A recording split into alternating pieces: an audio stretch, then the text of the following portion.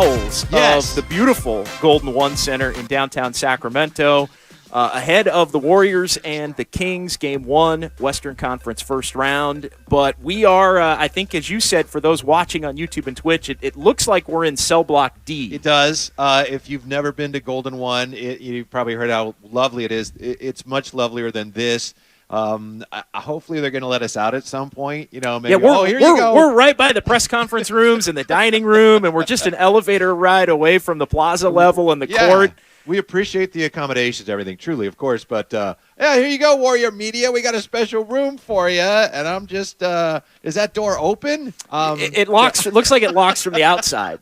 Yeah. And we just may be in here for the next 10 days to 2 weeks. That's okay. Yeah. But we are thrilled to be here, and no, we appreciate it.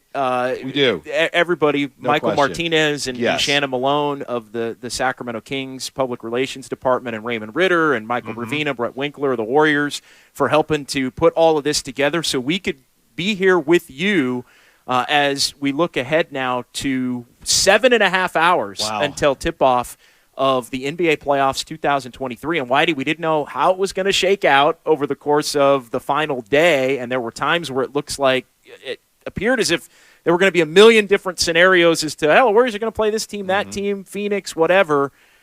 But they are here, and it's a series in some ways that is 38 years in the making, with the Kings and Warriors not making the playoffs ever in the same year since the Kings moved from Kansas City to Sacramento, and these teams making the playoffs for the first time in the same year, period. Yeah, which is remarkable. What's 7.5 hours after, as you say, 38 years? There's been a lot of talk up here this week about, is this a rivalry? And I think it is, but it's not a traditional sports rivalry yet. It'll hopefully become that. But this is more of a regional rivalry that these two basketball teams are part of. San Francisco and Sacramento. It's also kind of curious because there's a tendency to think of them as two distinct regions. And as we know, we're living, breathing examples. A lot of cross-pollination, so to speak. But I think this has been a cold rivalry, like always lurking there. The elements have been lurking there, and we'll see if we get some heat pumped into it tonight. One of the keys along those lines here to the game tonight, as we were discussing earlier, JD, as you well know, as most fans know, the Kings have not been very good for a long time, and now they got a good team. Well, when they were really struggling, I think a lot of fans up here just abandoned them and said, man, look what's going on in the Bay Area. So you've got a lot of the fans that'll be at the game tonight in Sacramento. They're not necessarily Bay Area fans who made the trek. You got a lot of people in Sacramento who are Warrior fans, and I think the Kings are a little bit concerned about how many Warrior fans will be in the building tonight because of that, and also because Kings season ticket holders have had the opportunity to sell their tickets to Warrior fans for these upcoming games for a very, very tidy profit. They have, and that is one of the many exciting storylines about this series, the cross-pollination, as you put it. How many Warrior fans are going to be in Golden One Center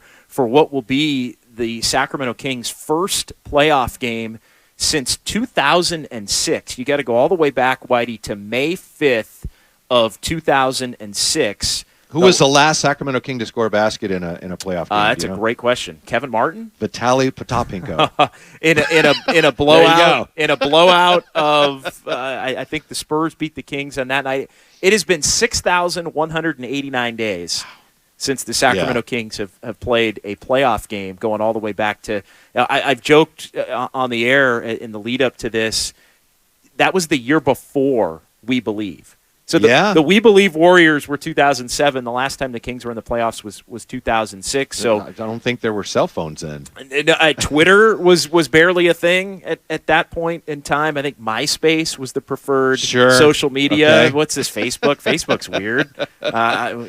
You could play music on your MySpace page. I'm a little surprised at the level of excitement from Warrior fans. I think there's more excitement about this rivalry from them than I expect. I understand the Sacramento fans would be going crazy no matter who they were playing, but I think a lot of Warrior fans are into this. Wow, not only is it the Kings, not only is it the Warriors back in the playoffs, but the Kings. I think a lot of Warrior fans are feeling the regional aspect of this a little more than I thought they might. I think that's a good point, and I think part of that is just the unique nature of the fact that the Kings are not the favorite in this series in terms of the odds makers and the gambling line. The Warriors are a heavy favorite in this series, but yet the Kings were the team who had the better regular season. The Kings are the team that had home court advantage, and they were the 3 seed. They won the Pacific Division title with the Clippers and the Warriors and the Lakers and the Suns and all these teams in there. The Kings had the best regular season of all of them, and I think that and the a little bit of the bravado that's come from some of the Kings fans off of that has drawn the Warrior fans out. In that, I do think in some ways Warrior fans, and it's absolutely appropriate to feel this way as far as a first-round series goes, the Warriors have never really been challenged in a first-round series in their run of this dynasty. To not have home court advantage in the first round, to have all of the back and forth between the fan bases, I do think that adds a level of juice to this that has brought the Warrior fans out to represent and be heard a lot more than if they were playing the Pelicans or they were playing the Timberwolves or the Oklahoma City Thunder in Game 1 tonight. I know that, as you said, the Kings are the heavy underdogs. Vegas is definitely pulling for the Warriors because there's somebody, and we don't know who, but in July somebody made a couple bets on the Kings to win it all. And if it comes through, and unlikely that they win it all, but is it Caesars? Somebody would have to pay out $10.3 million to the person who made those bets. I also think it's unique from this standpoint. The Warriors haven't played, certainly not in the first round, but I don't think ever have they played a team in the playoffs that's as similar to them in so many ways, that basically is trying to beat teams the same way with Mike Brown there. So that makes it interesting as well. And as Tim Kawakami said today in The Athletic, the Warriors have never been down 2-0 under Steve Kerr in a playoff series, and that speaks to the importance of these two games. I think Sacramento, if they're going to have any chance to win this series, and I think they'll need help to win this series from the Warriors, which they may not get, but if they're going to have any chance, I think the Kings have to win the first two games. If the Warriors win one of the first two games, in my opinion, they've already won the series. Yeah, and that's one of the questions I jotted down, and we do want to hear from Warrior fans in the Bay, Kings fans in the Bay. Like, we take all comers here. Let's go. On 95.7 The Game. He's Whitey Gleason. I'm John Dickinson. 888-957-9570. 888-957-9570. It's Warriors this week from Golden One Center in Sacramento. We're with you until 1 o'clock as the Warriors and the Kings go at it. 5:30 tip-off here from Sacramento. It is a 4:30 Warriors Live. I think Evan Giddings and Dan Devone are going to be on from 1 until 4:30 as we'll be off and kind of taking in the scenes and the surroundings around this downtown building here in Sacramento. A big buzz in town. I got in yesterday and was kind of making the rounds. They had a rally out here on K Street and in front of the arena. I know they're shutting down one of the major roads around Golden One Center to allow people that don't have a ticket to watch on some big screens near the Capitol, which should be a lot of fun as well. And so this is a big series. It's a fun series, and there's just so many different angles from Mike Brown to Harrison Barnes to just the Warriors' own status as to where their dynasty sits. Can they make another run? It's funny because you've got the Warriors-Kings component to this, but in the grand scheme of things, it's also, can the Warriors make another run deep into the playoffs or to a finals, possibly contending for a championship, and the Kings are the first team that stands in their way with all of those connections and different things between the two franchises. I mean, you have Vivek Ranadive, the owner of the Sacramento Kings, who was a minority owner under Joe Lacob with the Warriors before stepping over now 10 years ago. It took Vivek 10 years to get a team to the playoffs. Since he left the Warriors. I know a lot of people know that story of Vivek being a minority owner with the Warriors, but now he's the guy in charge with the Kings. The Kings have been an incredible turnaround story, the most improved team from last year to this year, but so much of this series still, Whitey, as you start to dive into it, and you can see here, I've just got notes upon notes upon notes of different things to get into. Yeah, but some of the stuff is like lunch orders. You got a lot of stuff here, but some of that's nothing to do with basketball. Some of it, most of it. Shopping lists. And, most of it is, different. Exactly. Questions, takes, advantages for each team, different topics to get into. And we will do all of that between now and 1 o'clock here on 95.7 The Game. So 888-957-9570. 888-957-9570. It gets lonely here in cell block D. We want to hear from you. Yeah, we want to hear from you as we get up into this one. I still think the overarching theme, and we'll get into everything else. Yes. But we were talking about this as we were meeting up and walking into the building.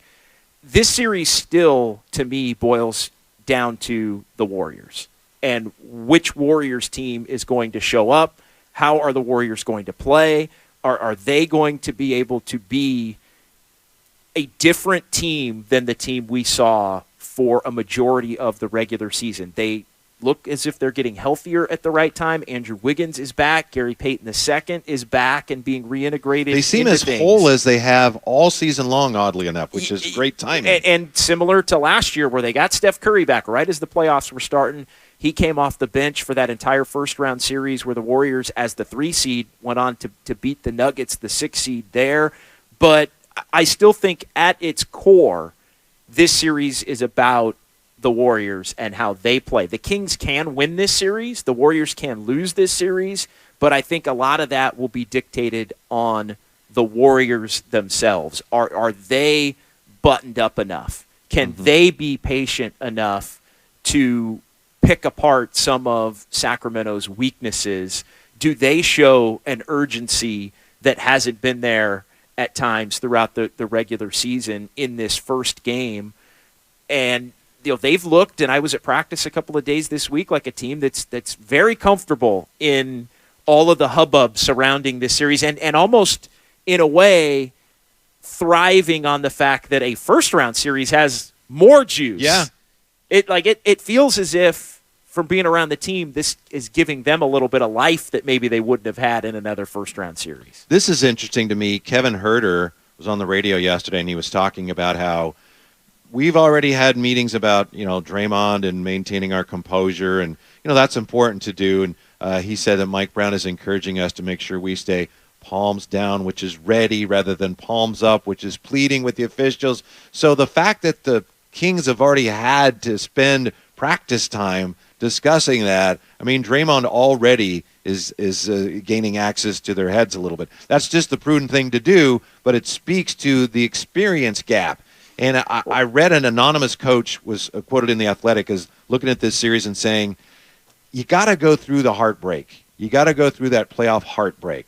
And the Kings, they're just starting here. Now, maybe they don't have to go through that playoff heartbreak in the first round, but history says they probably have to go through it at some point. And he also said, whoever this coach was, he said, talked to a lot of people, they all feel the same way. When the Kings get into that first game, they're going to see a level of intensity and a speed that they think they're prepared for, but they have no idea. So that gets back to it's a tremendous experience advantage that the Warriors have. The numbers show you, player-wise, how much more experience they have in playoff games. But it's not just that. It's just the level of competition in the playoffs that to the Warriors is like second nature now. And the Kings, can they do it? Probably, but they haven't done it yet. And they're going to have to try to shake that off. I know one of the things that has stood out to me from Sacramento's side of things that I bookmarked is how much they have talked this week about the need to be physical. Physical, need to be physical, need to be felt, need to play forceful. And I related that back to the Warriors, who just kind of know what this is all about. And we've seen the Warriors so many different times get teams that almost try to develop a little bit of a false chip. Mm-hmm. They use that to their advantage in a big-time way, and they get teams in their own head a little bit. They get teams to lose their composure a little bit. Because if you're focusing on that, you're not focused on what you need to do to win the game. Yeah, and like almost this like you got to come out and be, if you're Sacramento, something different than you've been all year long. And I think if that's the way the Kings come out and try to play this, like the Kings' path to winning this series is doing what they've done all year. Score 120 to 130 points, get in a close game, force a couple stops, maybe opposition misses a couple shots, and you're the more clutch team. That's the and does that even hold up against this Warriors team in the playoffs? We'll see, but that's the template or the path for. I agree. The Kings in this series to threaten the Warriors significantly. Yeah, and that's why I said earlier I don't think the Kings win this series without a lot of help from the Warriors. But if you're a Kings fan, that's not hard to imagine. It's not hard to imagine the Warriors turning the ball over too much. Now, maybe they don't. This time of year, maybe they're going to be more focused, but they've committed more turnovers than any team in the league. The Kings get to the line a lot. We know the Warriors foul a lot. So if the Warriors are fouling a lot, they get in foul trouble. Those are the type of things that I think the Kings are going to need in order to win this series. So there's certainly a possibility for that. Also, there's this as far as the importance of Game 1.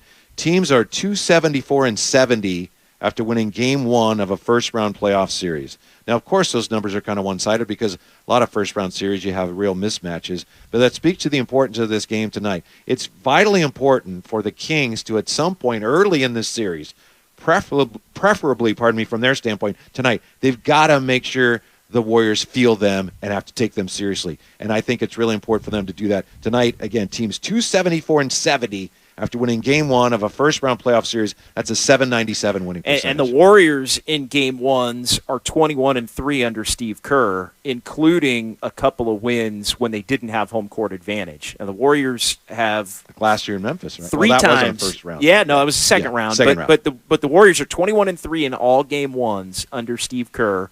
They lost in 2016 in the Western Conference Finals to Oklahoma City, the series where they got down 3-1 and came back and won to go to the finals before Kevin Durant joined the team.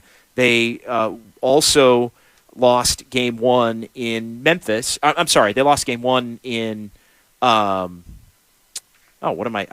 lost Game 1 in Toronto. Okay. They lost Game 1 in Toronto in 2019. And wound up coming back and winning Game 2, but they lost that series 4-2 as they didn't win a home game in that series. And then last year, they lost Game 1 at home in the NBA Finals to Boston with the big fourth quarter that the Celtics had. So 3 times the Warriors have lost a Game 1 in any series under Steve Kerr. The Warriors have played from a position of advantage a lot, and they have the ability to just kind of snuff the life out of teams by shifting the pressure. Like the pressure, and I know Mike Brown's tried to say among the many things that, hey, all the pressure's on those guys. All the pressure's on the Warriors. And I think he's right up until the point in which the Warriors win a game in Golden One Center, and then all the pressure is on Sacramento, to your point, to show that they can hang with the big boys and the defending champions and the team that has the potential to be on a mission here as these playoffs start. I think that pressure on the Warriors, in my opinion, love to know what you think of this. I think it's there, but it's under the surface because the Warriors know that if they keep winning, they have a better chance of keeping this thing together because you look at the luxury tax and payroll next year, it's just going to be astronomical. But if they continue to win deep into the playoffs, they get the extra income, then it would compel ownership to, we want to keep doing this. But if by chance they're at risk here at some point of being bounced in the first round, then I think all of a sudden it becomes an existential issue for the Warriors. Like, wow, I don't know if they're going to keep this together if we get bounced in the first round. And then perhaps if their backs are against the wall, some of the issues they've grappled with all this year, maybe they start to come to the surface. It looks like to me right now the Warriors have put all that for the most part behind them. The punch, the Peyton trade, the injuries, what happened with Wiggins, all that right now is like, no, we're focused. But I could see if they stumble, if the Kings are able to turn this series in such a way that the Warriors have their backs to the wall, maybe some of that starts to bubble to the surface, and then maybe the Warriors start to face a pressure that they really haven't felt in the postseason. 888-957-9570. Predictions. Let's get into them. We'll take your predictions between now and 1 o'clock here on 95.7 The Game. Who does Game 1 matter more to? I think it's Sacramento for sure. That's the easy call in this thing. I think the Warriors know they don't have to get tonight. But I will say this to that point. They can't play like they have too much room to play with in this series because the Kings are the kind of team where when teams let them hang around a little bit or let them gain confidence, they have had a tendency this year to other teams to blow the doors off the thing when they get on a run. They have the ability with their shooting, with their scoring ability, their ball movement at times, to be a little bit Warrior-like offensively over this last decade. I know it's been pointed out the offensive season the Kings have had is among and statistically the best offensive season in ever. Decades in the NBA. So how do the Warriors combat that? Both of these teams are good offense. There's the clutch component is part of it. We've got some numbers as far as the clutch component. The Kings have been a good clutch team. The Warriors have not been a good clutch team. But again, I think the biggest key to this series for the Warriors is can they play buttoned up enough and patient enough on offense to pick the Kings apart. I think the Warriors are going to bring a different level defensively. Now, we'll see if they're capable because I don't think they faced an offense quite like this Kings offense, at least this season. I think they do have, over the last 7 games, a number 1 defensive rating? Yeah, they've played, and I don't think it's worth much. Yeah. I don't think it's worth much considering who they've played or haven't played, I think, during that stretch. But I do think, defensively the expectation is you're going to get a different Warrior team. But again, I think offensively, I think shot selection is the number 1 key for the Warriors in this series. Can they take good shots? Because the Kings like to lull teams into the track meet, taking bad shots. The Warriors at times take bad shots. It wrecks their transition defense, and the Kings want to run. Fox, 3-point shooters, run in the break. Get it to Sabonis and let Sabonis create. This team has been great at doing that this season. You can't have the shot turnovers that Steve Kerr talks about so often as really the biggest Achilles heel, at least one of them, to this team. That's the thing that can affect momentum in this game tonight and in this series is bad shots that aren't going in for the Warriors. As great as these two teams are offensively, to me it's going to come down to defense. I'm old school. I still think, even in this crazy NBA season, I think defense matters. And I think the Warriors have a distinct edge. They're capable of playing good defense. We've seen it at times. The Kings, there are pockets here and there where they've defended well. But here's the interesting thing about the Kings. I know a lot of us have wondered why their defense is so bad when Mike Brown is their coach. And I saw an interesting piece in The Ringer that pointed out basically the Kings schematically, they've defended well. They've put teams in position where they take bad shots. But Sacramento tends to force shots that should be tough, but are not because of the players contesting them. So it's a matter of, the Jimmies and the Joes and not the X's and the O's. And I think ultimately that's going to seal the Kings' doom in this series. 888-957-9570, 888-957-9570. It's John Dickinson and Whitey Gleason here. It's Warriors this week from Golden One Center in Sacramento as we're leading up to Game 1 of the Western Conference first-round series between the Warriors and the Sacramento Kings. A lot of different questions on the board that we can get into with you. Give me your biggest key to this series. We want to hear that. Who does Steve Kerr start tonight? It sounds like Andrew Wiggins is not going to start for the Warriors in his return. I know the Warriors have had success with that in the past, bringing a regular starter back but not starting him. Steph Curry last year in this very same situation a year ago tomorrow when the Warriors opened against Denver. How does Andrew Wiggins look? He's been getting rave reviews from his teammates and the coaching staff. How does Steve Kerr handle the rotation in this series? There's a lot of question about who has the depth advantage.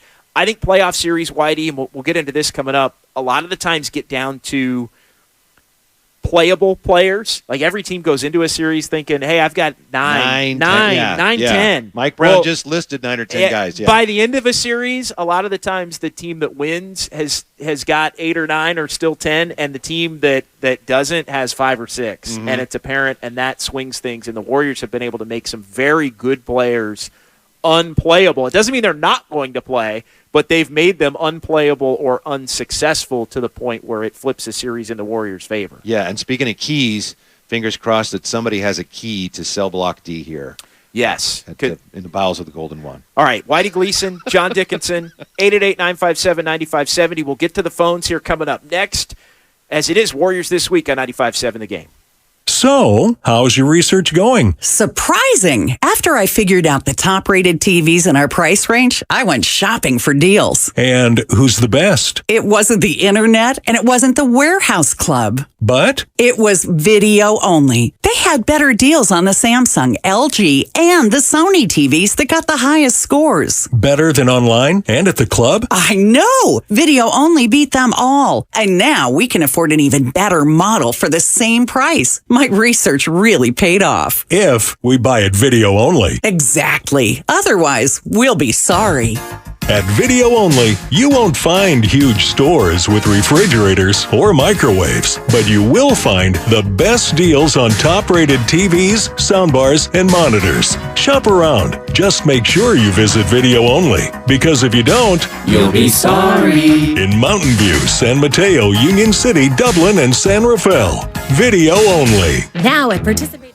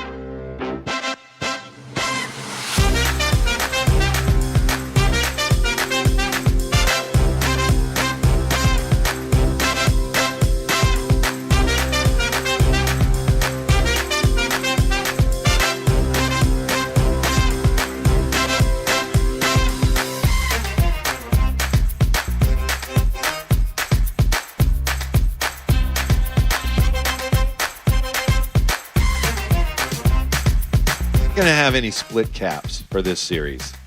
You know what I mean? We're not going to have anybody with I like both teams. That's out the window now. Not going to have the old A's Giants split caps in this series. Mike Brown, he's one of the X factors here. Yeah. The Kings have this terrible disadvantage when it comes to experience, but they got a coach who knows the Warriors as well as, in some ways, the Warriors know themselves. Yeah, and how much is Mike Brown worth? What is his knowledge worth in this series? Is it worth a game? Is it worth a couple of close games down the stretch? I mean, that is one of the things that everybody is trying to figure out and sort through here as we lead you up now with 7 hours to go until tip-off of Game 1 between the Warriors and the Kings here on 95.7 The Game. 888-957-9570, 888-957-9570, as it is Warriors this week from Golden One Center in Sacramento. Let's get to the phones, Whitey. We got a lot to get into between now and 1 o'clock, but let's get it tipped off on the phone lines with Javier in Oakland up first here on a Saturday. What's going on, Javier? Hey, good morning, gentlemen. Hey, I just wanted to say that I think this series is going to go at least 6 games. I feel like this Kings team, there's going to be at least two games in this series where they just shoot the lights out and just run the Warriors off of the floor. And I kind of think that because I see a lot of comparisons here with the Steve Nash-led Suns in the early 2000s, a very up-and-down team. They play a lot of offense, not a lot of defense. And you go back and you look at history and you see what happened to those Suns teams. They ran into the very veteran San Antonio Spurs, kind of a similar veteran team to what the Warriors have now, and the Spurs grinded out the series and they beat them, and I think the Warriors are going to do that, but I don't think it's going to be easy, and I think the Kings are going to score a lot, and they're taking at least 2 games. Thanks for the call, Javier. Good stuff. There is a potential for the Kings. There are nights where they are just hot, and they can make 18 to 23s in a game or more. They get into the paint a lot with Fox and with Sabonis. I know one of my favorite nuggets as far as this series goes relates to second chance points, and the Warriors scored an NBA high 349 points this season off of Kevon Looney's offensive rebounds. So Kevon Looney, offensive rebound, puts it back, kicks it out. A lot of times he's kicking it out to somebody for a three. Warriors scored the most points of any team in the league off of Kevon Looney's offensive boards. Looney led the NBA in offensive rebounds. The second most points any team scored off of any individual player's offensive rebounds was 320, and it was Domantas Sabonis of Sacramento. Wow. So both of these teams, and again, one of the many areas where they are similar, a lot of offensive rebound kickouts for threes. And Sabonis sometimes will go back up and get fouled or go back up and put it in himself, but Sabonis is an adept passer who's always looking to make a play for others. And, these two teams share that and I kind of bookmarked that as a just something to watch in this series. Oh, yeah. Extra possessions will be crucial. They always are in a playoff series, of course, but especially in this series when the Warriors are prone to turning the ball over and you got two teams that rely so much on offensive rebounding. I got to give credit to Javier. I don't know if he knew this, but when he compared the Kings to the Suns, some numbers here, but I'm going somewhere. The Kings this year were number 1 in offense and 23rd in defensive rating. Only 2 teams in history have been first in offense and 23rd in defensive rating, or in the last 26 years anyway, and have gone to the conference finals. Only 2, and one of them was the Phoenix Suns in 2009-2010. Yeah, so they were able to do it, and we'll see how it shakes out. As far as the prediction, and everybody was asked, all the hosts were asked to come up with a prediction.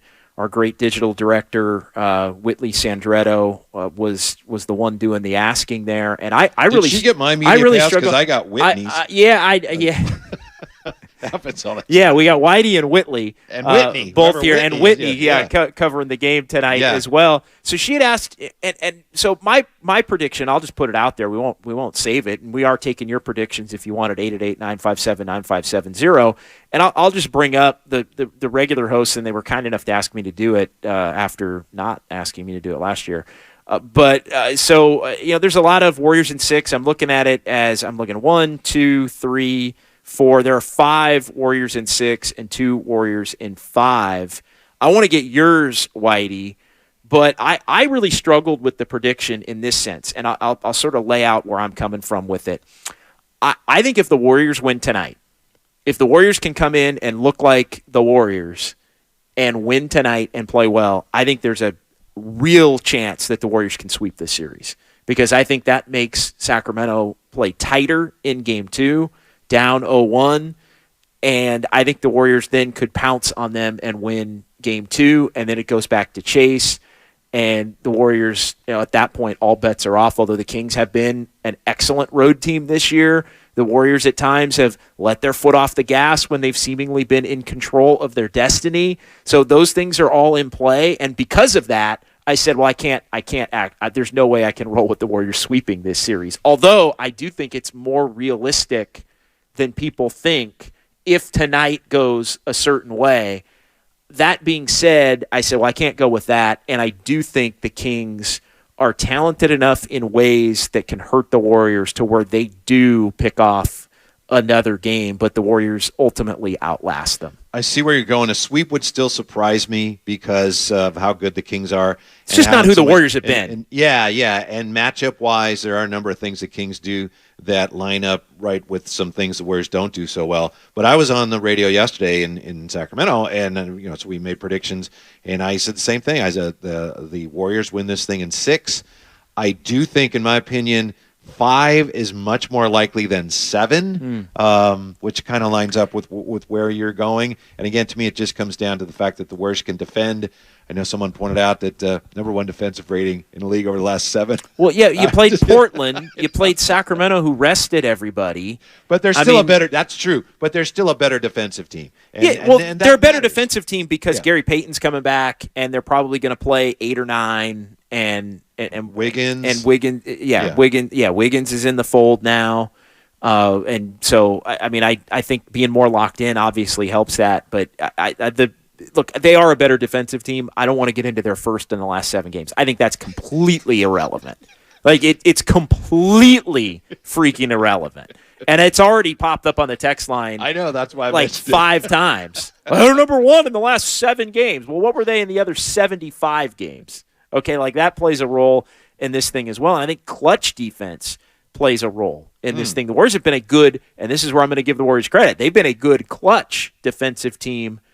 Surprisingly, though, and we'll get into this, the Warriors' offense has not been as good in the clutch compared to a Kings team, which has been exceptional in the clutch. You're not going to want to miss those numbers. Has been unbelievable in the clutch. Absolutely. So we'll get into that. But 888-957-9570, 888-957-9570. It's John Dickinson and Whitey Gleason. It's Warriors This Week from Golden One Center in Sacramento. Who does Steve Kerr start tonight? I feel like he's going to roll with Dante DiVincenzo because the Warriors have been playing that group, and they have had some success with that group as the starting lineup. I think it's kind of the old Bruce Bochy, same soup. We'll put the same soup out there. Same lineup. If it's working for a couple of games in a row, just roll those guys out there again.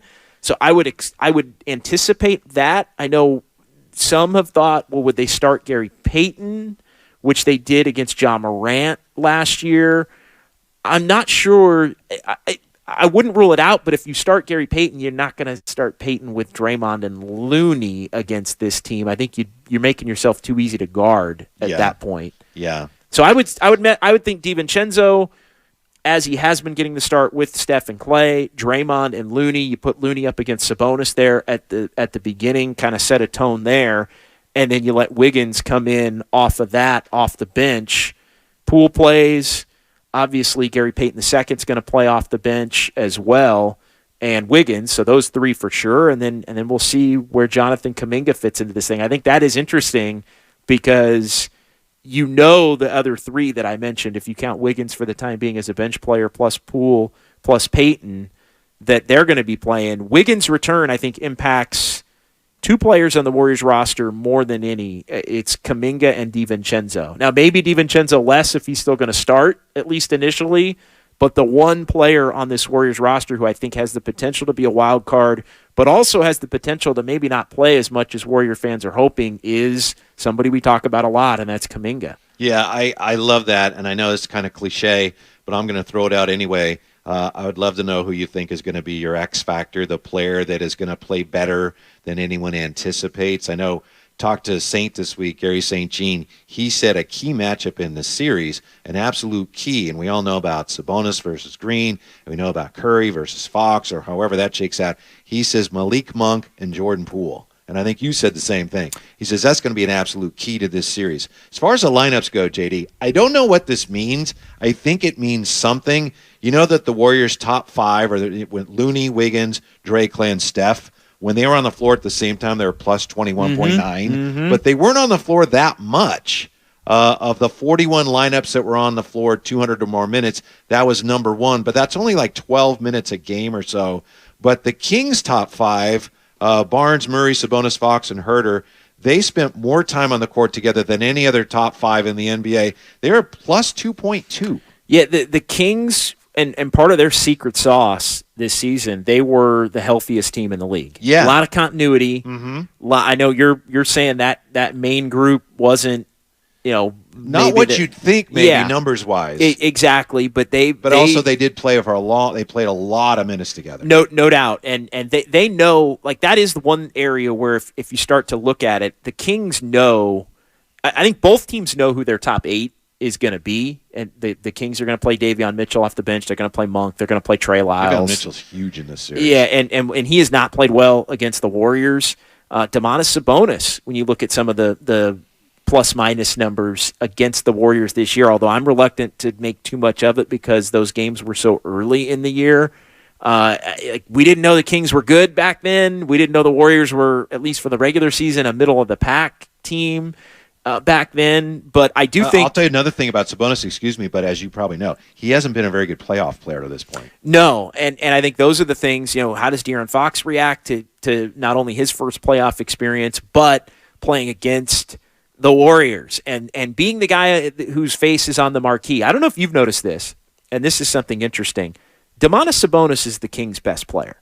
He is the all-star that they went out and got that made De'Aaron Fox the number 2, which allowed De'Aaron Fox to flourish, right? De'Aaron Fox did not have to be the best player on the Kings. Now, at times, he plays like he's the best player. They have a 1 and a 1A with those two that are very, I think, more close together than any other team as far as their best and second best player. But they went out and did things to allow Fox to make a significant jump. Sabonis was the first. They went and got an all-star. That all-star plus going and getting Herter for nothing and getting Keegan Murray and getting Monk. Yeah. All of that helped Fox elevate his game. But there's a weight that comes with, Fox has kind of been able to be the 2, but in the big moments in the clutch, be the 1, in essence. And I think that's where you look at this series and why his face is on the marquee and not Sabonis's face on the marquee in the lead up to this series and on the billboards and all of that. And I wonder if there's something that goes with Fox feeling like he's got to be the man when he really has. And I could see the Warriors looking to exploit that as they've done with other players like Ja Morant. Again, different personality types there, like Westbrook, like even Harden, where it's like, hey, you get yours, we're stopping everybody else, but you can get yours. We're going to make you shoot it 25 times to get it. I wonder if that's part of the game plan for the Warriors, because when the Kings are really rolling, it's the first 3 quarters, Sabonis, high post, shooters, cutting, ball movement, and then in the fourth quarter, they kind of let Fox pick over. And pick and roll, transition. He's able to get that little mid-range shot anytime he wants late, and he's hit it at a high level late. So it's a fascinating dynamic that's in play, but I wonder, and you mentioned Sabonis not being a great playoff player to this point of his career. We don't know whether Fox is or he isn't because he hasn't done it yet. How long does that adjustment take? Maybe he comes out and he's fourth quarter Fox from the jump, and then the Warriors are going to have their hands full with that. I think also you've underscored another huge advantage for the Warriors potentially in this series. Sabonis and Fox are both all-stars this year. But what if the Warriors are somehow able to limit one of those guys, or they're able, if Sabonis is in foul trouble? I think with the Warriors, it's really tough to stop Steph. If you commit everything. There's talk up here of a fox and one defense, whatever that is. But if you, because I made that up, but if you really commit to getting the ball out of his hands, there are other Warriors that can really make you pay for that, right? But if the Kings, if one of those guys is either takes himself out of the game or takes himself out, it's really hard for the Kings to compensate for that. No doubt. And so I think that is among the number of different potential adjustments and things that the Warriors can have in their back pocket as they look to, as the more experienced team, be able to get the jump on this Kings team. I know that the championship and playoff experience, probably the number one advantage the Warriors have in this series, with the over 800 playoff games compared to under 200 for the Kings, and a lot of those are Matthew Dellavedova, who was one a long time ago and two not playing in this series because he broke his hand. But it is a 4-1 advantage. And what's the way that the Kings offset that? Well, by making the Warriors look old. And I do think there will be times in this series where the Kings can make the Warriors look a little bit old, but only if the Warriors allow it by playing an unbuttoned up brand of basketball. Again, I'm confident the Warriors defense is going to be there. And this may sound like it's coming out of nowhere considering the season that we just witnessed. My concern still, and I'm going to say this a lot over the next 2+ hours, is can the Warriors play buttoned up enough offensively? If you stay patient against the Kings, you can pick them apart with layups and cuts and wide open threes and dunks. Like, this is the kind of series where, and I don't know how much Kaminga is going to play. I do think he's one of the many ball hawkers the Warriors can try to put on Fox with Payton and DiVincenzo and Wiggins and the like. But this is the kind of series where if Kaminga plays the way he did in the Dallas game, remember that Dallas game where it was cut, dunk, transition, get a steal, dunk. Like, this is the kind of series where Kaminga has the ability to have those 8 for 10 and they're all dunks and super impactful points in the paint against this team that has no rim protection. That's another area where the Kings and the Warriors are a little bit similar, is they don't have that threat at the rim.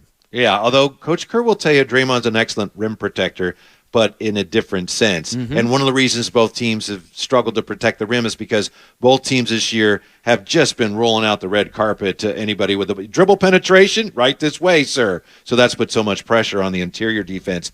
For all the talk of Wiggins coming back and how much he's going to help the defense, that's a solid point, he has really been a good offensive player this year against the Kings. Now, it was a long time ago, it was way back in October, November, but in 3 games against the Kings this year, Wiggins averaged 25 points a game. And we know Wiggins sometimes a little inconsistent. 3 games against the Kings, he scored 24, 25, and 26 points. And he's also a matchup nightmare for them because one of the guys that will be attacked on the Sacramento lineup is Keegan Murray, who's been a really good rookie this year, and he set the record for most threes. He's not a good defender. And if he's on the floor, the Warriors will attack him. And if Wiggins is close to being Wiggins, whether he starts or not, he's a potential matchup nightmare for Sacramento. Absolutely. He brings an element that they can't handle when he's on his game. And how does Wiggins look, I think, is right up there among the many questions to look at in this series. 888-957-9570, Comcast Business text line. We'll get to a few coming up here, but let's get to Mitch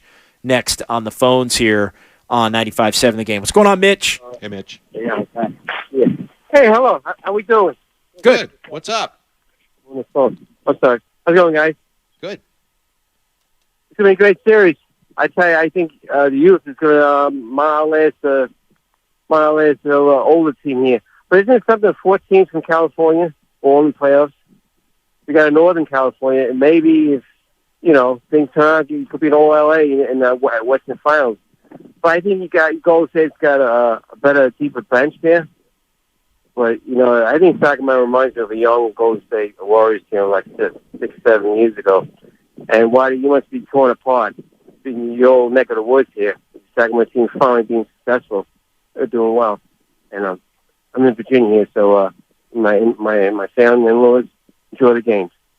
Thanks, Mitch. As far as I'm not going to say 6-7 years ago. I mean, and maybe that was just a hey, what year is it kind of moment.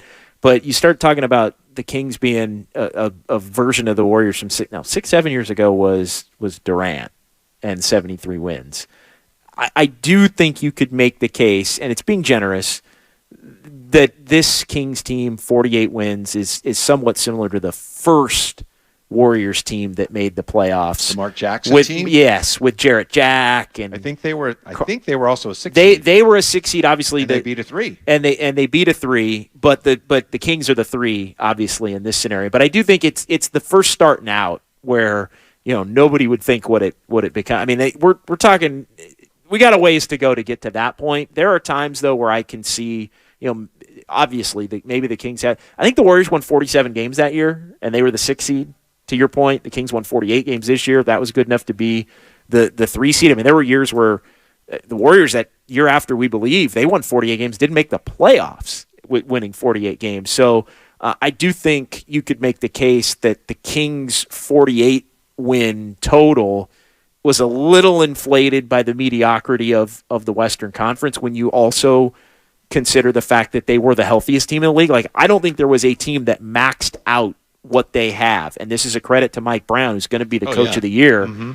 The Kings maxed out what they have in a better way than any other team in the league, coupled with the little bit, the Warriors had their stuff going on, and the Lakers stunk until they made a bunch of trades. The Clippers are always going through the motions. Phoenix had a ton of injuries and then got Durant, and then he got hurt. So they were climbing uphill over the course of the year. And so the Kings fit into this box of being able to, to really, play hard and win a lot of games. They focused on the regular season. It mattered to them, and they didn't manage their load much. Yeah, and they had a lot of great wins against a lot of good teams, but they also handled business against the bad teams. I mean, I put this out on Twitter, and we'll close out the first hour with this. Somebody had said, well, what was the difference between these two teams? And it's one thing. This is not the end-all, be-all, but the Kings won 48, the Warriors won 44, and the Kings were 4-0 against Orlando and Detroit. The Warriors were 0-4 against Orlando and Detroit. So if you really want to, and that's with the Warriors having all the guys that they had missed a bunch of time, and in the midst of that, and the Kings being the healthiest team in the league by a wide margin, especially their top 7-8 players.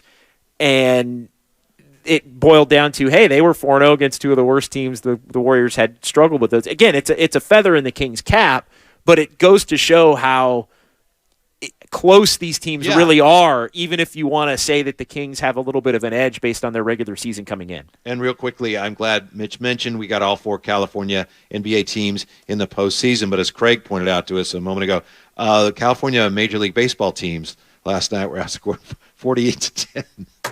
So I'm glad we're talking about basketball today and not baseball. 888-957-9570. He's Whitey Gleason. I'm John Dickinson. Phone lines are open. What's your biggest key for Game 1? What's your biggest key for this series? Who does Steve Kerr start? It sounds like Andrew Wiggins is coming off the bench. Your X factors as well. So much to get into. It's Warriors this week. We're getting you closer to tip off the Warriors and the Kings from Sacramento. We are at Golden One Center on 95.7 The Game. Did you know that most people wait 6 or 7 years before they buy a new TV? That's a lot of time in front of one TV. So why not get one of the best sets for the next 7 years, like one of the top-rated Samsung, LG, or Sony models? Too expensive? What if you could get up to $1,000 trade-in for your old set? Who would do a stupid deal like this? Right now, at Video Only, you can get big bucks for your old set as a trade-in and a hot price on the new models. Don't be sorry. Check out Video Only. I'm Howard Mackler, founder of Innovation Refunds. You've heard me talking about the payroll tax refund for months. If you own a business, even if you've asked your CPA about this, you owe it to yourself to take another look. We provide a licensed and insured tax attorney who evaluates your company at my expense to determine eligibility. Businesses of all types can qualify, so go to getrefunds.com to potentially get a payroll tax refund of up to $26,000 per employee. Download the Innovation Refunds app or go to getrefunds.com. GetRefunds.com. Bay Area Panthers indoor football. Fun for the whole family is back. Sunday, April 16th versus the Tucson Sugar Skulls. Presented by Mary West Credit Union. First 1,000 fans get a Panthers rally towel. Family 4-pack of food and drinks is only $30. Tickets on sale now at BayAreaPanthers.com. At Lawton Skilled Nursing and Rehabilitation Center, we know how hard it is to care for loved ones. Come and check out the 5-star facility named one of the top skilled nursing facilities by U.S. News and World Report. Visit us at lifegen.net or call Dan Daly at 415-566-1200. Texting privacy policy and terms and conditions posted at textplan.us. Texting enrolls for recurring automated text marketing messages. Message and data rates may apply. Reply stop to opt out. Terms and conditions apply. For full details, see unlock.com/legal. Lisa, thanks for having me over. Your new kitchen is gorgeous. How'd you find the money to do it? We worked with this great company, Unlock. They help you unlock the future value of your home to get the cash you need today. So it's a home equity loan? No, it's not a loan at all. There's no monthly payments and no interest charges ever. And you can use the money however you want. We were able to redo our kitchen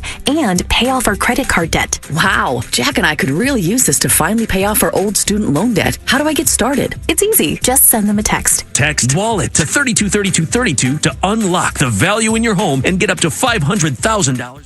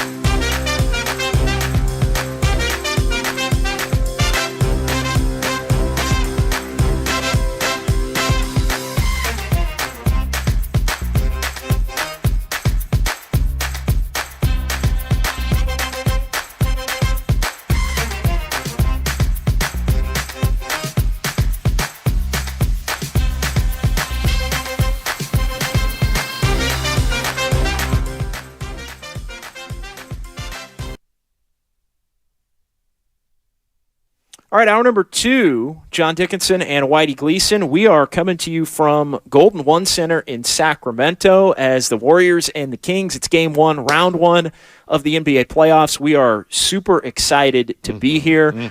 2 more hours to go. 888-957-9570. That is the phone number to give us a call or shoot us a text. I'm going to get into some text messages here coming up in just a moment. But Whitey, yeah, we are in, for those watching on on YouTube and Twitch. We are in cell block. Is it D? Cell block D? I think it's D, and I think at some point they're going to slide some gruel under the door for us. So in the bowels of Golden One Center here in Sacramento. Thrilled to be here. Very Just close. kidding. I mean, we are a stone's throw away from where Steve Kerr is going to be doing his pregame press conference, and Mike Brown, and the locker rooms beneath the floor and the lower bowl level here in Golden One Center. As I look at the clock now, 6.5 hours away until tip-off between the Warriors and the Kings, and it's just happy to be here.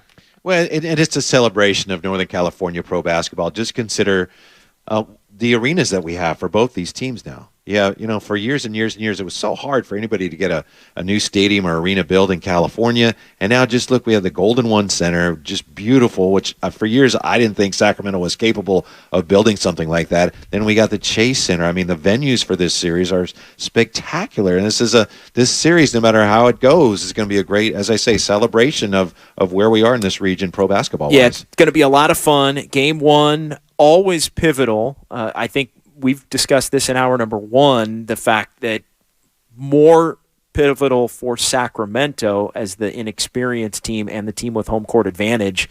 Think of the Warriors if they're able to come in having the season that they did, having the Kings have the season that they did. The Kings come in, again, as this series we start to move away from and get into the macro view of it. The Kings come in as the worst team, tied for the worst record at home among any playoff team. Yeah, it's not bad. It's just not 23 very and good. 18 at Golden One Center. They were basically Milwaukee or Boston on the road this year. And their defense was worse at home somehow. Yeah. Much worse. And so I think a big part of the equation in this thing is, I don't think either team is going to feel out of it necessarily based on what happens tonight. The Kings are going to be able to, until they play at Chase, hold on to the fact that they were a really good road team, even though the Warriors are a much better home team. But game one, I do think is pivotal more so for Sacramento. But I said this at the top of the show. I'll reiterate it now. The Warriors know they don't have to get tonight, but they can't play like they have a bunch of room to play with this Kings team. This Kings team is too talented, in particular offensively, to where the Warriors cannot get comfortable at any point. If the Warriors play comfortable in this series, like they can just handle business, they will get beat in individual games. Yeah. They will get beat and put themselves at risk to lose the series. Appropriate fear, what Steve Kerr always talks about. The Warriors have to have that. If you have it and you play a certain way against the Kings, I think the regular season, if you've watched Sacramento, as I know you and I both have watched them a lot this season, you can beat them if you are buttoned up and run your offense and play the playoff style of basketball that the Warriors have played here over the last decade. As you said, 2013, the Warriors were a 6 seed. I know we're going way back there, but remember they went into Denver and they lost the first game. I think it was in overtime. They lost that first game, came back and won the series. So, yeah, if the Warriors lose tonight, they're still in really good shape potentially. I mean, the Warriors could lose the first two, right? They could. I think the Kings have to win the first two. But my point is there's an opportunity that is only there in game one for the Warriors. I mean, if you come in game one and boom, you take that, I mean, you're really making it difficult for the other team. If the Warriors don't do that, they're fine. But if they do that, they can really just grab this series by the throat already. And let's not, let's not act like it's not a little bit fragile for the Warriors. Again, they would say all the right things if they lose tonight. But if it looks, and it depends how they lose. If it looks similar to the team that's lost 38 games this season in the regular year, then I do think there's some question marks and some significant reasons for concern. Like, we can all talk about what matters and doesn't matter, and we've done it for the last 6 days. But once they play that first game, what does that first game look like? And if it looks like the bad Warriors from this year, even with Wiggins back, or it's going to take some time to get adjusted, or the Kings were able to do down the stretch in games what they've done all year and put up 125 and win the game, well, then we're having a completely different conversation tonight and tomorrow and leading into Monday and game two. And this thing, it can flip fast. And these series always flip fast in terms of momentum. Warriors win tonight. What's everybody going to say tomorrow? Series is over. Warriors are going to cruise. Hell, maybe they even sweep. Kings win tonight, and they do it in a way where the Warriors look like the bad version of themselves. Warriors can't win on the road. This team's different. They looked a little old. Like all of those things are in play once the series actually gets going. Especially if Mike Brown has something up his sleeve, so to speak, tonight that the Warriors aren't anticipating. That's hard to imagine because the Warriors have seen everything, but again, nobody knows them quite like he knows them. If he throws some kind of wrinkle tonight that they don't have an answer for in the Kings State Game 1, then, yeah, that pressure is solidly on the champ's shoulders. 888-957-9570, 510 on the Comcast Business text line. I think this is an interesting way of looking at it. The Kings have 1+ defender, and he's 6'1", Davion Mitchell. The Warriors can reach another defensive level. Yeah. Sacramento can't. Yeah, the Warriors have Draymond and Looney. They have Peyton and DiVincenzo and now Wiggins defensively. I think that's huge. The Kings basically have Davion Mitchell and maybe Kessler Edwards, who wasn't playing. They got him in trade from Brooklyn at the deadline. He wasn't really playing up until about a month ago. There was a game in this building in SAC where they were getting annihilated by Anthony Edwards of the Timberwolves, and Mike Brown just kind of, Kessler Edwards, you haven't played for me in the month you've been here. Go try to guard Anthony Edwards. He did a decent job on him, and he earned some rotation minutes as a 6'5" kind of guard wing player. He played pretty well, but to your point, the Kings were giving minutes to KZ Okpala this year because he could defend. You could lock him in a gym by himself for 2 hours and he might score 8 points. But they were playing him because their defense is that bad and they actually could play a little defense. 888-957-9570. The Warriors definitely have the ability to be better defensively. I think the Warriors are they feel a little hunted, the 510 wrote. And I think that goes to the point we were talking about earlier as far as just why is there more of a buzz around this series? Why does it feel from being around the Warriors the last few days like they're getting playoff locked in? I think they're going to like the atmosphere in this building. Like I think people in Sacramento would say, boy, there's going to be some Warrior fans here, but the Warriors don't know what they're going to be up against as far as the crowd factor and all of that they're goes. Going to boo Draymond from the jump just because he said some things. Well, the whole thing about, they suck. Well, when he said it, he was right. They did. But Kings fans will be coming after him from the jump, which I think works to the Warriors and Draymond's favor. But the Warriors have also been in these, they've been in Oklahoma City when that place was a zoo, and they've been in Cleveland and Boston in the finals. And nothing really was like Boston in the finals last year. And it even got to Draymond. But it got to Draymond. But I think the Warriors and the great championship teams, whether it was the Lakers in years where they played here, going back to those early 2000s teams when the Kings were on the brink, whether it was the Bulls going into Phoenix or Seattle or Utah or Madison Square Garden or all the different like those elite dynastic championship teams, they raise their level and get energy from the fact that the game feels more like a spectacle. I think that's something,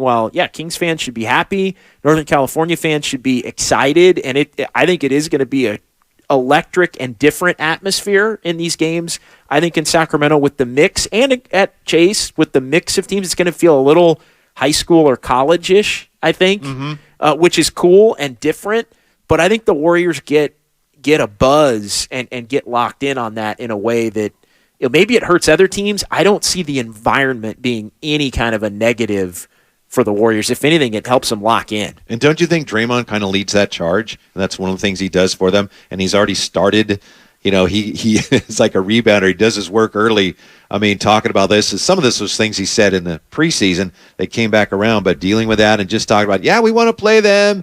That'd be great because we don't have to travel far. And already Kings fans are like, I can't stand this guy. And it reminds me in a way of what Phil Jackson used to do. He would say things during those Kings-Lakers series, and then he became the target of everything rather than his players. And I think Draymond's fine with that. Yeah, just bring that on me. I love that. And I think we're going to see a lot of that starting tonight. 888-957-9570. Khaled in Clayton. What's going on, Khaled? Happy Saturday, gentlemen. Hopefully, people can appreciate what's going on right now before I start talking about the game. We've had now a number of years where we're getting and have the benefit of talking about the Warriors in April and beyond. And people need to not take that for granted, because they have to remember the streak that we had, that Sacramento just bumped. It was, I think, 16 out of 17 years where we hadn't made the playoffs. Now we're talking about the Warriors in the playoffs, and we've been talking about the Warriors in playoffs for, close to a decade, if not more. And that's something that we should all be kind of proud of. Now, let's talk about the game itself. I think we need to expect the unexpected. I think Mike Brown is going to come out, and he knows that he can't let Steph get off. So don't be surprised if they employ the box and one pretty quickly, because they're a horrible defensive team. And we saw what we did in a couple of the series when there was a player that hurt us, and Mike Brown was the quarterback of the defense for us. He employed a box and one.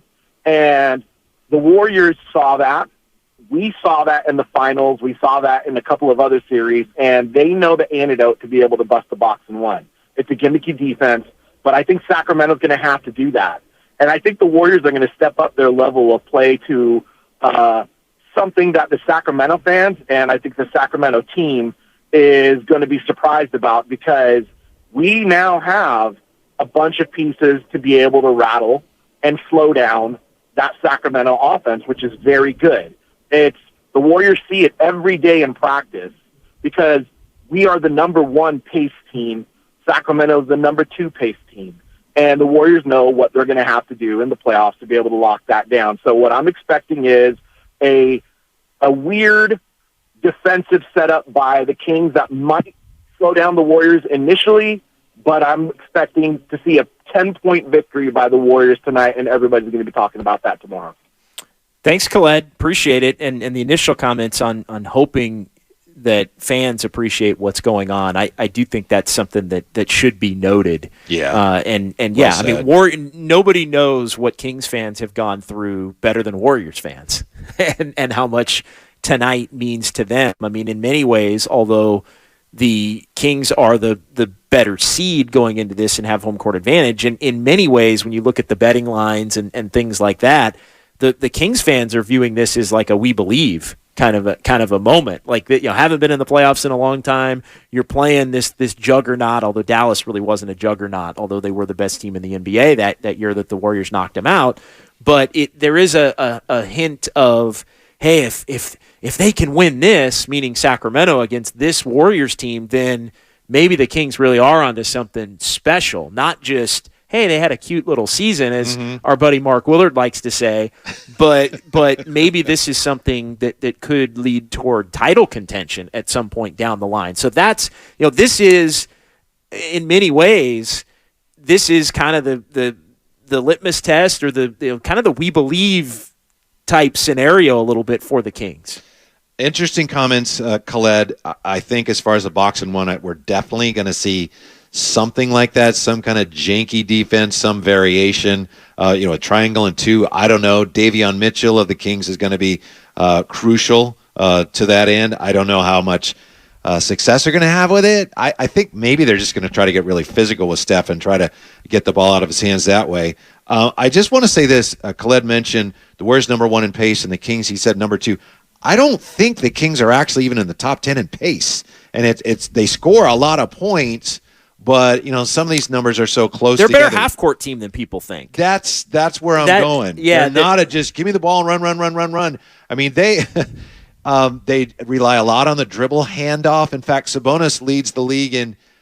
Mike Shanahan would love him. He leads the league in fake dribble handoffs, and it's very Warrior-esque. So that's my only point. You're right. They play it. They love to push the ball, but they're not like a team like just get the ball and run. I think they're 12th in pace, but they do like to get out and run and play at a real high tempo. They're just not a just run team. Joe in San Francisco next here on 95.7 The Game. Warriors this week with JD and Whitey. What's up, Joe? Hey, guys. Good to hear you once again. Love the show. Once again, being the Draymond apologist that I am, the key to me is Draymond, and specifically the amount of physicality that he's going to bring. And I get reminded watching these play-in games how the rest are swallowing the whistle, and especially that Minnesota LA game. And first, let me just, as an aside, Karl Anthony Towns is so soft. I thought he was going to dominate, but last night he's going up and he's bullying these 6'3" and 6'5" guards. When AD and LeBron's out there, he's passing the ball away. He is so soft. But the reason why I brought that up is I guarantee you, since Draymond always loves to push it with the refs, he is going to find that weak thumb on Sabonis, and he's going to test it with hard hacks, fouls, and he's going to try to see what's going on with that hand. And I just wonder if the Kings are going to be used to the refs swallowing the whistle, not getting easy free throw attempts, and the Warriors attacking them more physically that way.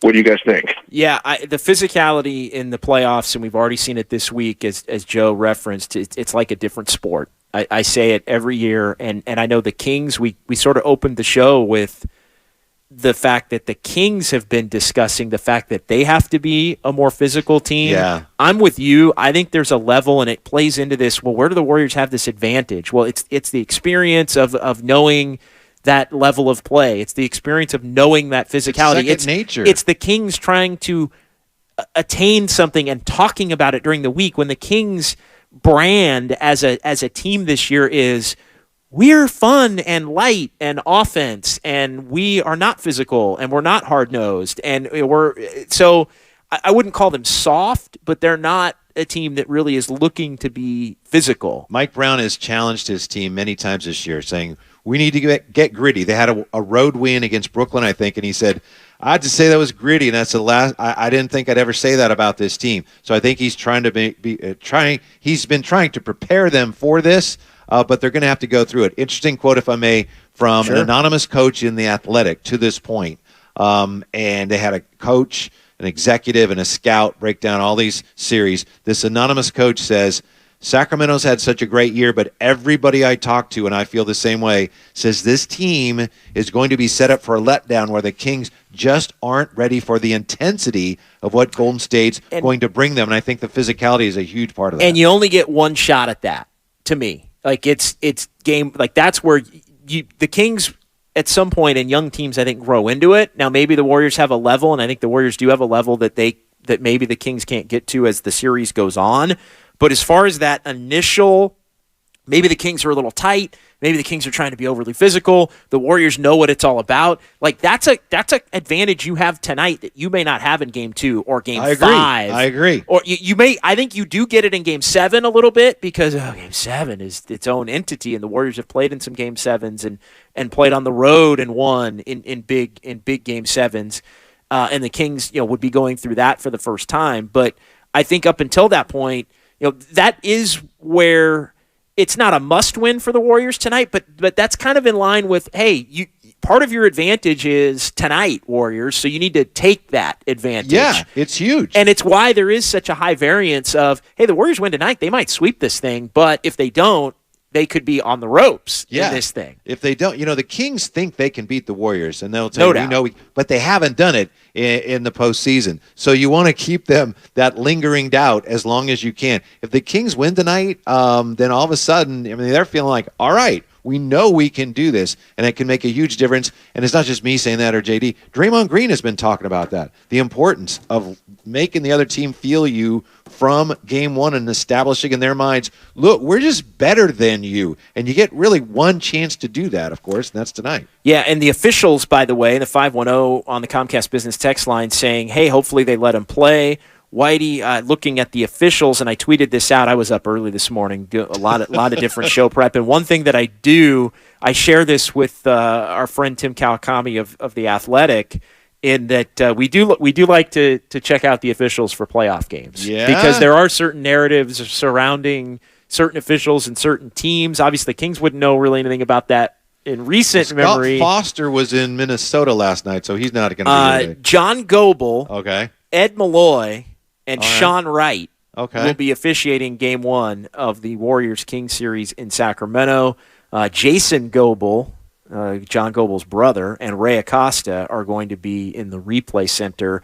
I don't know it's funny. You tweet this out, and immediately you get fans going, "Oh God!" And it's like, and there's nothing. You could get that if you made up 3 names. Yeah, exactly, exactly. Michael Martinez, Avery Jacobs, and Brett Winkler. Oh no, not those 3. Not those 3. Terrible officials. Terrible. Shannon Malone, Michael Ravina, and yeah, exactly. Christina Peterson. Terrible officials. But yeah, and somebody had quoted it, and I don't. Well, I shouldn't even read this because I don't. Ed Malloy, my goodness. Yeah. Malloy gonna tee up somebody in the first 10 minutes. Warrior fan. King's gonna shoot 35 free throws. Saying it now. There have been a few people. The whistle is always a topic, and I'm just gonna say that like. There have been times, there's a lot of focus when the Warriors lose on the officiating. Like, fans are going to fan, to your point. Yeah. I will say this, and I'm going to be, as I always am, blunt with it. The Warriors should get a beneficial whistle in this series compared to the Kings. Because they've deserved it or because of their style of play? I think I just think they're the more marquee team. And Reputation? I think typically the more marquee team and the more physical team that knows the limits that they can test is able to, and we've seen this in series. And look, the series tend to be officiated differently game to game. I think there's a certain way officials look to call the first game of a series, depending upon maybe if there's some bad blood or some backstories between series. I do think, and you know this, and maybe you disagree, and some may disagree, but I do think series tend to be officiated as, one team feels like they get the short end one night, and then it evens out the next night, or then it evens out in the third game if the first two go a certain way. I do, and I hate that I feel that way, but I do think it does tend to happen. And I do believe that the higher profile team does in most series get the benefit of the whistle, and in this particular instance, it is. Sorry, Warrior fans. I know you think you're put upon in that department, but it's you guys that should be getting that whistle. It's incredible because Sacramento for years, Kings fans have felt like we haven't gotten the whistles going back to 2002, right? And the Warriors, for as many championships as they've won, they feel, I think rightly, that Steph Curry doesn't get the whistles he should get. So you got two fan bases who both have that mindset, and it's not that uncommon. But I think even these two fan bases, they feel that way more than most.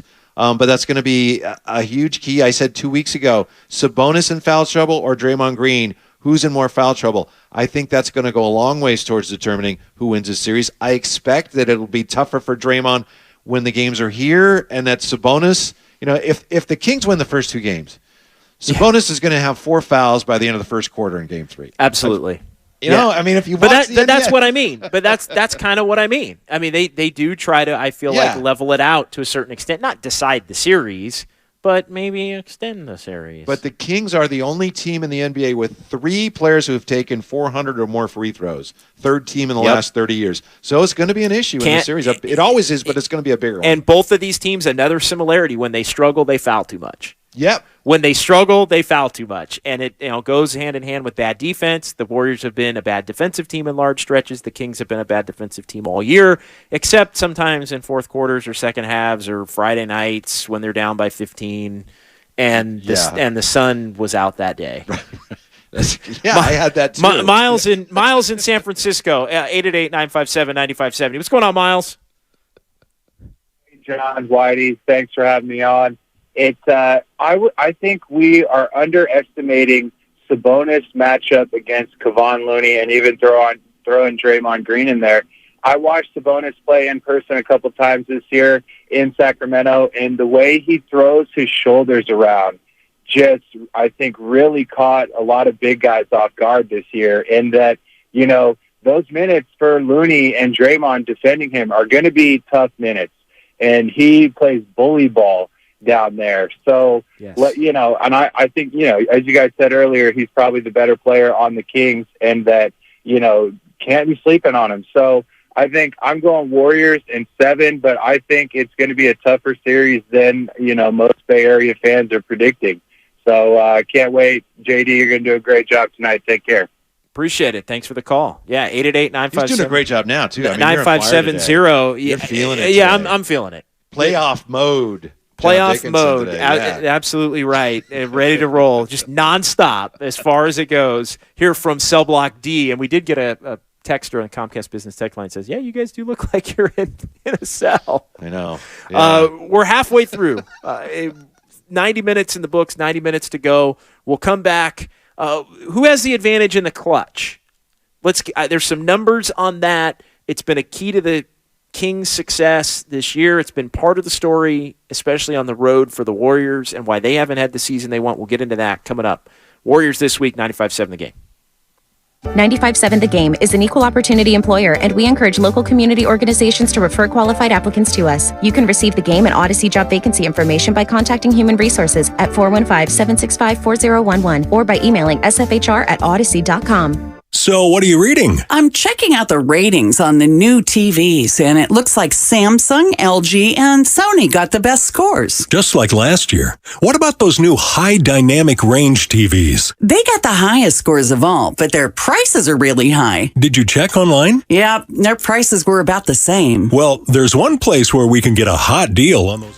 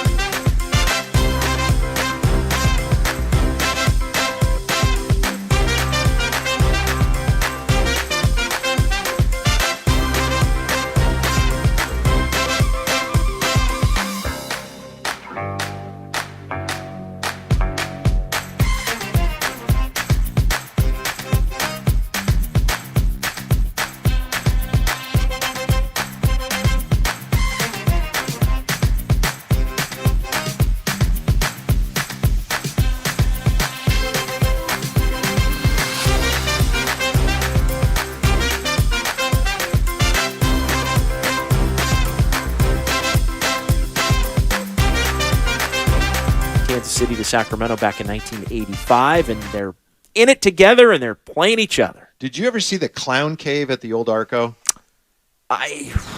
Real quick, I know no one cares. Know. Arco Arena, they built Arco Arena, the old building, and was that the one that was supposed to go underneath the baseball stadium? The baseball stadium, which never got built. Yeah. So it was just this partial tunnel thing, and then when the circus came to town, that's where the clowns would dress, and so they call, that's the Clown Cave. So I feel like we're the equivalent of the Clown Cave today at Golden One Center. Yeah, which is appropriate. That's a good one. No, that is very appropriate. Trying to make sense of this series. I want to get into the clutch numbers, but we do have a couple of people that want to call. 888-957-9570. So we'll get back to the phone lines here, and we'll roll with Kevin in Pleasanton, who's up first here on 95.7 The Game this segment. Hey, Kevin. Hey, guys. Listen, got another take on it, on the whole series. I think it's more about to do with Mike Brown versus Steve Kerr. I kind of like that narrative a little better. Okay. You have two great coaches. They're tested. They play at the highest level with top talent.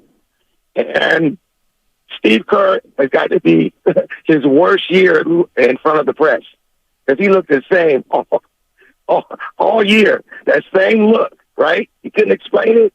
Didn't know what it was. Mike Brown, new coach. He's having fun, but they can't play defense. So I think it's really about the adjustments the coaches are able to make. Of course, it's the players, but let's not forget, Mike Brown beat Steve Kerr with the Nairobian team or African team. So when he was coaching USA basketball. So it's some good minds going against the game tonight, and I'm proud of California all in all. Yeah, thanks, Kevin. No, it's going to be great. And, I've had a hard time trying to quantify where Mike Brown, it's an advantage. I don't know. He's got more on the Warriors than any other coach would have on the Warriors. How much of that gives the Kings an advantage, though, is where I've struggled. I think the Kings are going to be extremely well prepared. They've been extremely well prepared all year. They haven't been good enough defensively to execute on that end all year. They've been brilliant offensively all year. It's all under the same level of preparedness. I think Mike Brown knows what he's doing. But, the key question, I think, in any series, as many have said, when you're going up against the Warriors is, how do you slow down Steph Curry? Well, I don't think the Kings have enough good defenders on their team to slow down Steph Curry. I don't think we know the answer to that until no matter what he does. No matter what he does. What kind of he could run a box and 5, triangle and 6. Box and 5 is tough to score on, because that means you have 9 people on the floor. Well, that's what I mean. Yeah. But as far as how much impact his key knowledge of the Warriors is going to give the Kings any advantage, we won't know until tonight. We may never know, because he may not have one, but I know I've made this comparison. I go back to the We Believe Warriors, and one of the big reasons they upset the Mavs is because Don Nelson knew what Dirk Nowitzki was going to do, which way he was going to turn, and that really started the ball rolling in the Warriors' direction. Is there something like that Mike Brown knows about? Poole or somebody. For some reason, Poole's the one I'm really watching, because he was 0 for 10 last time they played, and he hasn't played well. Yeah. So I think Mitchell's done a good job against him. Yeah. Mitchell hasn't necessarily done a job on Steph, but Mitchell has done a decent job on Poole in the times where they've been together. And Poole is, like Malik Monk, I think, a wild card for the Warriors in this series. So that is, Mike Brown does know. There's no denying it. I'm not trying to put it down. I'm just trying to quantify it. But Mike Brown does know the best and the worst of Jordan Poole, where to get him on the court to where he really can't guard, right? Where to make him uncomfortable offensively. He knows what Kaminga will do against a certain look if Steve Kerr's going to play Kaminga. He knows things that bother Steph early in a series that maybe he figures out versus that. So there are things there. There is information he knows the looks that there. They struggled with, even if just initially. Yes. And what the looks that they just dominate. He knows how Steve Kerr sets up a series at the beginning and what adjustments, what things he keeps in his back pocket to use potentially later. All of those things are things Mike Brown knows. Can he implement them with this team to a point where it flips the series in the Kings' favor? that's the part where I stop a little bit short until we actually see it happen. I think the Warriors have still enough players who can play at a level that counters any of those adjustments. And I think that's where, some people have come down my road. It's funny, and there's been a lot of people in their feelings this week. Whether it's been Warrior fans going at Kings fans going at Warriors fans. Come down JD's road today. Even Warrior fans going at Warrior fans because maybe a Warrior fan says, I got the Warriors in 6, and another Warrior fan will be like, that's BS. They should sweep. You don't want to come down the road of playoff mode, JD. No, I'm telling you. So it's like people are really emotional, and I get it. It's fun. It's sports. This is in many ways the most fun first-round series that the Warriors have played in a while going into it because they are a little bit threatened depending upon how things go. They don't have home court advantage. But, it boils down to, and I jotted some things down. I mean, the Warriors have three superstar players, right? Guys that have been superstars. Yes. The Kings don't have any coming into this series. They have 2 all-stars, but nobody that you could say, boom, right. Superstar. So playoff level, okay. So you know what? And you're right. So but that's exactly my point where the Kings don't deserve zero respect or thought because you're right for this season, and that's what so much of this series is. So much of this season is, hey, Sabonis and Fox were all-stars this year, but Klay Thompson and Draymond Green are future Hall of Famers that have been superstars throughout their career. Obviously, Steph is Steph. So a lot of this series is, can the Kings be a different team than they've been in the regular season, meaning more defense? Can the Warriors be a different team than they've been in the regular season, meaning just be more like the playoff Warriors? Like, those are the questions in this thing, but so much of it is the past of the Warriors and kind of how much of that still can be true versus what has been known this year, which is the Kings had the better regular season. Steph's up here on a different stratosphere, no question. Draymond and Klay have done way more than Sabonis and Fox. However, Draymond and Klay may be declining. I mean, they may be, and Fox and Sabonis may be ascending. It appears they are. That's why I think Wiggins is such a huge key to this series. Yeah, and I just think when you look at it, and again, this plays into what we were just talking about. When you look at it on paper, the Warriors have more capable defenders to slow down what the Kings do than the Kings and do. That still matters. Even with Mike Brown. Even with Mike Brown helping the Kings get closer, the Kings have Davion Mitchell and Kessler Edwards to throw at what the Warriors do. They don't, sometimes the Warriors get hit with athletic teams. Kings are not an athletic team. Like, that's one sneaky area where they're a very skilled team. They're a competent team. They're a good shooting team. They're not an athletic team. That's one reason they're not very good defensively. And so the Warriors have an advantage, or at least it's more of a level playing field for the Warriors against this Kings team than it would be against another more athletic team. We've seen those teams give the Warriors bigger problems. Let me ask you this, and I think we have another call if I'm not mistaken. Yeah, a couple, yeah. But some people look at this as simply a matter of these are 2 great offensive teams. Whoever makes more shots is going to win. Yeah, or whoever can put together stops more frequently. I tend to look at it more that way. Who do you bat? But that's what it. Look, there are going to be nights. We had a call earlier. The Kings may be so hot they win a game or 2 in this series. The Warriors may be so hot they win a game or 2 in this series. It boils down to, well, what happens in the other 3 games, and who is more capable through a 7-game series of getting more stops in more key moments. And I still think that is the Warriors compared to the Kings. Whether it's Wiggins and DiVincenzo and Payton and Kaminga who have the ability to defend, Draymond, obviously, Looney has the ability to be able to be somebody that can defend. The Kings just don't have the defenders. And so I see the Warriors, if they're patient, and this comes back to where I put the onus on the Warriors in this series, can they play buttoned up? It's not flip the switch. It's not arrogance. It's not they're going to walk onto the floor and the Kings are going to cower. It's not that's all fanboy nonsense. Like that's fanboy. That's fanboy run your mouth nonsense that doesn't matter a lick about what's actually going to happen. Okay, it's can you go out and play the game to the best of you? Warriors play their A game. Kings play their A game. The Warriors are winning this series. Okay. The Warriors play their B game and the Kings play their A game.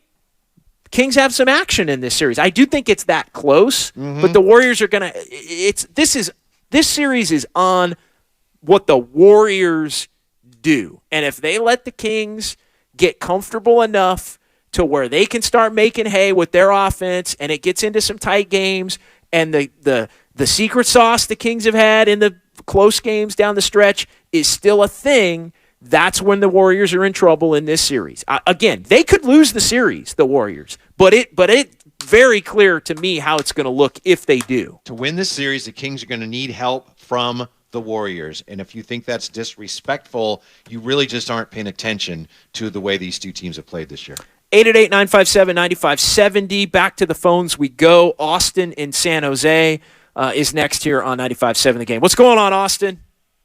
Good morning, fellas. You guys are stuck in the Vontae and Shasky bunker, man. They thought those two guys are coming up. That's why you guys are in the dungeon there in Golden Wand, I think. But listen, a couple things. I actually fell off my chair when the gentleman called up earlier and said that Draymond and Looney were going to be worried or scared or whatever his term was of Sabonis, and now he's Domas. By the way, he's now got a new name because he's gotten to be a better player. So we'll see how Domas does. Now, I don't think that Looney and Dre are worried about Domas. Domas, by the way, complains a lot. If you guys watch League Pass, he's one of those guys that throws up his hands after everything that doesn't go in the basket. Yes. So we'll see if he can handle the pressure in the playoff against the Warriors, the frustration. The other thing I think the Warriors, you guys haven't said much about, is almost everybody in their top 8 has been a starter this year at one time or another. So I don't think the Warriors worry as much about who's starting. It's more about who's matched up to who, what the pace of the game is. And the last thing is I think that the key for the series is Sacramento reminds me a little bit of Memphis, where John, those guys are great players, but they try to win the series and they try to win the game in the first quarter. And the Warriors know if you just watch Steph Curry doing the pace of the game, he'll be on the sidelines just staring in his face. Well, he's already calculating how he's going to destroy the opponent in the fourth quarter. So the pace of the series and whether they can handle the pressure throughout the whole series is going to be the difference. Dubs and 6 for sure, man. Maybe 5. That's it, I think. Thanks, Austin. To the point on Sabonis does complain a lot. And that, again, I've said this a couple times. I also think he is really good. He's really good. And he is somebody that is formidable. And I mean, he has been he is a all NBA player this year. I know there's some thought that Fox may be an all NBA player as well. Sabonis is going to be the third team all NBA center after Jokic and Embiid. And there are times where Sabonis has looked like a mini Jokic this year. Mm-hmm. They run a lot of stuff, high post, the DHOs, all that stuff. But he's also more physical than he will drop his shoulder, and he will try to be physical. And I think if he gets some calls go against him and the Warriors get some calls go for him, he can get frustrated in this series. I do think composure is a key, and and they've talked about that. I go back to the Kings having all this talk. And I was at their practice yesterday after being at the Warriors practice the couple of days before that. There's been a lot of talk about physicality and the Kings believing that they have to be physical and hit first and be felt and all of that. And I just wonder if maybe they're going to be a little too wound up. A little tight, but also a little too wound up in trying to hit the Warriors in the mouth in a way that it works as a little bit of a disadvantage. You got to play your game, and if that's not your game and you start trying to play it, you're already losing. Exactly. And so I think that's interesting. As far as the combinations are a big key to me. I think when you look at the rotations, and I'm going under the impression that DiVincenzo's going to start. We'll see. We don't know that. I think it sounds like Wiggins is not going to start. I think the Warriors roll with, and you let me know if you disagree, Steph, Clay, DiVincenzo, Draymond, and Looney as the starters. Wiggins comes off the bench. Poole and Payton come off the bench. I think Kaminga is the 9. Does JaMychal Green play at all? He hasn't lately. I would think probably not unless somebody gets in foul trouble. But do you need a body? Do you need a body that can lay some fouls? But if it's him against Sabonis, you're in trouble. That's trouble. Exactly. And so, so to me, it's those 9 with not JaMychal Green a part of it. Kaminga as the 9. And the combinations, though, to me are the key. Who does Wiggins sub in for? Is it for DiVincenzo early, and you roll with Wiggins and the other starters? I could see that as Wiggins is that first sub in early in the game. I think it's also going to be interesting when you look at the Kings side of it. They play Fox, they play Herter, they play Harrison Barnes and Keegan Murray. They play Sabonis, obviously. They're going to play Trey Lyles, Davion Mitchell, and they're going to play Monk off the bench. Yeah, Malik Their Monk question is, do they play another big? Is it Chimezie Metu? I know they've had different they've played Len lately. I don't think Len's playing at all in this series. I I'm really very curious don't. to see whether he does. I don't think Len plays at all in this series. I really don't. Metu can hit threes. Do they play Kessler Edwards? Like, those are the questions. Trey Lyles has actually had a really good year for them. He has. As a stretch. As a stretch 4 and sometimes 5. And I wonder, like, would they play him at 5 in this series to try and wouldn't surprise just me at go all. 5 out? Does Terrence Davis is somebody who's not a smart player. He's not doesn't guard people. He doesn't guard anybody. I don't think he'll be able to stay on the floor much. But he is somebody that can fill it up offensively. He can. And so would the Kings look to go small, put him in there, and I don't think they want to. Yeah. But if the offense isn't going, they may have. That's to. a wild card move Yeah. for him. I think Steve Kerr knows basically the top 9, and anybody from JaMychal Green to Anthony Lamb is excess at that point. And then we'll see on Kaminga. I mean, I do think Kaminga's in the rotation. I'm interested to see how it works with Wiggins now being back and Payton for Kaminga, because Wiggins is going to come in and get the 3 minutes. Payton's going to get 4 minutes behind Draymond, assuming they don't start him. And then where does that leave Kaminga's role as far as, he's going to play, but how much is he going to play? And can he play and fit his game in that box to where I think Kaminga has the potential to be really successful against the Kings in the ways that he was successful in that Dallas game with the cuts and the on-ball defense and the ability to just get in the dunker spot. And he could have some 8 for 10 games in this series if he plays enough and he stays locked in enough to do it. Sabonis is a really good player. He's a physical player, but I think if we get to the point where they're going to let him play a little more in the playoffs, looks like they are. We don't know. We'll see. But if they do that, I still think that benefits Looney and Draymond. I think if they're allowed to get a little more physical with Sabonis, not only are they going to have more success with him, but to Austin's point, he will get very frustrated by that. Tim in Raleigh, North Carolina. Hey. What's going on, Tim? Tim. What's up, fellas? Great to hear from you. Hey, Jay, guys, I don't know how anybody can confidently say what the hell we're going to see from the Warriors tonight. I mean, the way they played this year, they played in to the fashion to where you could see them getting swept, and they played to the fashion the way you could see them sweeping. I mean, honestly, I think we'll get a good look when this thing starts out. Are we going to see the one-hand left hook pass, no-look passes from Steph? Well, if we do, Tim, they're in trouble because this King. If those Warriors show up, then they're in trouble because this Kings team is definitely good enough to beat them. No, and I'm like Whitey. I'm old school, man, where I just genuinely believe defense wins championships, no matter what people say. I think it goes for football. I think it goes. It's what it really is. It always comes down to that. And I believe the Warriors have seen powerful offenses over this run. Dallas and Boston last year, guys, were powerful. 5 out. Everybody can make threes, 100%. I mean, the old school Houston, we know about that. But more recently, last year we saw powerful offenses, and we saw them kick a couple of games by guys just getting unreal, hitting every damn shot they made. We saw it with Dallas. We saw it with Boston. I think it was game 1 where they damn near went 10 for 10 from threes in the fourth quarter. The thing is, the Warriors know how to respond for that. It won't be the end of the series if it does happen. That's one thing. So I agree with you on that one, Whitey. I'm an old school. I think defense wins championships. I think the Warriors, the core of this team, literally the core of this team, the top 7 or 8, even Kaminga in that. These guys know what it takes to play defense. So that's one thing. And I think Sabonis is the key to it. I really do believe he is the key. But how do y'all think we're going to play this? Do you guys think it's just let Sabonis, let Fox just eat? And do we take the James Harden approach? Do we take the John Morant approach, let them get 40, 45, but we're not helping off and letting everybody else get a piece? We've seen it. We have the blueprint for damn near every offense in the book. But what do y'all think we do as far as what approach we take, fellas? So I just wanted to get y'all to feel on that, man. But take care. I'll be with you. I'll get with you guys on the next time. Yeah, the Warriors. Thanks, I have wondered, and we talked about it a little bit earlier. Do the Warriors look to try and make Fox shoot it a lot?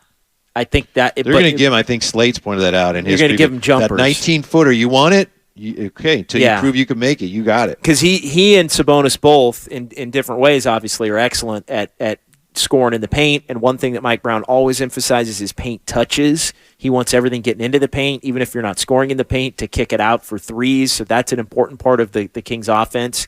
Even as they're shooting the three ball, it's getting into the paint to create it.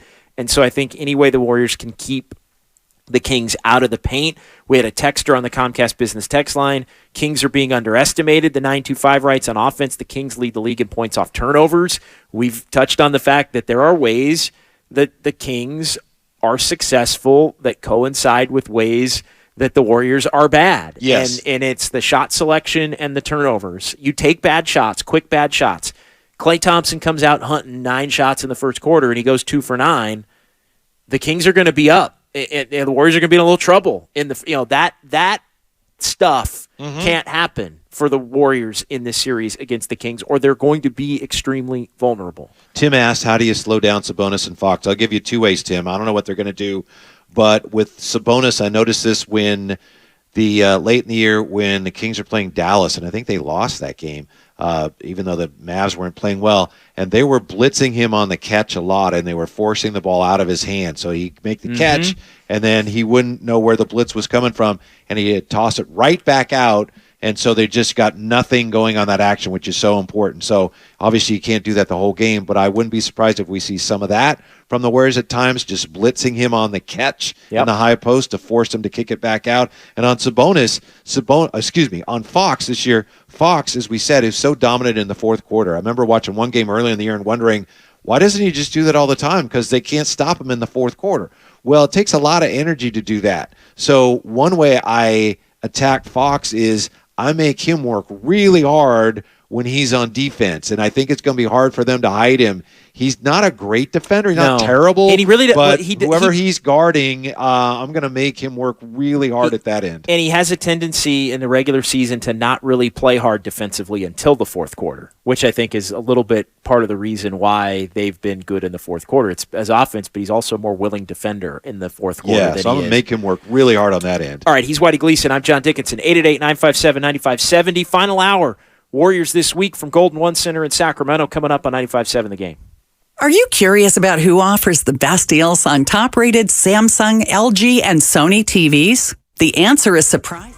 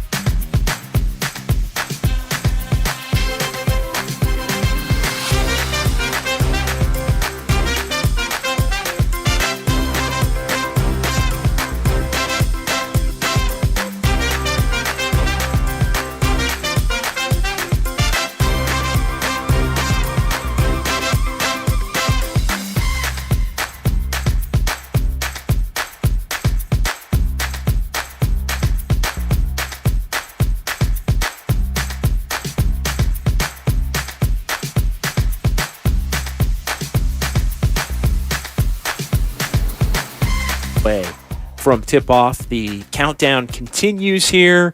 A little bit of a buzz in the area, even early this morning as we were making our way in around 9 o'clock. And I was here yesterday doing a site check for our broadcast that we're going to have, that we're having now, and that I'll have later, as I'll have Warriors Live for you at 4:30. Evan and Devone, Evan Giddings, Dan Devone, are going to be coming up at 1, and they'll get you all the way until 4:30, where I will return from Golden One Center here in Sacramento for Warriors Live, and then after the ball game, taking your phone calls as well on Warriors Wrap-Up from Golden One here in Sacramento. Game 1, round 1, should be a festive atmosphere in the building tonight. Looking forward to it. If the players are as locked in as JD, it's going to be a great game. Because, JD's, we're going to do this, and then JD's got pregame, and I asked him, hey, after we're done, you want to get something to eat? He's like, why do you forget it? I'm locked in, man. I'm in playoff. I got stuff I got to do.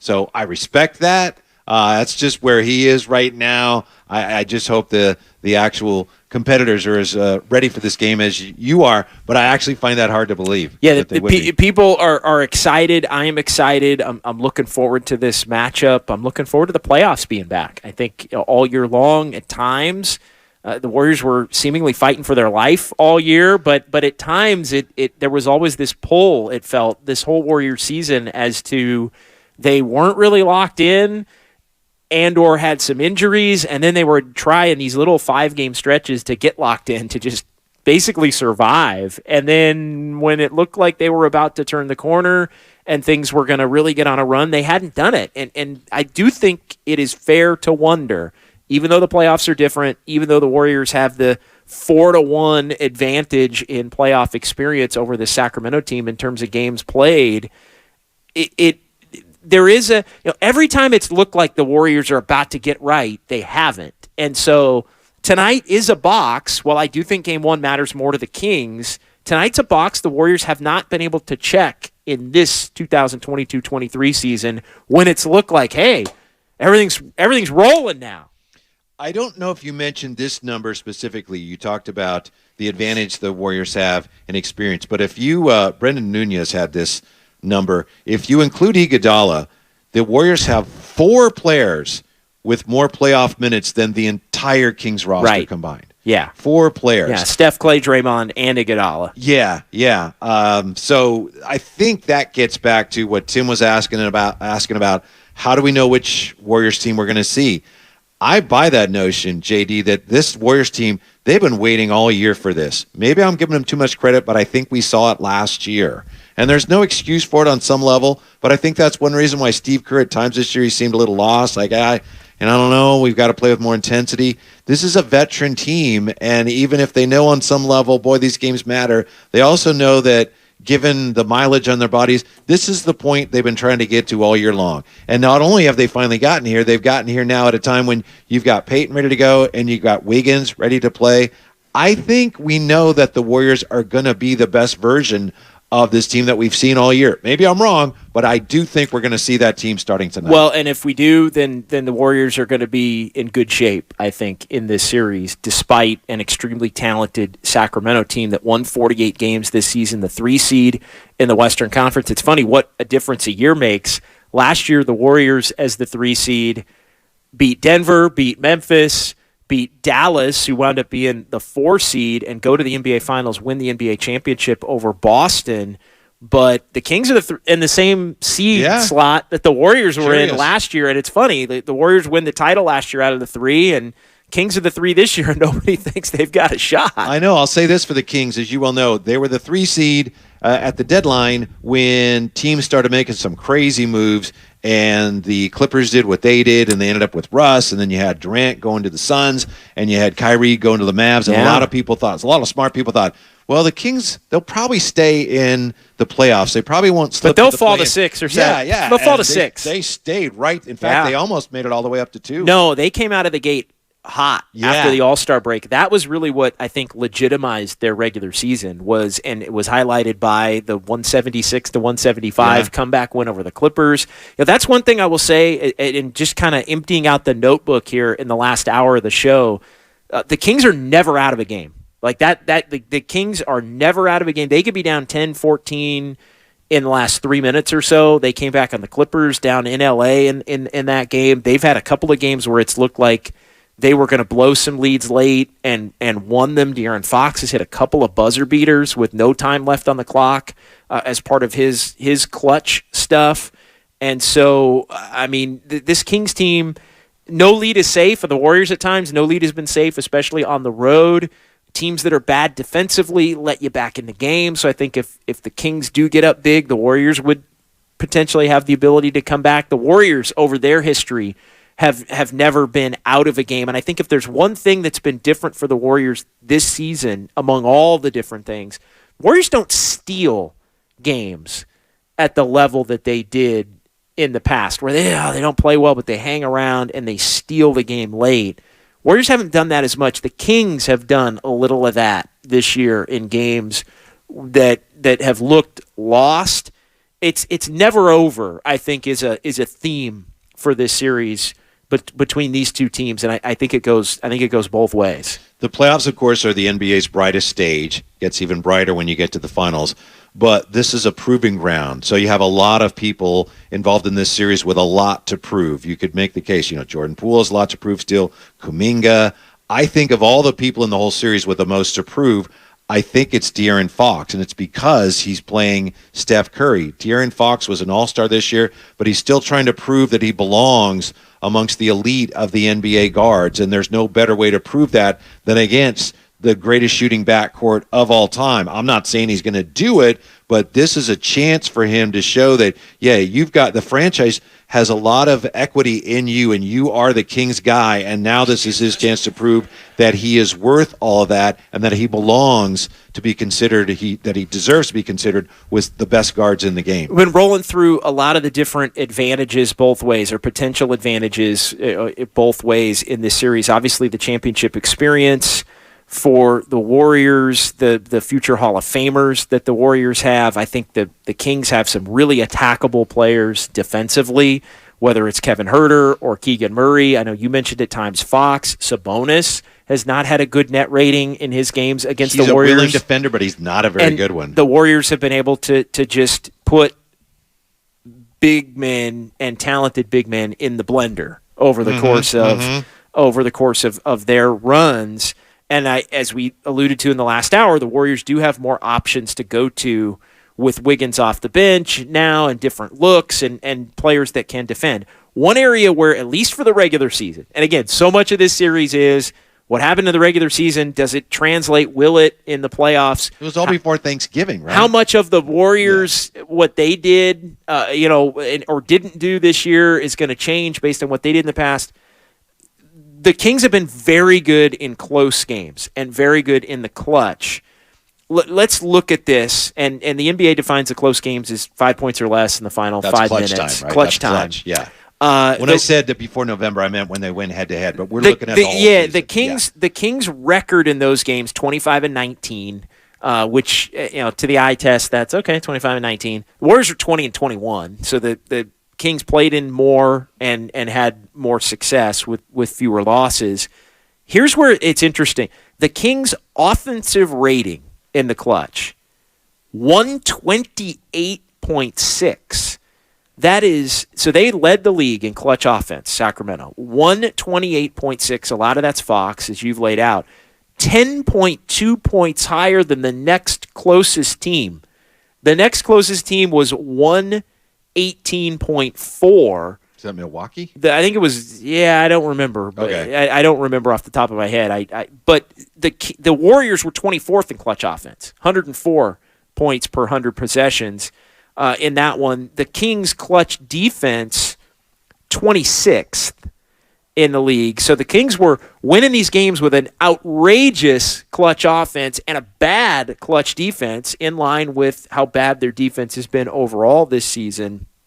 But the Warriors' clutch defense was top 5 in the NBA, 101.9. Where the Warriors didn't hold up their end, though, is the clutch offense. The Warriors' clutch offense is 24th. Their defense is 5th. So it's, in essence, you have the Warriors bad at clutch offense and good at clutch defense. You have the Kings great at clutch offense and bad at and no defense. So what matters in that? Like it shows you the Warriors have the ability to slow down potentially the Kings offense, which has been at a high level, but it comes back to something that I think is really important in this series, and it's can the Warriors offense do enough to make the Kings pay for how terrible they are defensively? I would want to parse those numbers, the Warriors clutch numbers, because just going from memory, I remember a number of close games, Salt Lake City comes to mind, where it was a close game, but the Warriors didn't have all their guys. Sure. So I don't know how many of those games factor into fair. That. That's fair. So that's something that's fair. I would well, just in general, the Yeah. Kings had their guys more than any other team. They did. And the Warriors obviously did not. Yes, but the Kings, if I can score on them in the clutch, I like my chances, even with that record of the highest in the league offensive rating. I just think, again, defense is ultimately the determining factor in this series, and it still matters. And I know the NBA is thrilled with this series because there's going to be scoring, and people love to watch the scoring. But when you get to the playoff level, you have to get stops, and the Kings, they are not very good at that. So it's hard to take them seriously as a really good team that can go deep into the playoffs, that can win series. You have to be able to stop people, and the Warriors have proven they can do that, not only in the past, but they've proven they can do it this year right now better than they have all year long. And to me, that's what the whole series comes down to. Yeah, and so what gives, I think, in that respect. But I know the Warriors are absolutely confident that they can do it. The Kings were I think they ended up with the highest 2-point field goal percentage ever. Oh, it was amazing. Yeah, the highest 2-point field goal percentage ever. And so they do get into the paint for as much as they shoot the three. Impressive stuff there. But yeah, the clutch numbers, and can the Warriors do the trick against Sacramento if the games are close? The other counter to that is, well, don't let the games be within 5 points in the final 5 minutes. Yeah, that's true too. You can always win a game by 15.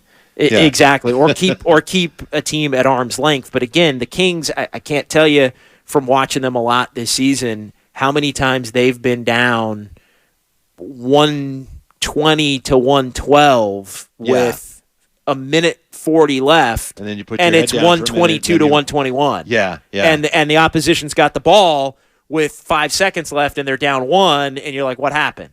So, again, to that point, the Warriors have been very good in the playoffs at winning a lot of these big games. It's never going to be over between these two. Here's a number.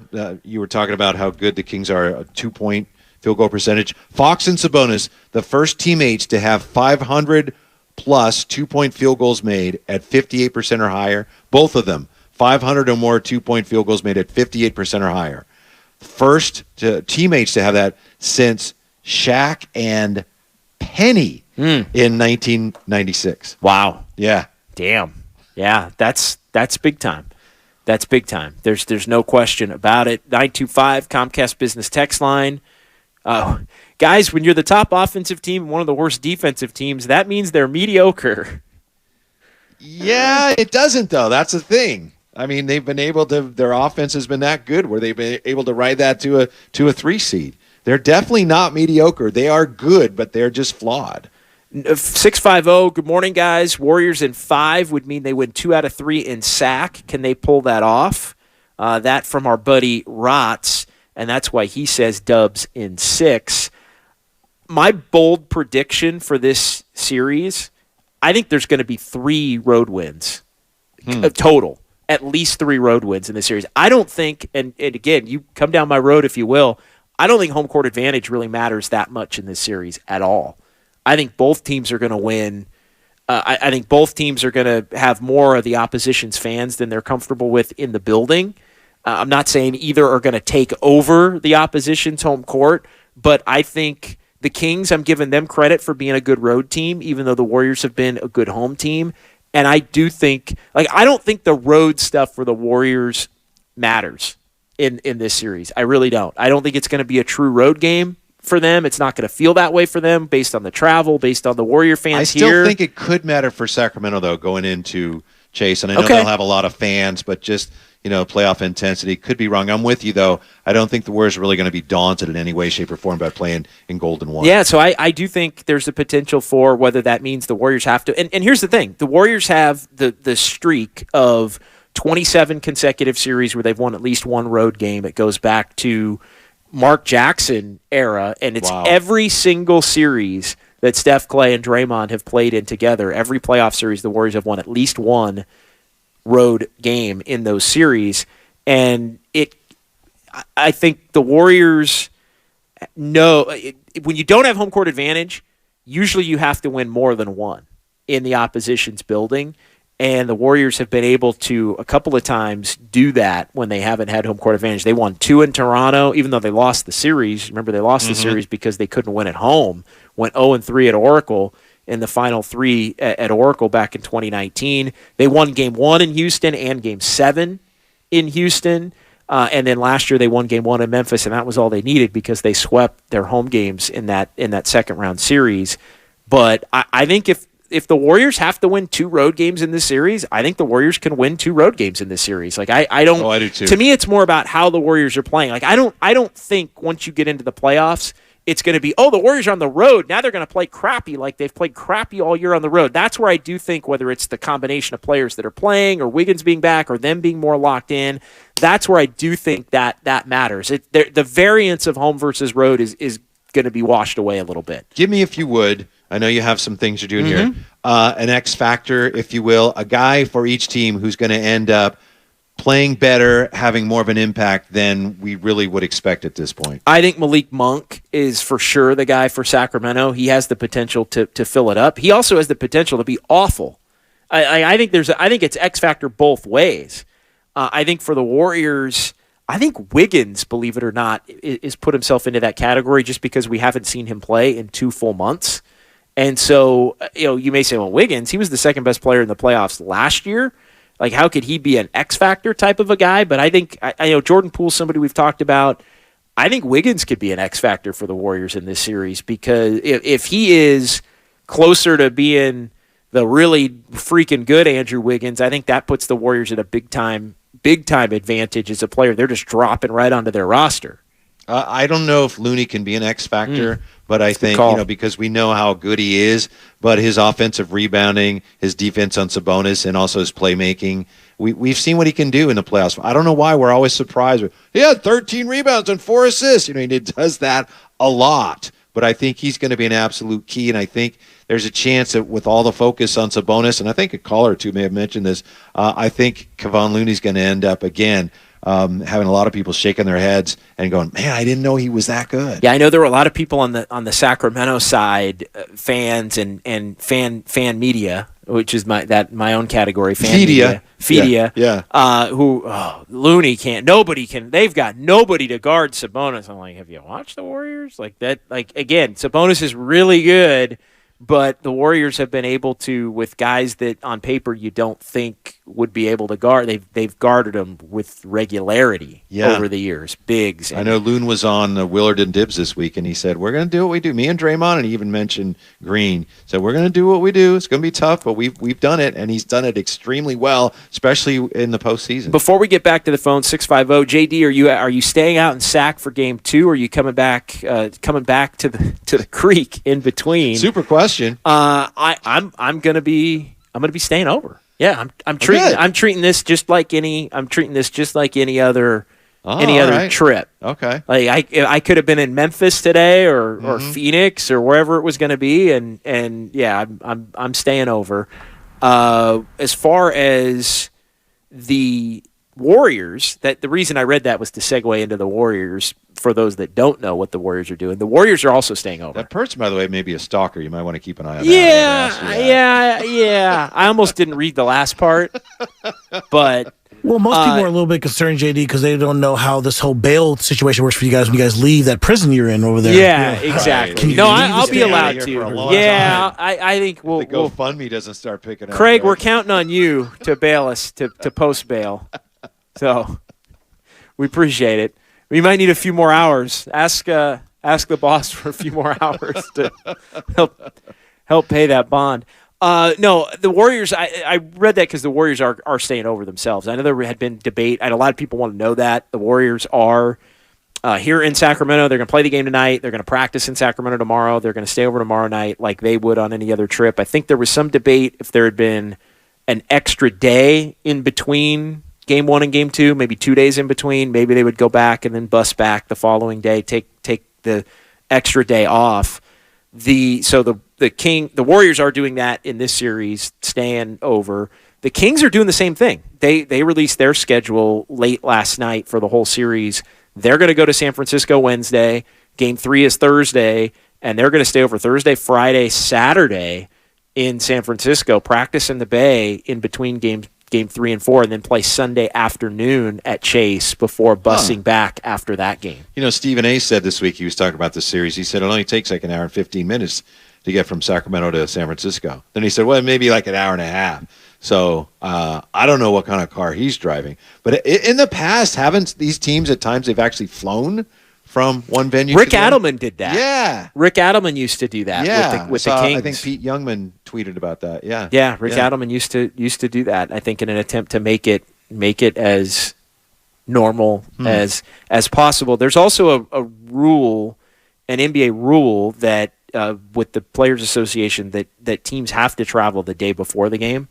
And so like you'd never be like, hey, you're gonna hop on the bus at noon and go play. It's like not that. That's Harry high school stuff. Yeah, that does not happen. So even if the game is, even if the Warriors were, let's say, going home tonight and coming back, they would be coming back tomorrow. Yeah, which defeats the purpose, I think, of going home tonight. So the Warriors are just going to stay over here in Sacramento. 707 Comcast Business Text Line. Kings have the best road record.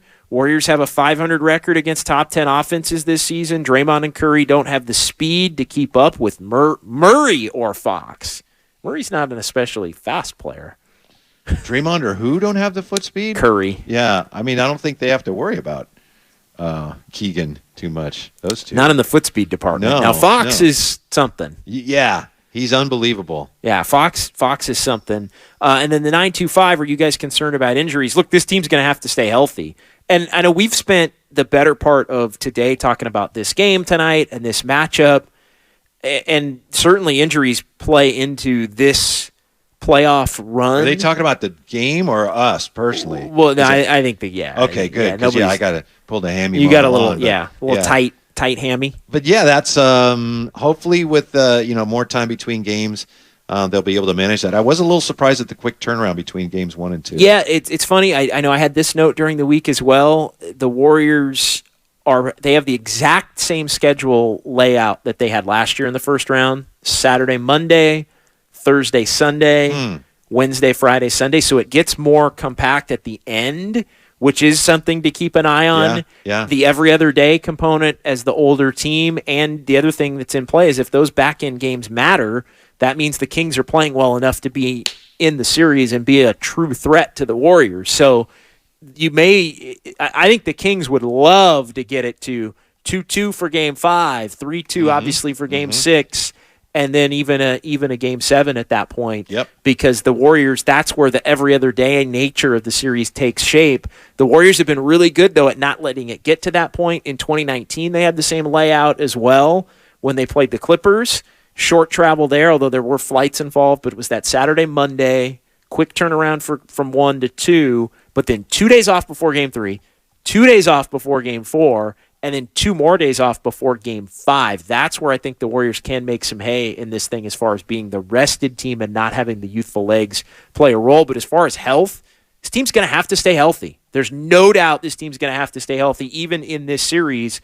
That's why I think it's tough when you start looking at winning a championship, the fact that you're going to have to stay healthy and battle through 4 series if you're going to make that run. Pardon me, it speaks to the importance of getting the jump tonight and maybe wrapping this up as quickly as you possibly can. Yeah, no, Draymond, he wants to end it in 4 or 5. I don't know why he knows what he's doing. We'll see if it works. All right, he's Whitey. I'm JD. We got one more segment. We'll empty the notebook. Still time for your phone calls. Give us your predictions, your X factors, your keys for the Warriors in this series as they'll take on the Kings. 5:30 here, 95.7 The Game. So, how's your research going? Surprising. After I figured out the top-rated TVs in our price range, I went shopping for deals. And who's the best? It wasn't the internet, and it wasn't the warehouse club. But? It was video only. They had better deals on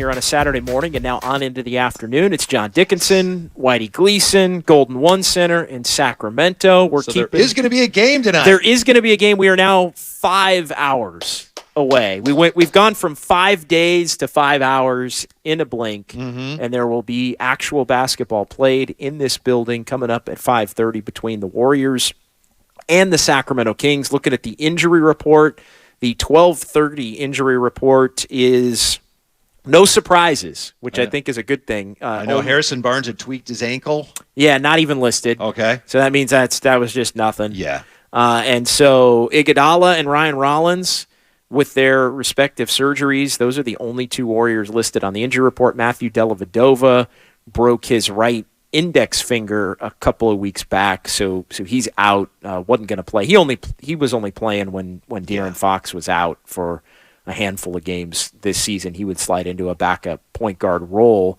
behind Davion Mitchell, but that's it. It's a three-man injury report for this one, which means both teams are healthy going into it. And just looking at the rotation, have we missed anybody as far as who plays and how Steve Kerr shakes out the rotation as far as minutes and combinations and all of that? I think it's Steph, Clay, DiVincenzo, Draymond, and Looney, Poole, Payton, Wiggins, with a little bit of Kaminga sprinkled in. JaMychal Green and Anthony Lamb are kind of the extra guys, along with Moses Moody. I'll say this. I've heard a lot of people saying, with Wiggins coming back, it's going to take a while to work him into things. And I disagree with it in this sense. Wiggins, when he's back, he may play well, he may not. Obviously, if he's not playing well, you can't keep him on the floor. But I don't think it's going to be a matter of readjusting to him. He's not a guy who needs the ball a lot, and he knows how they play. They know how he plays. So there will be some adjustment to see just how ramped up he is. Is he close to being Wiggins? But I don't think it's going to be oh boy, we got to figure out how to play with Wiggins again. I don't think that's going to be an issue. No, I think you're right. I think you're absolutely correct about that. And he has the ability efficiently to provide the Warriors with something that really helps them. Slashing, athleticism, tough twos. A lot of times, who can get buckets, whether it's getting to the free throw line or on the interior in these playoff series, has the tendency to be able to flip it. And Wiggins is one of those guys who can get those. The Kings, to their credit, they have a few guys that can get tough twos, whether it's Fox or Sabonis. That is an area where when you start to look at this series, the Kings do have a better playoff template maybe than meets the eye, I guess, by compared to teams that typically have the offensive prowess that they do without being good defensively. Yeah. Well, Mike Brown's known where this was headed for most of the season. Remember, they got off to that terrible start. But then since the break, they've known they were going to end up in the postseason one way or the other, and he's been trying, to his credit, to prepare them for that. And one of the things he's been trying to do, as we've discussed, is he's been trying to instill a grittiness, a toughness, and we'll see how successful he's been with that, because that element is going to be sorely tested by the champs tonight. Let's get back to the phones. Connor and Alameda next here on Warriors This Week. What's going on, Connor? Hey, thanks for taking my call. So here's what I got to say. I think we're kind of getting too worked up about this. I think what the Warriors need to do is they need to play well. They need to play as hard as they can. And when it kind of comes all down to is who wants it more. And, I'm thinking the Warriors want it more. I think if they can just keep Curry, Draymond, Poole, everyone as healthy as possible, I think we have that chance. And, what we're looking at for both teams, the Kings, good offense, not bad, very bad defense. I think we're kind of polar opposites here because we have a great defense, but not so great offense. But I think the best we can do is just play as hard as we can. Yeah, and look, it's as far as who wants it more, you've got a couple of teams that both, I think, feel like they're maybe getting a little bit disrespected, although... Yeah, isn't that funny? You got the Kings, obviously, the 3 seed that's the underdog, the Warriors, the defending champs, kind of did their thing in the regular season, dealt with stuff, weren't always engaged. Dealt with a lot of stuff, didn't they? Yeah. And they're still dealing with some of it. And a lot of that's on them, though. I mean, that's where I don't, I mean, you kind of make your bed. Mm-hmm. You got to deal with that a little bit. But this is not and I said this earlier, this is not about just show up and play hard, though. Like, that's price of admission stuff once you get into the playoffs. This isn't, it's play smartly. And, the one thing that I've harped on a lot today is, because I do think it's the biggest key to the series, can the Warriors play buttoned up enough offensively? Can they be patient enough to pick the Kings apart? Because if they are, I think they will score at will, and they will be able to defend the Kings, even as great as their offense is, to a point where they stay out of harm's way, let's say, in some of the close game stuff, where it can tend to be 50-50 even in normal circumstances in a playoff. More important than wanting it more, in my opinion, is just the mind games aspect of it, is who's able to put all the noise aside, ignore that, and focus on what is going on, what you need to do. And that's, the Kings have been trying to prepare for that. Don't worry about Draymond, what he says. We know the Warriors can focus on that. Can the Kings focus on that? But what do you think is, if you're the Warriors, what is your biggest concern with this team in this series, JD? If you're Steve Kerr, and if he hasn't asked you already, he may ask you to address the team tonight. Top of the list, look, we know what playoff basketball is about, but with this team, we absolutely have to what? To me, it's not take bad shots. I'm redundant with that, but it's not answer. Like it has nothing. I don't want to say it has nothing to do with the Kings. I do think the Kings are going to put up points, no matter what. It's just, can you get enough stops here and there? Can you prevent them from having the 45-point quarter, which the Kings have had? The Warriors have had a lot of those over the years. The Kings have had a little of that this year, where a bad quarter can get really bad and sink you. That's something I think that bad would shots put concern me. A ton of pressure on your defense too, and the Kings, yes, both teams have had their issues at that and end. The Warriors need to be able to defend, to be put in the best position to defend at the highest level they can, and the bad shots, to me, set the table for the whole thing in that. Again, I think with matchups and coverages and different things, the Warriors have more options, I think, against the Kings offensive players than the Kings do against the Warriors offensive players. I think I would mention the fouling, and then the turnovers come to mind, and obviously bad shots go hand in hand with that. But the Warriors have been so guilty. What are they? 26 in fouls committed, or 20? They're way towards the bottom. And the Kings do get to the line. Feast on foul shots. The Kings, and it's vitally important that you not just start a parade of Kings to the foul line. Stops the game, more half court as well, and it gives them a better chance to defend. Talking about Sacramento, it also puts the Warriors in that position where if they're running half court offense, it forces the Warriors to have to be disciplined in the half-court offense, which again comes back to kind of the big, the big key. I talked to our buddy Jim Barnett about that this week. Playoff basketball tends to slow down. If this does slow down, both these teams like to get up and down the floor a little bit. Who does it favor? And Jim said, the Warriors do not like to play slow. No, I think they've proven they can. But to your point, they would like to avoid that. If anybody wants to slow things down at all in the series, I would think it would be Sacramento. Yeah, it's interesting because I think the Kings do. A lot of what they do is transition and pace and all of that. But they are. I think, to me, the half court offense of the Kings is more concerning than anything. Really, really good. It's like that's the key to their offense. You got to stay locked in. Yeah. Against defensively, and the Warriors have had a lot of breakdowns. Again, different team. This is a different team maybe that's playing tonight. We'll see. It's funny. We go round and round and round. It's like, well, are the Warriors going to play like they did in the regular season? Well, maybe they do. If they do, they're in trouble. But they've got Wiggins and Peyton back, who they didn't have in a lot of these games where they were awful. Does that translate? Championship pedigree. Does that? And so, all of these things are going to be factored in here over the course of this series once it tips off tonight right here on 95.7 The Game. All right, Manuel in Dublin, 888-957-9570. What's going on, Manuel?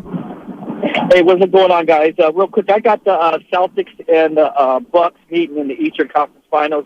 I think the Sixers are going to be there, but I got them meeting in the Eastern Conference Finals. I'm excited like everybody else. I mean, I listened to Looney over the phone yesterday on the radio. It just sounded like he was smiling over the airwaves. You could just hear him chuckling, and it just was great to hear. Looney's finally getting his just due, but I'm excited to see what a Devontae, DiVincenzo, and a GP too.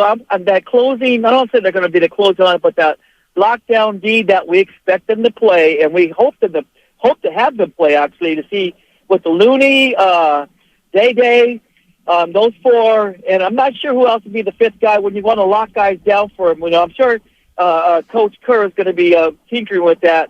The only thing that's missing from this series, and I know you guys probably can't speak on it, if you don't like this, you don't like NBA basketball, boy Grant not being able to call this game. But I'm excited about it, guys, and I'll be locked in all these next three series. Hopefully it'll be the Lakers and then the Suns. So you guys have a great show, and I'll be listening to you guys. Thanks, Manuel. Appreciate the call there. As far as that goes, the former play-by-play guy, I'll just say it. There is nothing that makes me happier for Sacramento than the fact that he's not calling this game. Okay. Like that only adds to the sweetness of tonight is the fact that he is no longer around. To be able to do that. Yeah. He is around. He has a podcast, but yeah. Thank you for mentioning that. There are a lot of people growing up in Sacramento and working in Sacramento, and people that work for the Kings organization that are friends and people that cover the team. And it's been so long, like a lot of Warrior fans know, from the Warriors droughts and not making, like, you're happy for the people, you're happy for the city. I know a lot of friends of mine are Kings fans. I'm happy for them to be in this position, to be able to play this series, and the chips will fall where they may as far as the better team winning. That's how this thing all plays out. I know their radio play-by-play man, Gary Gerald, is somebody who's called Kings games for 38 years here, and as apropos as the one clown not being around to call the games on the television side, it is. I don't even like mentioning the two in the same sentence, because one is just a first-class individual at the top of first-class individuals talking about Gary Gerald, and the other one is got what was coming. Not very high on your list of got what was coming, and again, part of the sweetness when everybody's buzzing in this game will be that guy's not a part of it. I'm glad Tim Roy's a part of it. He has a unique perspective on this series as well. He used to do the Kings, right? He used to do the Kings. Yeah, him and G-Man. Yeah, absolutely. And G-Man is the best in the business. There's no doubt about it. And a great gentleman as well. And a tremendous gentleman as well. Will in Oakland is next here on Warriors This Week. What's going on, Will? What's happening, brothers? I usually call in earlier, but you guys are great, too. I just wanted to chime in on something that you said yesterday. Okay. You were looking for the X factor with the Warriors. And I think the Warriors' X factor is GP. I do. I think he's the X factor. Looney is there. Wiggins is back. But I think GP is the one, man. That's all I got to say. Thanks for the call. To be an X factor, he would have to do something, in my opinion, that's beyond what you expect of him. I'm not saying, no, he can't be, but you're going to get solid defense from him. You know that there's a really good chance he's going to, he'll knock down, he'll take 5 shots, make 3 or even 4 of them, maybe make a 3, and have an impact in limited minutes. I think we know he always is an X factor. You know what I mean? I mean, that's kind of his role. Beyond that, I don't know how much of an opportunity he's going to have to be an X factor, unless if he shuts down Fox. I mean, that's then the Warriors win. And I think how much he plays is an X factor. Yeah, because I know 15 to 17. A lot of it is they got it. To me, it's the strength in numbers part of how many different options the Warriors have. Like, can Peyton? Can he play 25 minutes? Is it only 17 to 20 minutes? Do you need a little bit of DiVincenzo and Wiggins, and maybe even Kaminga gets thrown on a little bit, like different looks that could potentially bother him. I think all of that is all of that factors in as far as this thing goes.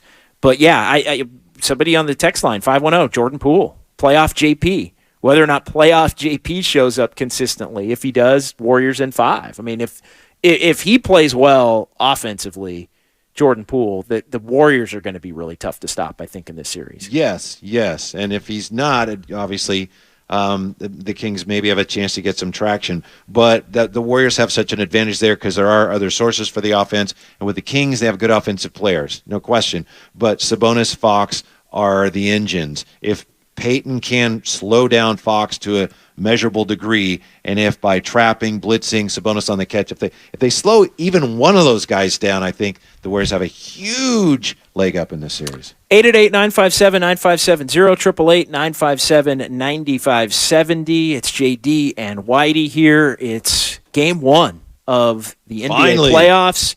It's round one. It's game one. It's Warriors. It's Kings. It's Mike Brown and Steve Kerr. How about Harrison Barnes? Harrison Barnes, this one kind of stunned me, but I guess it shouldn't. Harrison Barnes is playing in his first playoff game tonight since Game 7 of the 2016 NBA Finals. Mm-hmm. And we all remember Barnes finishing 5 of 32 over the final 3 games of that series as the Warriors blew the 3-1 lead. Other stuff happened. Obviously, Steph was a little banged up, and Draymond got himself suspended, which flipped that series with Kyrie and LeBron going for 40 apiece in Game 5, and the Warriors never quite could get it back on track from there. But that's another interesting component to this is Harrison Barnes. Yeah, I've been asking people, how much do the Kings really need from him to have a chance to win this series? And you get some mixed answers because he's been kind of inconsistent this year. I'm sure you remember last season, not to get all involved in the last 2 years of the Sacramento Kings, but he had a stretch last year where he was playing out of his mind. Remember that last season? There was a stretch where he was, he scored 25 points a game, and he hasn't been the same Harrison Barnes. And he's a free agent, I believe, so he's got a lot to prove.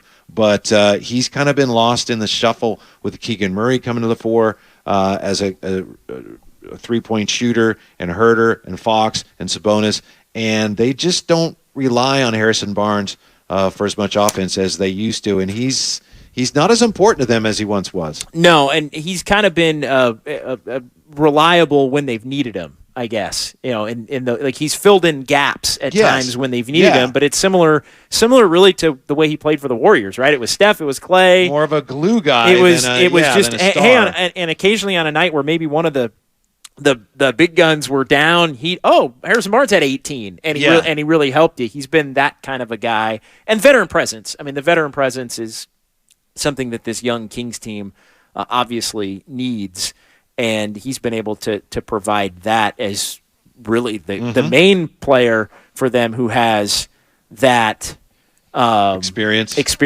Exactly. And so that's something that he's beloved for that. With this Kings organization. Obviously, he was somebody that played wise beyond his years, even as a very young player with the Warriors.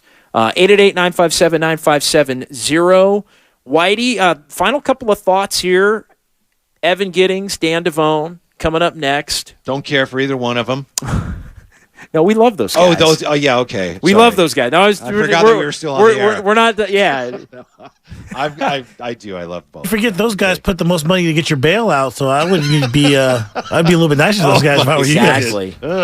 Yeah. Exactly. Final thoughts on this one. Again, official pick, Warriors in 6 for me. Me too. Same thing. I think shot selection for the Warriors and turnovers are huge. I think there is a pathway to the Warriors winning this series and making it a short series if they can get tonight and look like themselves. If not, all bets are off at this point. But at that point, all bets would be off. But it should be a fun series. Fouls, free throws, I think who's in foul trouble will be very important in this series. But, yeah, looking forward to it. And it's just been a great week, as everyone knows. Everyone in the region has been so excited. As I said earlier, you expect that in Sacramento, where it's been, 17 years since they've been in the playoffs. And then with the regional rivalry, though, with people in the Bay Area getting a little more excited than they have maybe the last few years over a first-round Warrior matchup because they're playing Sacramento. It's just been the basketball gods are smiling on Northern California basketball fans, and I'm just ready to soak it all in and can't wait to get started. Yeah, for Whitey Gleason, I'm John Dickinson. Thanks again to everybody from Tim Jordan, who put this kit together that allowed us to broadcast from Sacramento, to Michael Martinez and Shannon Malone in the Kings PR department, Raymond Ritter and Michael Ravina, everybody in the Warriors, for getting us help getting us set up here. Craig Valentino back in our San Francisco studios as well. Just tremendous work.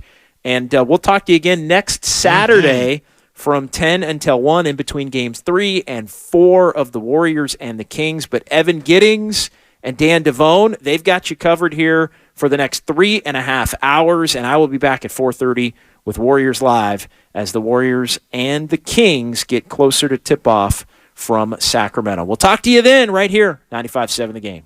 Did you know that most people wait 6 or 7 years before they buy a new TV? That's a lot of time in front of one TV. So why not get one of the best sets for the next 7 years, like one of the top-rated Samsung?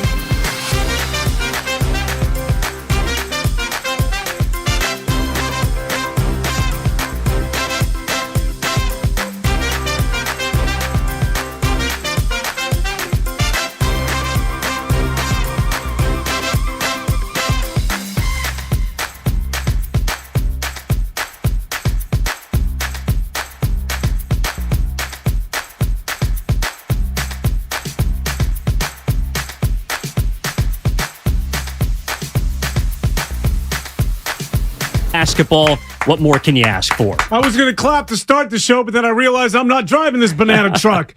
Let's go. This is what you wait for, right? We're going to find out just how important, just how vital this regular season is, or is it just sort of an aberration? And get ready for money time. Get ready for the second season, because the Warriors limp into this thing, winners of 11 games, not in the month of November or January, but for the entire season, which I believe is the worst record ever for a defending NBA champion.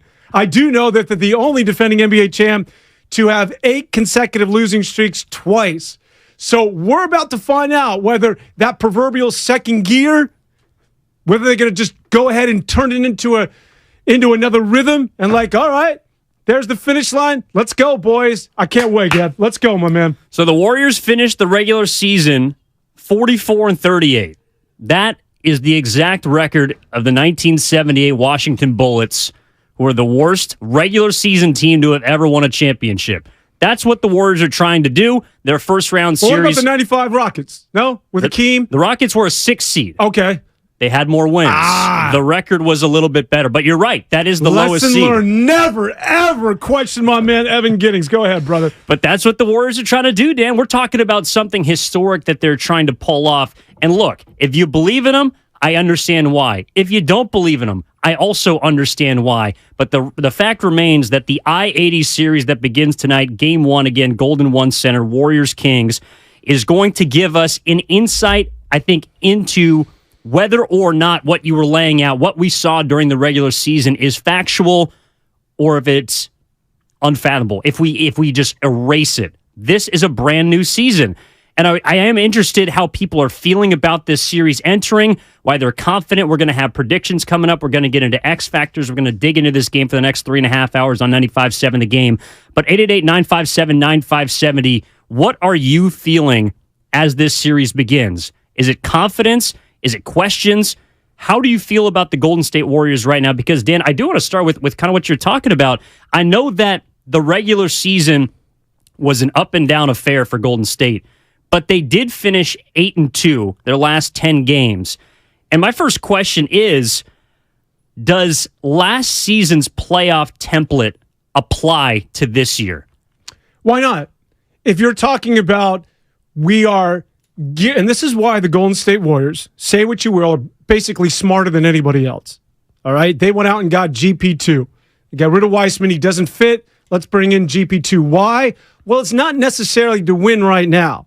While we sat here and we took calls and people were just absolutely bashing this team because they couldn't win on the road and they at times couldn't win, period. But the Warriors do it a different way. And they oftentimes prove why they're up here and the rest of the league is down here. Why? Because it's about, as Magic Johnson once labeled it, winning time. And like that of a year ago, Steph, you're out for about a month and a half. You're going to start on the bench. What happened last year? Everybody was healthy. We did multiple shows and talking about, I don't remember, it was like 13 or 14, whatever that number was. They've only had their starting lineup together 13 times this entire year. Draymond's out with a back. Steph's been out. Wiggins out. It is tattered. But when did they come together? When were they healthy? When were they that unit? The postseason. Remove this to this year, and look what's going on once again. It's a very similar template. Will the outcome be the same? I can't go that far, but I will tell you that the similarities from last year to this year, as far as the team being at their utmost, as far as health, availability when it comes to Wiggins. You got GP2 now locking guys up. Steph's good to go. So is Draymond. Clay now is back to being Clay. They're right where they want to be. Regular season be damned. When it comes to the Golden State Warriors, it's about hoisting trophies. And it's trying to get number 5 for Steph Curry, for Klay Thompson, for Draymond Green. Kevon Looney going for his 4th. Like, this is what Golden State is trying to do, is continue the dynasty, to continue the winning time as you're talking about. How confident are you that tonight they can begin to, I guess, reaffirm that championship pedigree? What we've all been waiting for, honestly, this entire year that we have not seen yet. A lot of it's because of injuries. A lot of it's because Steph missed time during the middle of the year. Wiggins obviously has missed the last 25 games. We'll see him for the first time tonight. In what capacity, we're not sure. The reports are 20 to 25 minutes. Could be off the bench, could be in the starting lineup. He's gotten glowing reviews from Kevon Looney, from Steph Curry, from Draymond Green. They are back at full strength. That is all that you can ask for at this point, Dan. And it's interesting because when you look at the Sacramento Kings, I know that they've played them throughout this season, but it hasn't really happened. They haven't fought each other, at least recently. And so even though the Warriors have played the Kings technically at full strength, this is a completely different team from where they were 6 months ago. The last time that these two teams saw each other, there was a difference of rosters, a difference of moving pieces, and I do wonder how much Golden State is going to weigh those previous meetings this year against Sacramento entering this series. I have to imagine you throw everything out because that's what you kind of have to do with this team. Look, I know that Golden State has not been the defensive group that we wanted them to be this year. But after the All-Star break, they've been a top 10 team in terms of defensive efficiency the last 24 games. They're starting offensively to regain some of that rhythm that we saw last year.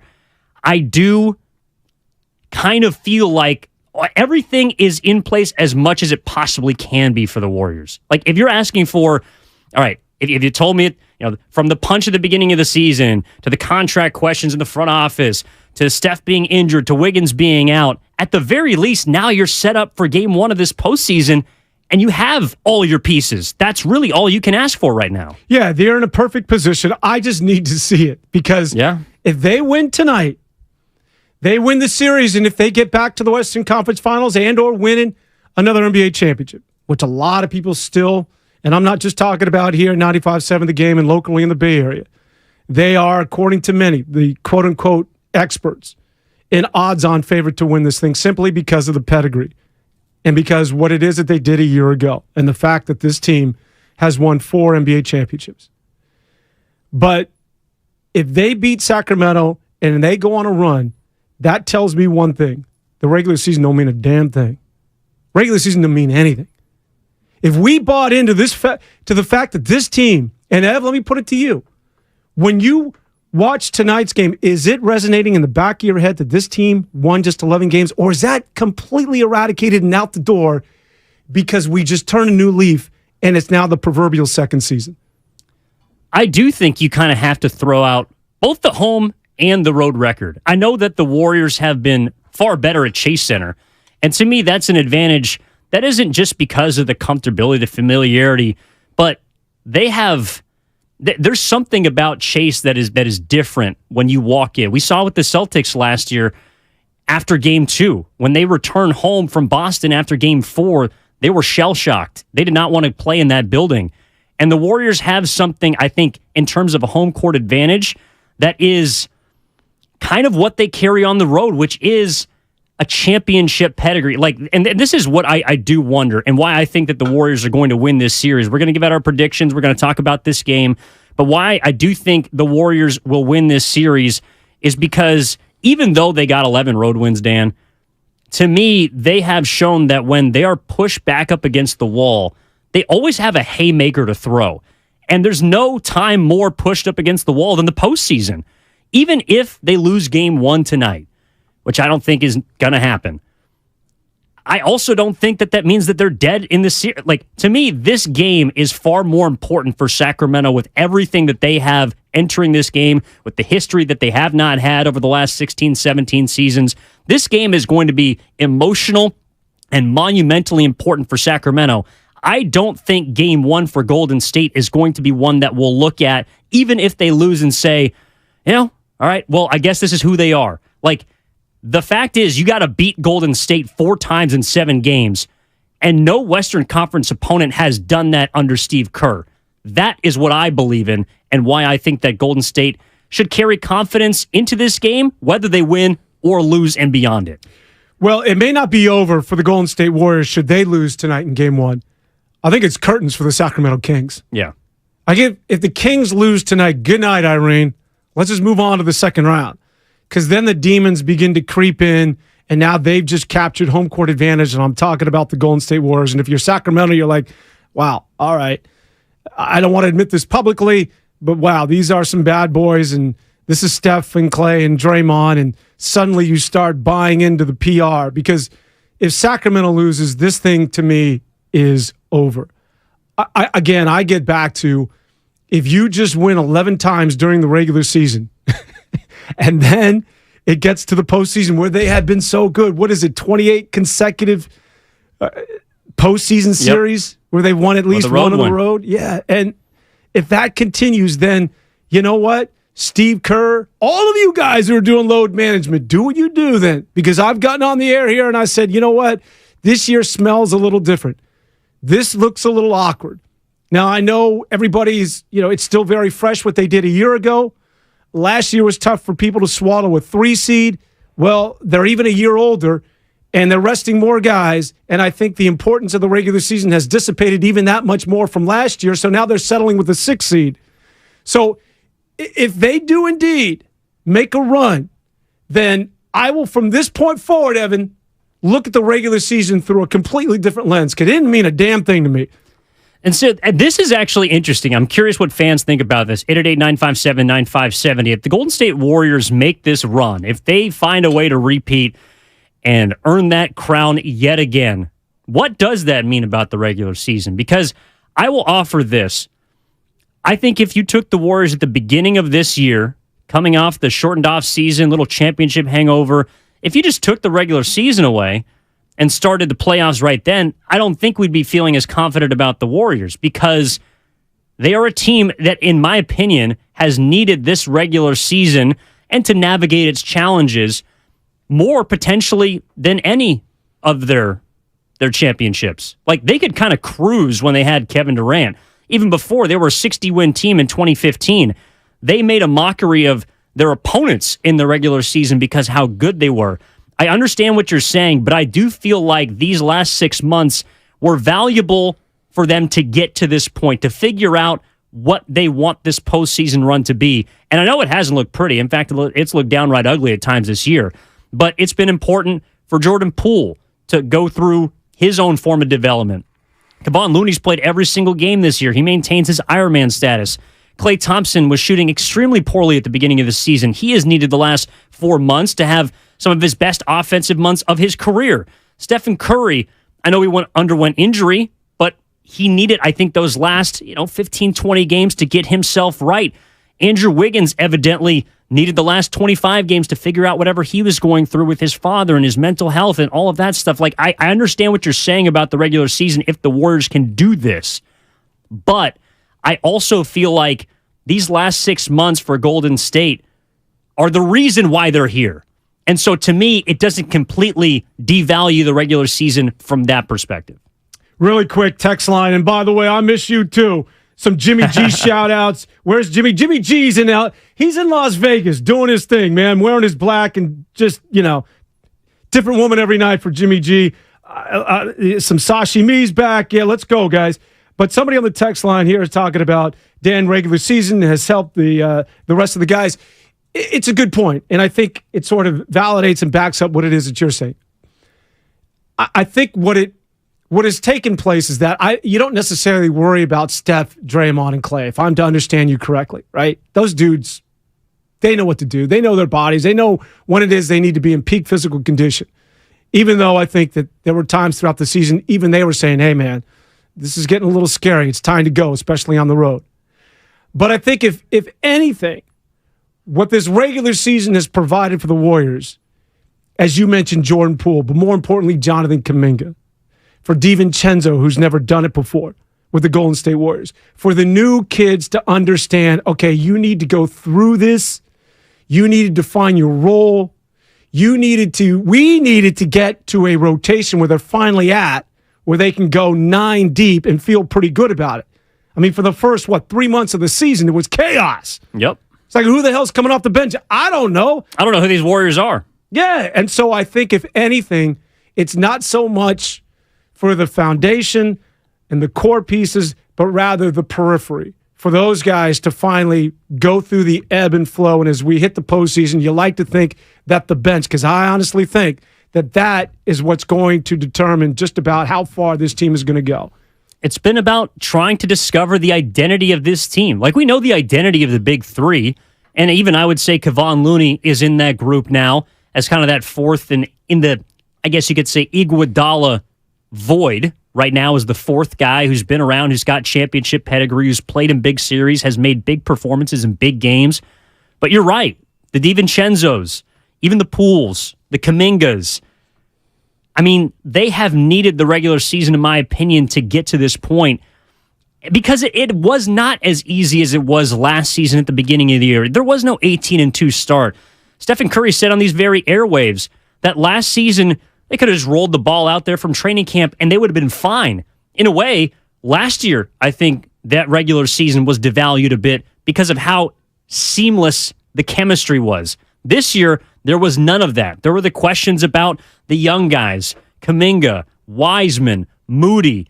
But the Warriors made a decision at the trade deadline to try and focus on this season and do whatever they could to maximize this year.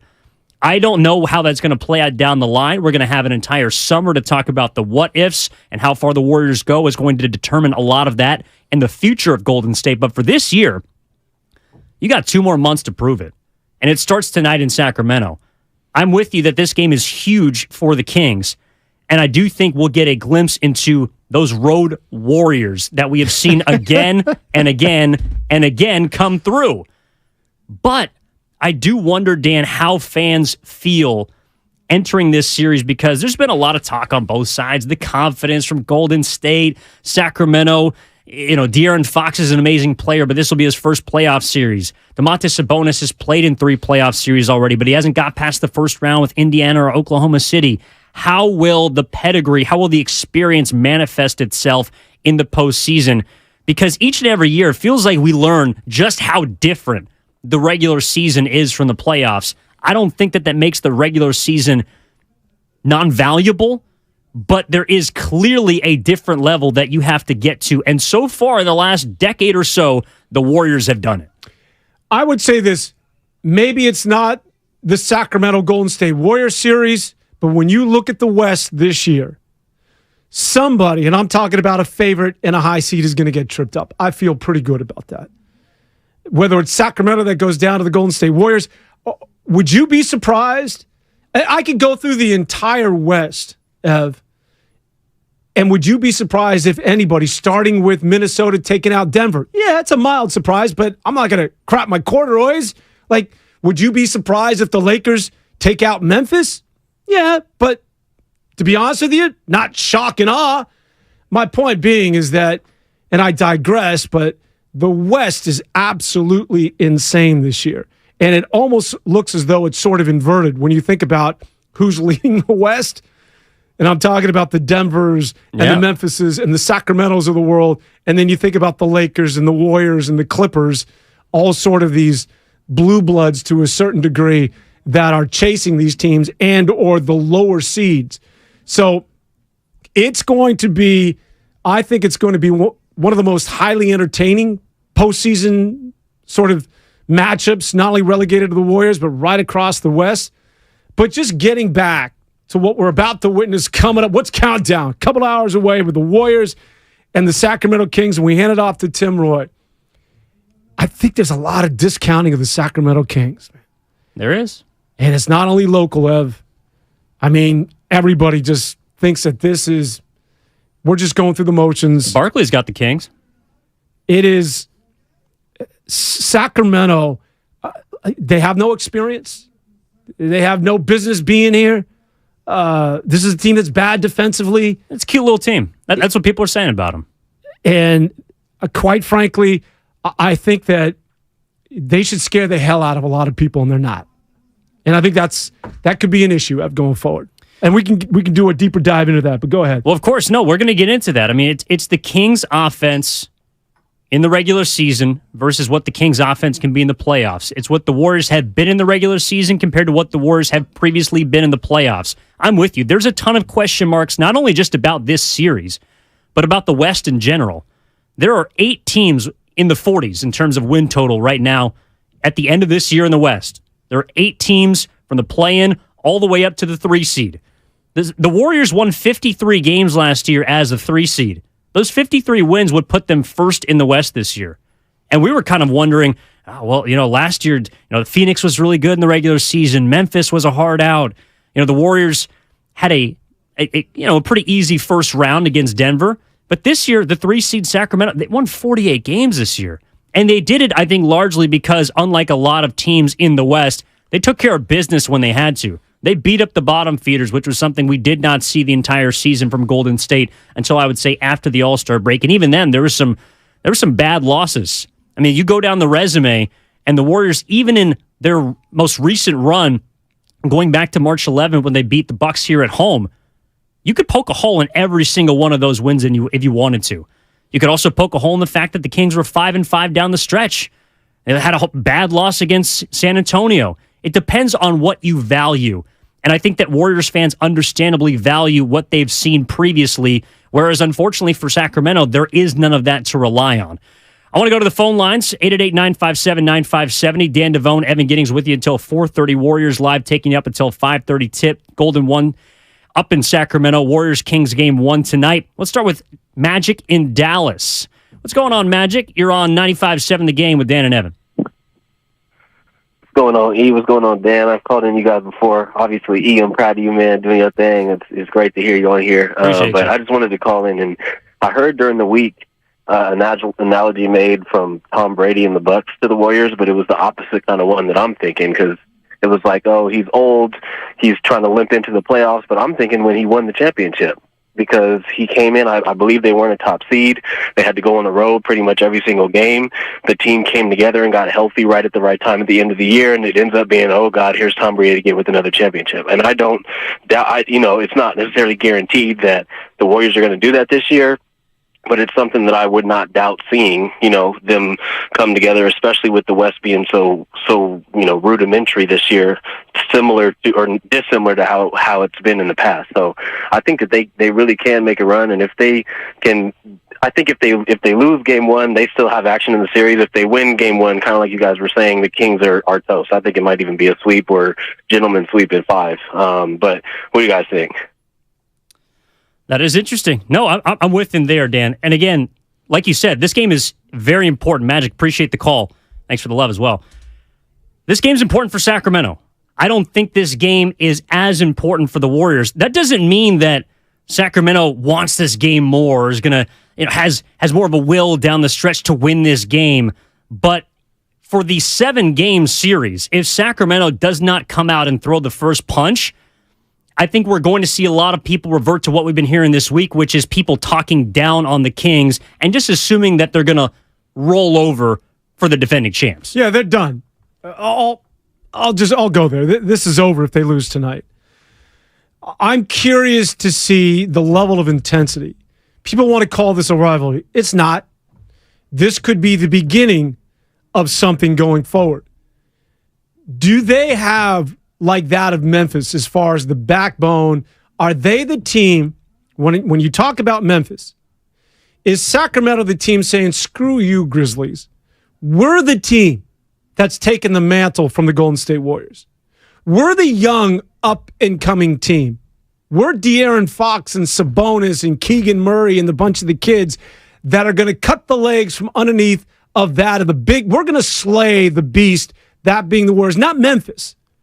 They have so much impetus and so much to prove tonight that this is a team that has to validate themselves. You want to talk about disrespect? You're a 3 seed, and everybody is talking about how the Golden State Warriors, who won just 11 games on the road this year, are going to dispatch you either a sweep or in 5. If they are indeed the heir apparent, if they are, quote unquote, the next, as far as being a young team that's going to dominate the West, well, they don't get any love as we sit here today. You have to go out and prove it.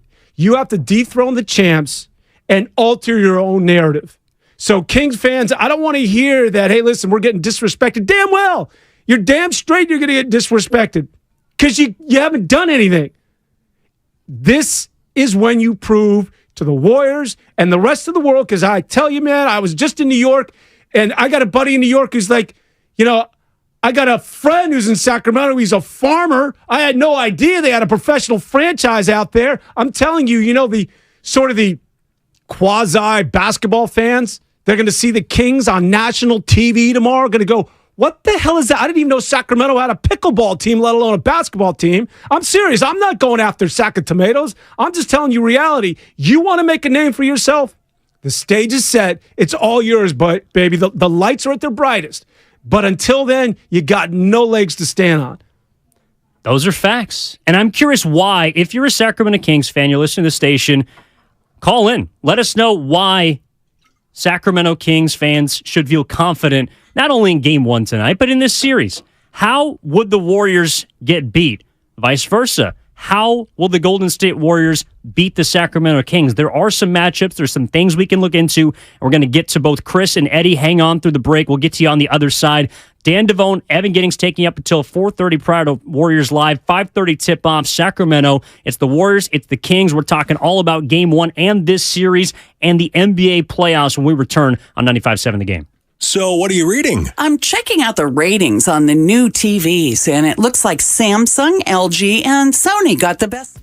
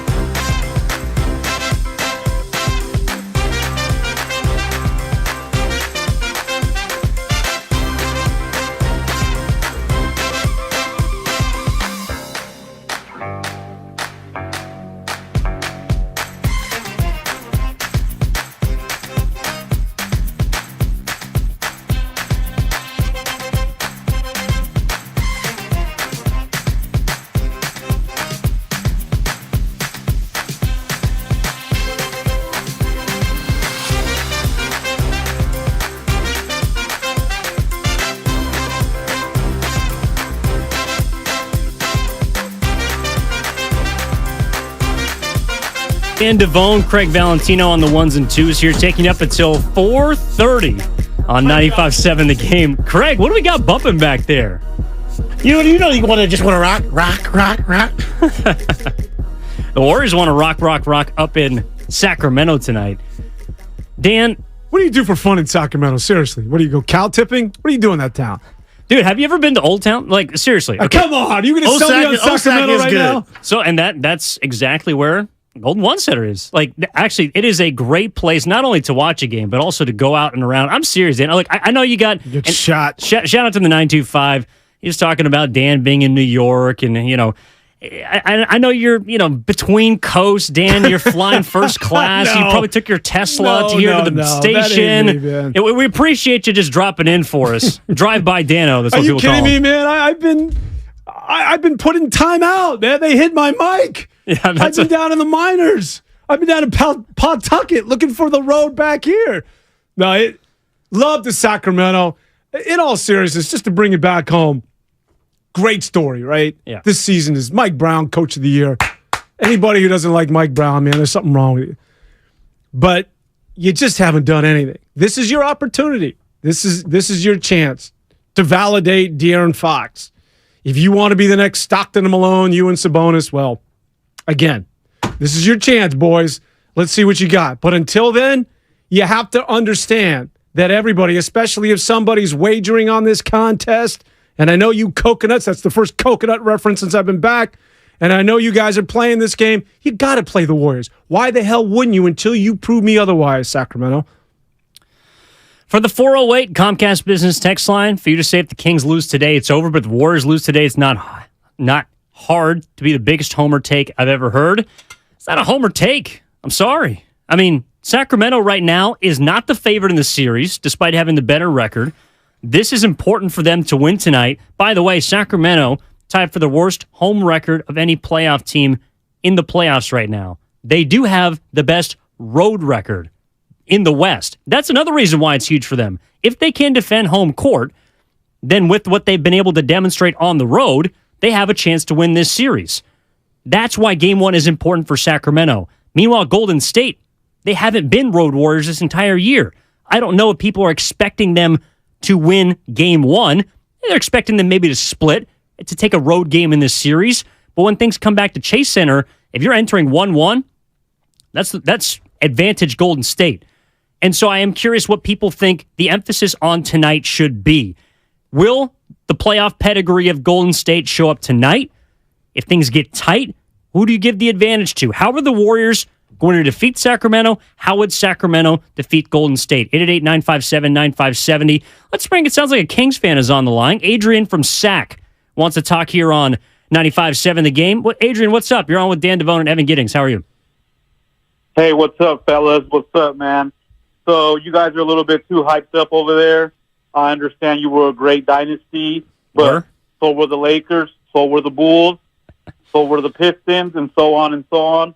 Everything comes to an end, guys. Bring it, young fella. Bring it. We're going to retire Draymond Green into this podcast. We're going to retire Klay Thompson into a Laker uniform, and we're going to retire Steph Curry into the greatest three-point shooter of all time, and that is going to be it. We are out here. We are going to be strong, and I'm telling you, fellas, there's a bunch of cowbells out here waiting. Let's go, Kings! Doesn't matter what you think. I love it. What is Sacramento cooking? I have no clue. I know this, though, and I think that's the type of energy that we're going to see tonight and why I wish I could be at the game. Because when you have all that pent-up frustration the last 16 years of not making the playoffs, the longest professional playoff drought in North American pro sports, like that is going to, I think, manifest itself in the crowd. I don't know how it'll be on the court, Dan, but it is going to be a raucous environment. And I think one of the reasons that whoever you think is going to win this series, I think it's going to be Golden State. I think you do as well. It does not take away from the fact that I think this is the best or most interesting, most electric first-round series of any of the playoff series. Yeah, and if I'm Steve Kerr, if I'm Steph Curry, I'm telling everybody, I'm telling the kids, I'm telling everybody in that huddle, hey, look it. This place is sideways, right? Just before you go out on the floor, all right? They may get out and they may run out to a double-digit lead, all right? There's ebbs and flows throughout the contest. these fans are pretty rabid. It's been a long time. We just got to withstand, all right? Don't get crazy and get into some crazy 25-point deficit. Just withstand the shot that they're going to throw, and they're going to land a haymaker to our jaw. It's going to be pretty flush, but we'll be fine, all right? We will find our tempo, and come fourth quarter, we will win this contest. That's the veteran savvy. You know it's coming, all right? These guys, listen, Haystack, you know the guy you just called? All you farmers out there, go nuts, man. This is your opportunity, farm town. Go crazy. And I will tell you this, and I don't make predictions, Ev. I don't go there. So I don't know who's going to win this damn series, but I will tell you this. Yes, you do. That if the Golden State Warriors, who were putrid on the road, are suddenly a team that can go into Sacramento or wherever and win routinely, I still need to see that. So let's just find out what happens. And if it's a rivalry, then we don't know what's going to happen tonight. Maybe De'Aaron Fox just gets in the face of Steph Curry and says, you ain't so bad, and goes Rocky 2, 3, or 4, or 5, or which one ever that was. Craig, you ain't so bad. Who was that? Was that Rocky 4? Evan Drago? But if it's Rocky 3, Clubber Lane. You ain't so bad. At some point, I think that there is going to, the rivalry will get sparked either tonight or throughout this series. Maybe it's that Malik Monk who says, Jordan Poole, stop crying. Whatever it does to get this thing going, I think these kids want to dethrone the champs and say, the hell with you, Memphis. We're the new kids on the block. Well, you just heard from Adrian in Sacramento. They want to be. They're trying to be. Look, I mean, you know, and if you want to use an example, like it wasn't. His voice was quivering, sorry. From the 510, his voice was quivering. 925. Insecurity much? Kings fans want to chime in. We're going to get to the Warriors fans. We got a couple lined up here. But if you're looking for examples of dynasty enders, I am with fans in the sense of it doesn't happen in the way you think it does. It just happens immediately and you fall off. Like, for example, the New England Patriots, in my opinion, the greatest dynasty post-millennia. 6 championships, Super Bowls, Tom Brady, Bill Belichick. Their dynasty was ended by Ryan Tannehill and the Tennessee Titans. They were beaten in the playoffs they weren't beaten by Peyton Manning. They weren't ended by, an all-timer. They didn't lose in the Super Bowl. They got beat by a run-first team. Like, that's how, but I do not think that that applies to this series here. Will the Warriors' pedigree get them a championship this season? I have questions about that. But I do think if we're looking at reasons to feel confident in their start of the postseason, that pedigree is worth something against a team that has very little experience. Again, De'Aaron Fox, Domantas Sabonis, 2 best players on Sacramento, a combined 3 playoff series, have not gotten out of the first round. This is Fox's first playoff appearance in his career. Where do you think the experience will manifest itself? Is it in the final 5 minutes? Is it right out of the gate? Is it going to be Clay, Steph, Dre, Loon, Poole, Wiggins back in the fold that established the dominance here in Game 1? Let's go out to San Leandro and talk to Chris on 95.7 The Game. Wants to talk about the regular season, how potentially will play on the postseason. Chris, what do you got for us tonight? You're on with Dan and Evan. What's up, fellas? It's game day. The regular season is over, and I don't think these Kings fans realize that the playoffs is a different beast. So bring all the cowbells you want. Go get ready. If you want to light that night light, go be it. But you don't have to beat this defending champions team once. You don't have to beat them twice. You don't got to beat them 3 times. You got to beat them 4 times. And you're telling me that this Sacramento Kings team, who had an adorable season, number 3 seed, is going to beat this defending champion team who has this foundation has never lost a Western Conference series. They're going to beat them 4 times? Come on, man. April 1st is done.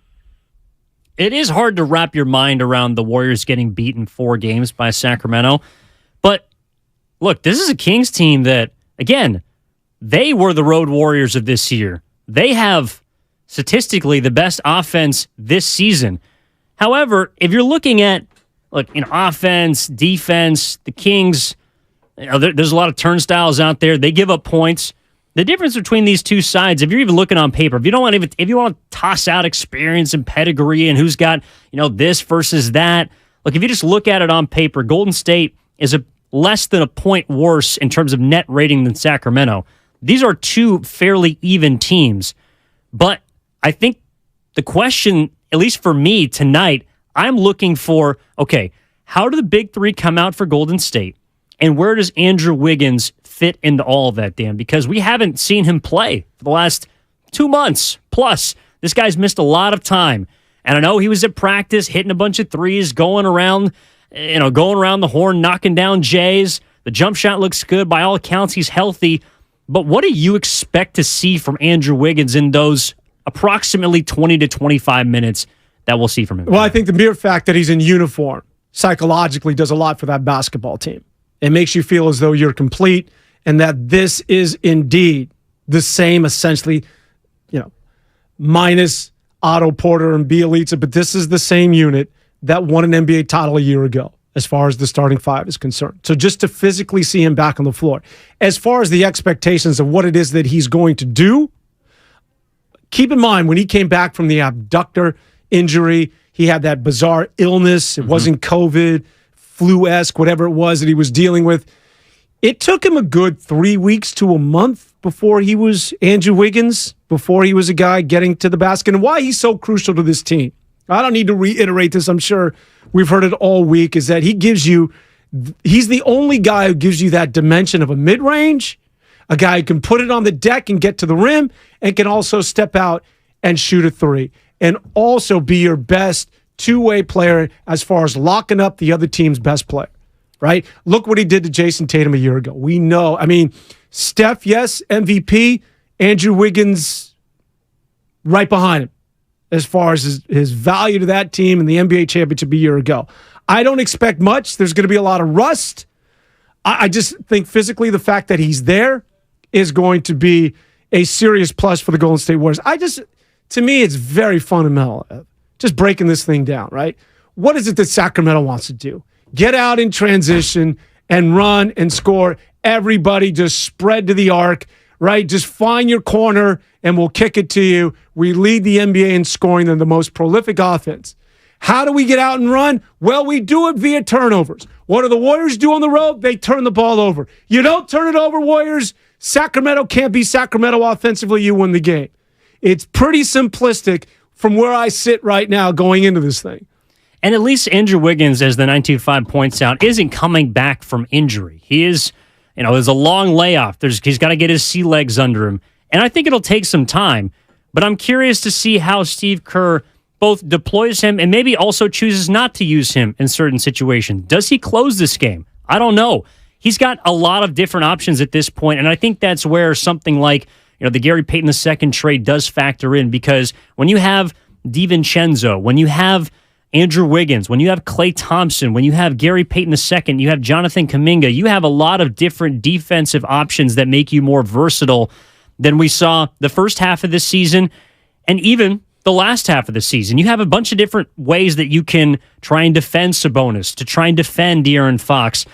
And to the 707 that's talking about Kevin Huerter playing in 23 playoff games. That's right. He went to the Eastern Conference Finals a few years ago with the Atlanta Hawks. Harrison Barnes, of course, has playoff experience as well.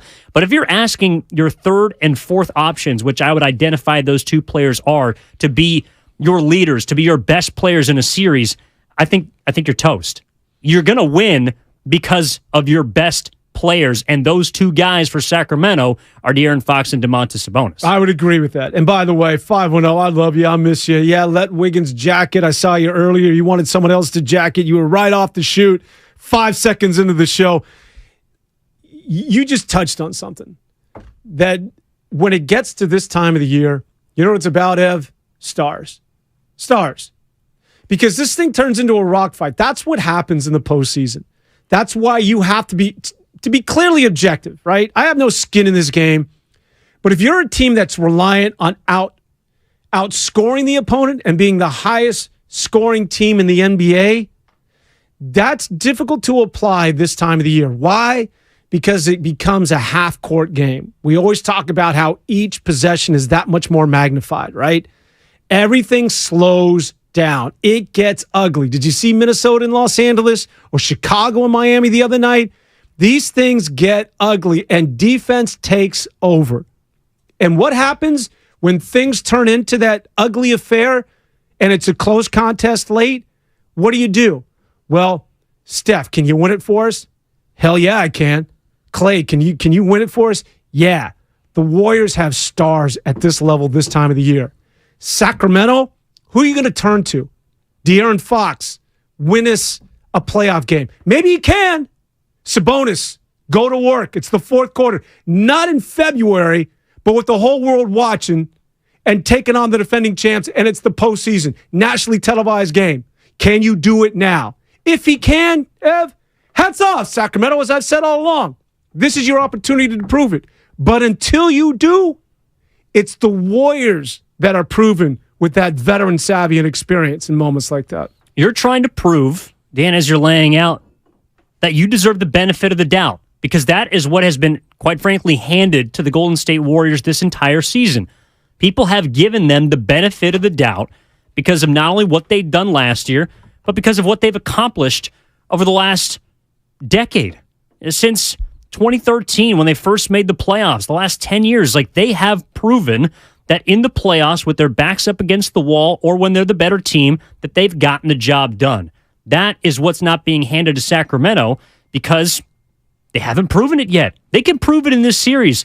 I don't know if they can prove it tonight, but when you're talking about Sabonis being able to win you a game, I'm with you. He could win you one. Him and Fox could win you 2. They might even be able to win you 3.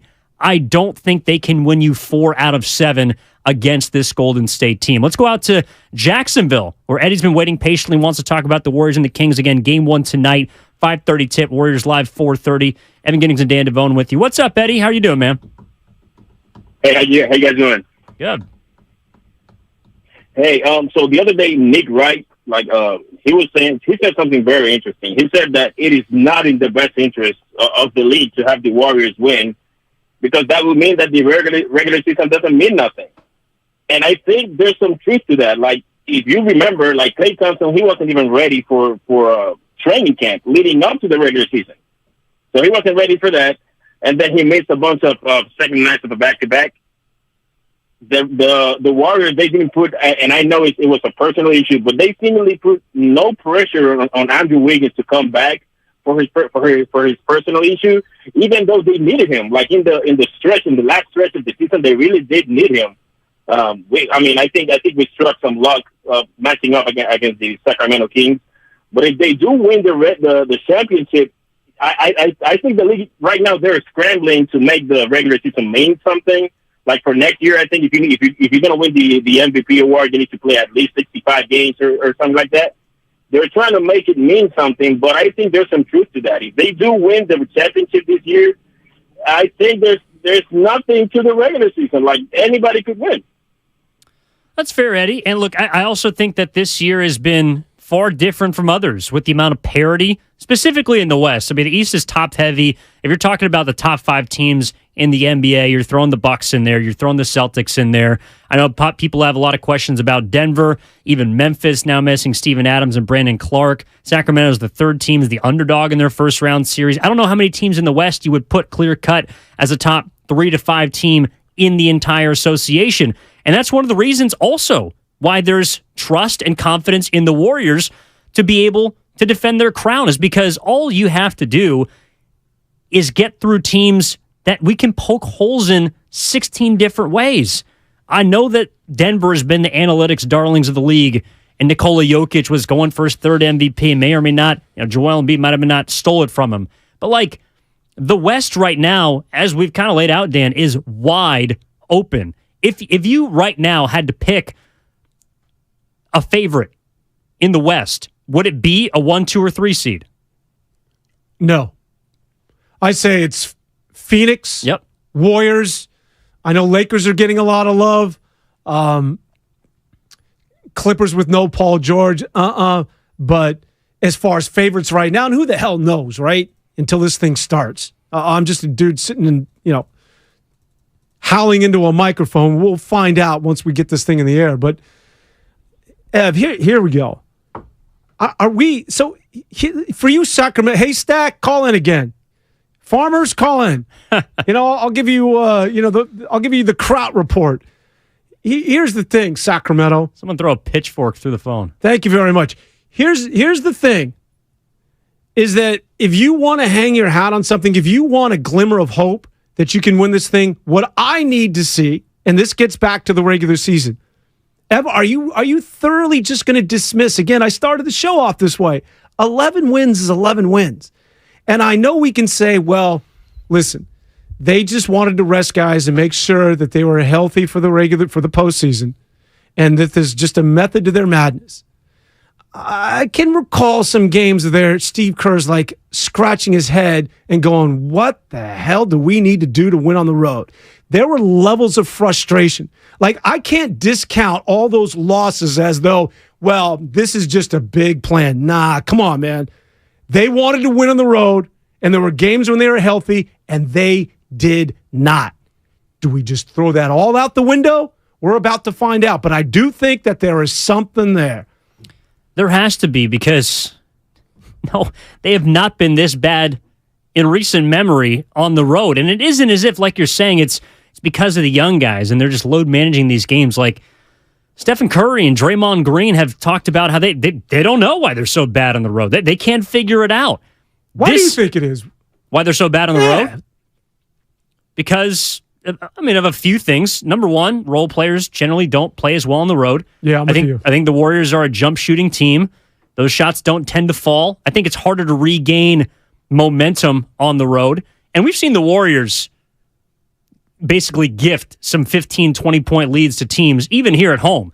But when you're at Chase and you're in the second quarter, you're in the third quarter, you make a couple shots in a row.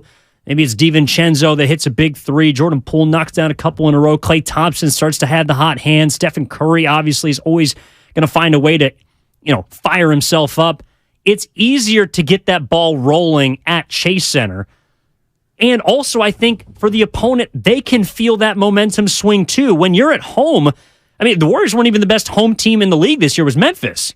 The Grizzlies defended home court better than anyone because when you're at home, it's so much easier, I think, to flip that proverbial switch. Sleeping in your bed. But on the road, yeah, maybe you get in late. Maybe the flight wasn't comfortable. I mean, I don't know how they fly. You probably do, Dan. Yeah, go ahead. Oh no, I was talking about all of your non-chartered private flights that you take to the East Coast. I was trying to head that off at the pass, but go ahead. No, I that's the reason. I just think, I don't know if you have a hypotheses about this, but I just think on the road things are much more difficult to figure out than at home. I think what happened on the road this year is that, again, the foundation, the core, they know how to win on the road. What happened to me, if I was to lend any sort of level of reasoning to this inexplicable 11-win road team that just won an NBA championship, it's because of the players that have never done it before. Recognizing that when you go on the road, there's an asterisk next to the Golden State Warriors. If you're in Charlotte, you know what, son? Our Hornets suck, but we're going to one game this year, and that's to see the Hall of Famers and the Beatles or the greatest rock band ever, and that's the Golden State Warriors. And teams play the exact same way. And so Jordan Poole and Jonathan Kaminga and Moody, who've never seen this before, they're going, dude, you never hit that shot. This guy never makes that. What's going on here? They don't know how to take the other team's best punch. I think you saw a lot of that. To me, that's the only thing that makes sense, is that they weren't prepared for what it is to defend your crown on the road. And what happens if you start losing? The demons crawl in the back of your head. You get down early, and all of a sudden, although you never say it publicly, is I know this is going to turn out. We're down 11. Yeah, we're going to lose, right? I mean, I think that was part of it as well. I think Craig has a theory as well before we hit a break. Craig Valentino, I love you. Get in here. I want to hug you. Well, because, sometimes we see slow starts and you kind of wonder why this team starts slow. And we wonder why Dan sometimes, if he doesn't have that hand towel in first class, his whole first segment's off. So it kind of makes sense how you need to be game ready in first class or you won't perform. So it does make sense. I was expecting love when I came through these doors and nothing but verbal darts. Once you fly first class, you never go back, Dan. That's a fact. Or private. Out! That's Dan Devone. I'm Evan Giddings. We're going to try and solve the Warriors' road woes because they're going to need some help tonight in Sacramento. It's a big game one. First game of the postseason. Warriors begin their title defense tonight at 5:30. 4:30 Warriors live. 5:30 tip-off Golden 1. 888-957-9570. Why do you think the Warriors have struggled on the road? Does that even matter as we begin the postseason? Experience versus youth. We're getting into it all next on 95.7 The Game. Are you curious about who offers the best deals on top-rated Samsung, LG?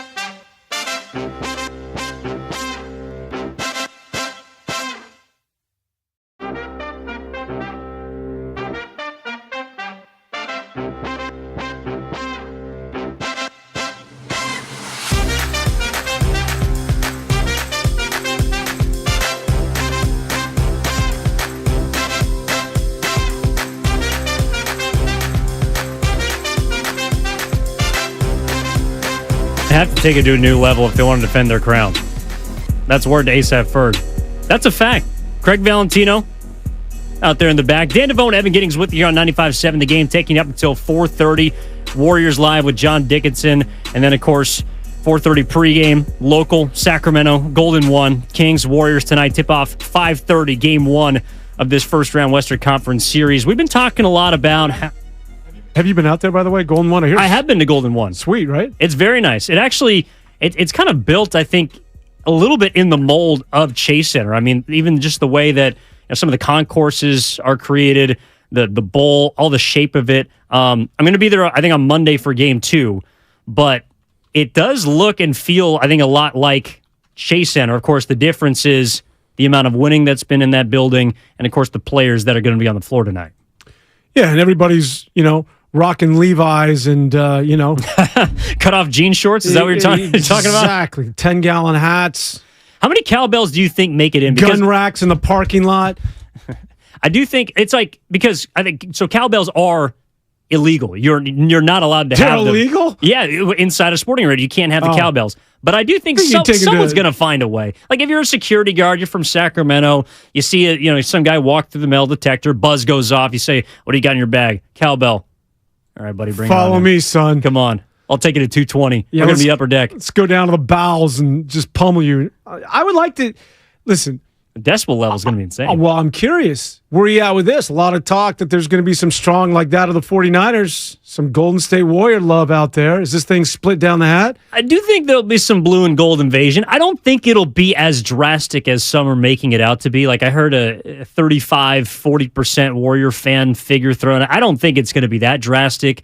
Number one, because I think that the Kings fans have been waiting so long for this opportunity that they are going to buy every single possible ticket up, combined with the fact that, let's be honest, Dan, like we're talking about experience versus non, and the Warriors got the 4 rings, and the Kings are still looking for the first playoff series in 2 decades. It's like, I don't think there's as much urgency from Warriors fans because they know or feel confident in this series being a win.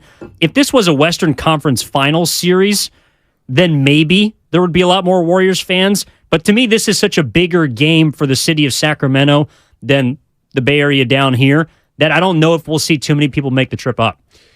I don't know how old you were, whether you were on planet Earth, but back in the day when Peja and them boys, Bibby, Peja Stojakovic, and they were going off and doing their thing, and C-Web, that place was sideways. And they should have beaten the Lakers in the Western Conference Finals. Sacramento, let me hear from you. Farmtown, go nuts. But that place was a distinct home court advantage.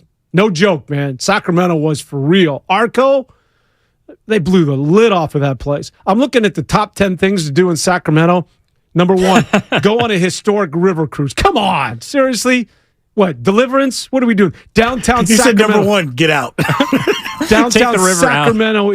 Well, if you're going down a river in Sacramento, do they still have the American River? I'm assuming it's still there. Yeah. Now with all the water we've had, yes. We got a lot of rain this year, Dan. I don't know if you noticed. You do that. You get that raft filled with like 3 12-packs, and then you go down the American River, you get sideways, and then you get the hell out of there. That's what you do in Sacramento. Boom. End of story. I'm not going on some river walk. Sacramento Sutter District History and Food Walking Tour. Come on. Usually I'm just getting gas to go to Reno. Thank you. That's the only way you do stuff in Sacramento. On your way to Tahoe, right? If you're from the city, it's like you blew a tire. Oh, I'll get off in Sacramento. Even if I'm going to Oregon, which I had to for 4 straight years driving back and forth, I'd stop in Redding. I just completely blew past Sacramento, I'll be quite honest. The final frontier of California is what they call Redding. Sacramento doesn't quite make the cut. When I was getting into sportscasting, I wanted to start in Redding, and those coconuts turned me down. I'm like, come on, it's Redding, man. There's 12 people listening. All right. Where are we going with this? I also think, look, I've seen tickets that are upwards of $500 to get into the building at Golden One. It is extremely expensive. Tickets are more expensive up there than they're going to be here at Chase Center for Game 3 and 4. Why? Because there's a lot of buzz. Yeah. I just think that people, or the Kings, well, number one, you're trying to maximize profits. You haven't had this opportunity to do so in quite a long time.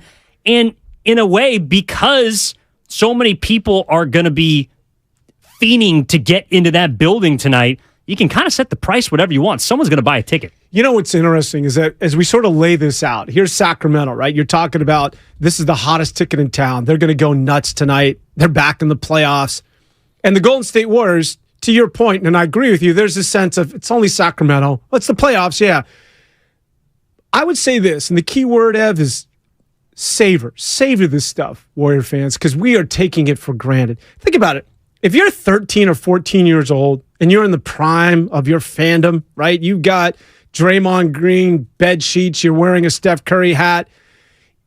All you know in your 13 years on this planet is the Golden State Warriors going to NBA Finals, winning or losing NBA championships, and going to the playoffs. It's just baked in, right? That's sort of when you get up in the day, that's if it's April, we're going to the playoffs, right, Dad? Of course. That's what we've done since I've been alive. And I'm just telling you, I don't know that the wheels are coming off or that with all the moving parts of this offseason, this could be the last dance. I'm not going there. I'm just saying, savor this, Warrior fans. Don't look at Sacramento and say, oh, come on, man. We do this every year because it can go like that. And ask Warrior fans who hung around with Beadrins and the boys and how many years and decades you can go without getting back to the playoffs. So while you can obviously enjoy it, just stop and tell yourselves for a moment, this is really special, what it is that we've been able to enjoy. I don't think the train stops here, but then again, you're right, Dan. You never know. I mean, an injury could take place in the series that can completely alter the story of this. Who knows what's going to happen this offseason? Draymond Green has a chance to opt out. Bob Myers' contract is going to be up. Klay Thompson's contract is up at the end of next season. So is Steve Kerr's. Jordan Poole, Andrew Wiggins' new deal kicks in next year. Who knows what this Golden State franchise is going to look like? But I do think that, let me put it this way. If the Warriors lose this first-round series, which I don't think they will, whatever we're talking about and whatever transition people are throwing out, these different theories of where the Warriors are going to go, that will be expedited. That will be moved quickly. That whatever, if you want to call it a second timeline, the next phase of Warriors basketball, the next iteration, that will be expedited if they lose in this first round, in my opinion. I don't think they will lose in the first round, but if you do, then you got to look at yourselves really hard in the mirror. If they lose in this first round, or even I'll take it a step further, if they don't get back to the Western Conference Finals, you know the world we live in with social media and Twitter and the vlogging and the blogging and the shows that we do here on 95.7 The Game. And all of these dudes that are just, got a YouTube network, what are you going to talk about? Well, I'll tell you right now, what's next for the Warriors? So long, Steve Kerr. Bob Myers ain't coming back. Draymond's opting out. That's the end of Klay Thompson. It's over. You are going to hear that ad nauseum. That's going to be shoved down your gullet 24/7. Just get ready for it. How much validity there is to that? Well, we'll have to wait and see. But there are, unlike any other offseason, and again, to your point, it gets blown up. Should you fall short of winning another chip, this stuff comes to the forefront, and you are going to get a steady diet of this could be the end of the Golden State Warriors. Couple of things to clean up. I apologize. Golden One was, in fact, built before Chase Center. 2016 it opened. A lot of people are chiming in on the Comcast business text line going to Golden One. Heard that the same builders were building Chase Center. And, in fact, some people were even chiming in on YouTube. Ernie Chavez out there saying Joe Lacob referenced potentially Chase Center being built after Golden One using some of the similar figures. So that's probably why it feels very similar when you're in the building, and I can definitely confirm that. It did feel a lot very much like Chase Center. But when it comes to the players that play in it and the stars that will determine both this series as well as what we're talking about here, the future of Golden State, I don't want to get too far ahead of ourselves. But when you talk about stars, when you talk about the rotation being shortened, a playoff series, 1 through 8, 1 through 9, how do fans feel about how the Warriors match up with Sacramento? Do they think about the fact that Harrison Barnes and Kevin Huerter on the other side can play a factor in this series with their playoff experience, bringing potentially to what the top head of the snake and Domantas Sabonis and De'Aaron Fox maybe lack in that category? 888-957-9570, 888-957-9570. What do you think will determine this series? In my opinion, it is the top of this lineup. It is the top. I don't know if Andrew Wiggins will factor into that in this series, but I do think that Curry, Klay, Dre, I'll throw Looney in there. And I think Jordan Poole is going to have to play a big part in this series like he did in the first round last year against Denver, if they're going to want to put away Sacramento and do it in 5 or 6 games, which I believe they can. De'Aaron Fox and Domantas Sabonis are quality players.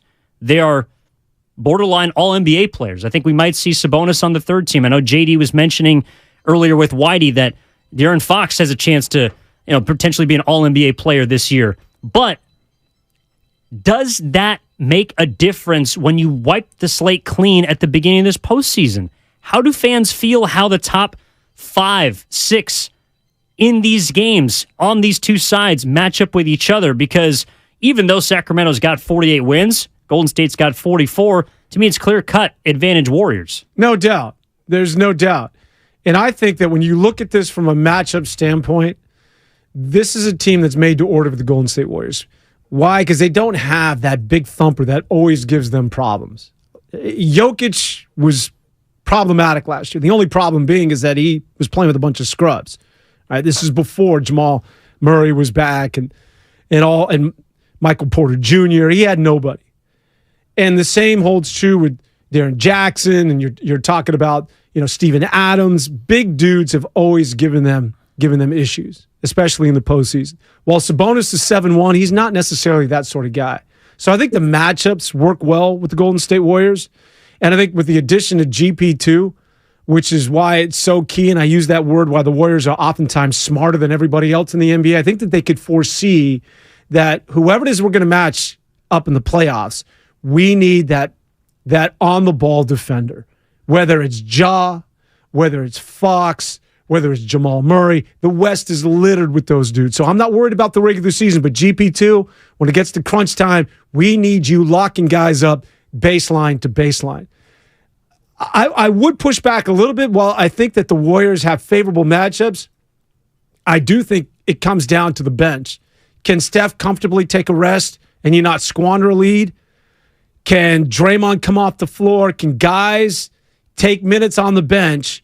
And can that second unit, can you have players come in and can they hold the tide? Can they increase the lead?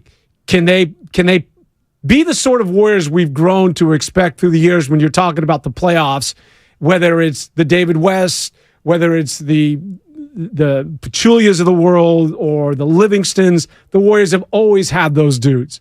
Do they have it this year? I mean, even Otto Porter was huge in the postseason last year. So was Bielitsa. Do they have it this year? That I can't necessarily tell you until we tip tonight. Well, I think that the bench this year had to play much larger minutes than we assumed they would coming into this year. And maybe that's where Andrew Wiggins affects this postseason run the most with his presence. It deepens your bench. Even if he's only playing 20 to 25 minutes, I'm sure he'll work back up to his normal load. But even if he's not giving you the 17 and 7, that means that right now, if you're looking at the Warriors rotation, you obviously got Curry, Clay, Draymond, whether Wiggins starts or not. He's number 4, Kevon Looney, Jordan Poole, Dante DiVincenzo, Gary Payton II, and Jonathan Kaminga. To me, those are the 9. Those are the 9 guys that your rotation is going to be with win and loss in these playoffs. Meanwhile, on the Kings side, I don't know how deep this team is. We're going to find out in the next 2 weeks. But beyond Sabonis, Fox, Barnes, Herter, Keegan Murray has been a great addition for their team this year in his rookie season, shooting over 40% from 3. Malik Monk has been a good 6th man. I know people have compared, kind of his variance and inconsistency with maybe what Jordan Poole gives you offensively. Davion Mitchell is supposed to be a quality defender. You can throw him at Steph. Trey Lyles, Kessler Edwards. I don't know that if 1 through 9, if you're looking at the Warriors rotation now with Andrew Wiggins back in the fold, how other teams, and specifically Sacramento, is going to match up there. Because I can give you an idea how the Warriors are going to try and defend the Kings. You're going to put Draymond on Sabonis. You're going to be switching a lot of things. I think, when you're talking about GP2, DiVincenzo, along with Wiggins, Kaminga, all those, kind of not all wings, but guys who play at the 3 or 4, they can switch things defensively. I don't know how the Kings are going to be able to guard Golden State Because, one, they're not that great of a defensive team. I know the Warriors haven't been great defensively on the road. But is Fox going to match up with Curry? Is it going to be Davion Mitchell? He only plays 18 minutes a game. Is he going to be stuck on Steph the entire time? Is Kevin Huerter going to try and blanket Clay? Harrison Barnes, is he going to be down in the post with Draymond? Is he going to be switching? I don't have as many answers for the Kings defensively, in my opinion, as I do for the Warriors defensively. The big issue with the Sacramento Kings is that their starting five, well, they're not that bad defensively. I think the metric is a little bit misleading. I think they're 24th in the league. It's if you substitute Davion Mitchell and saying, all right, listen, Keegan Murray, you're giving up too much to Klay Thompson, or De'Aaron Fox, you can't stop Steph. We got to bring in, whether it's Kessler or Davion Mitchell, you lose offense. Like, those guys cannot give you the sort of points, and that's how they win games, right? So there's a serious trade-off there. But they don't necessarily have like 5 James Hardens on that team. I think it was Mark Jones, and I bring him into it simply because you being an aspiring sports kid, not aspiring.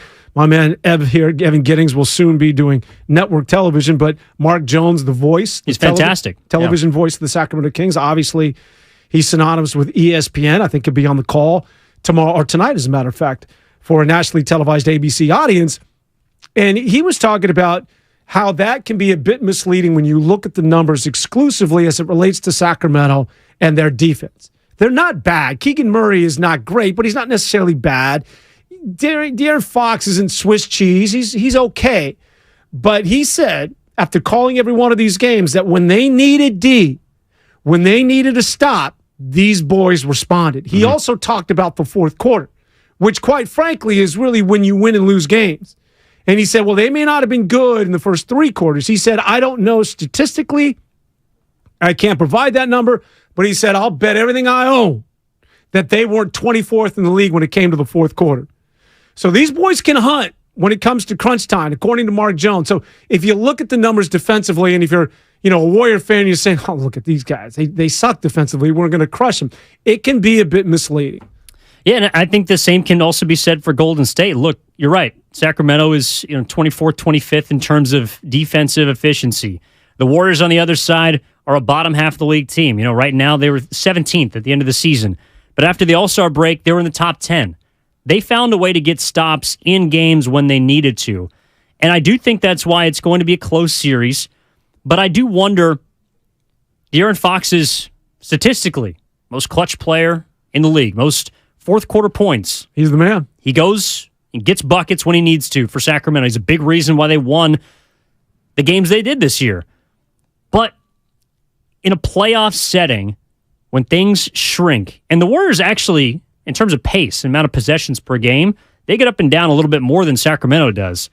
I think that Golden State is going to try and slow these games down and make Sacramento feel them, because even though the Kings, I think people associate them with flash and speed and shooting, they're not a supremely large team. Like, they're not as physical as a Memphis or even a Los Angeles.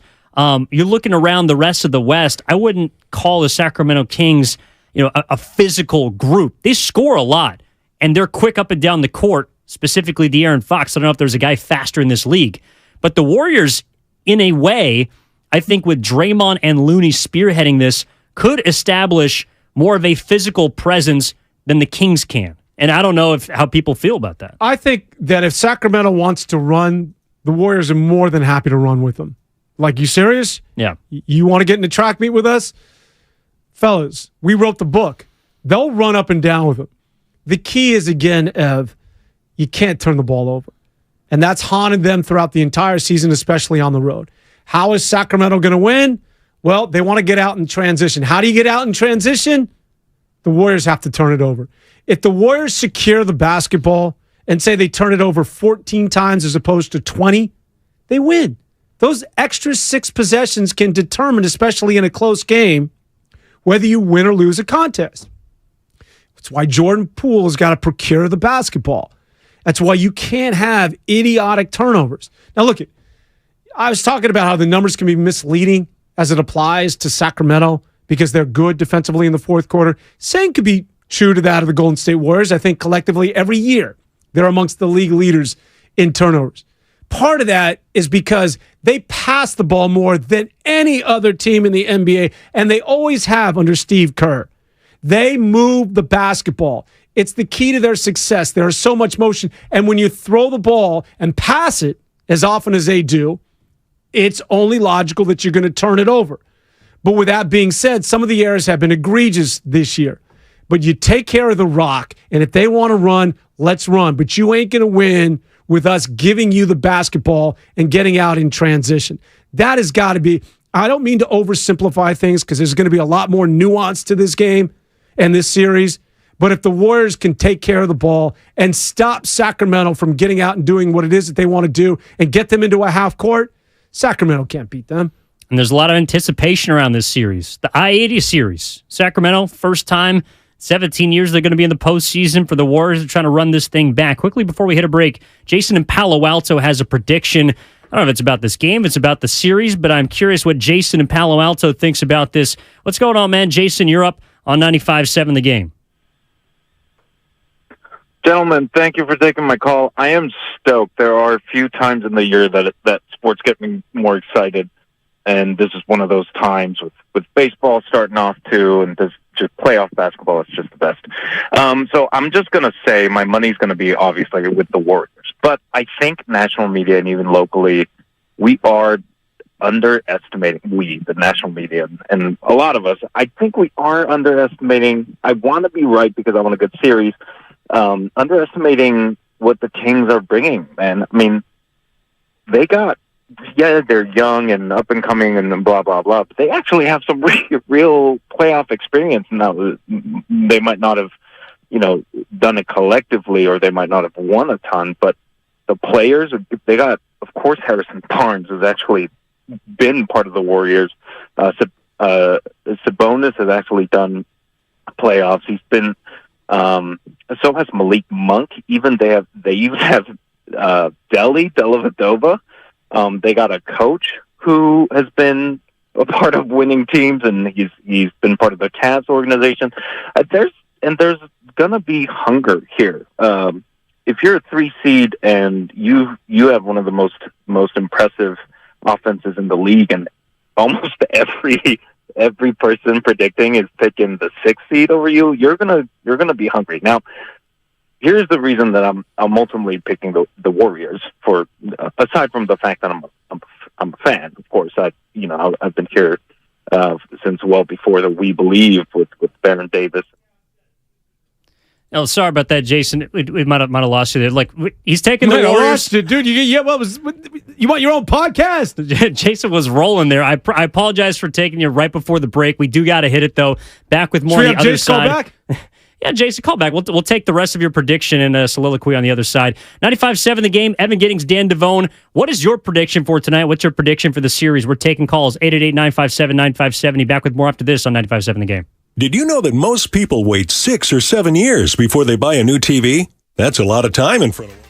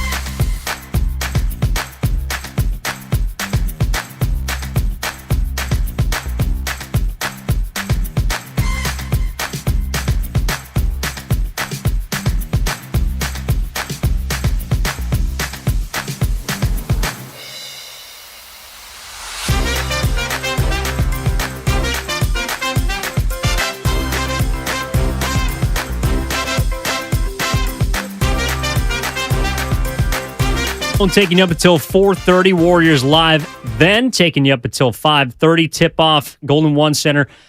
And that is up in Sacramento. Warriors-Kings game 1 of the Western Conference first round begins later tonight.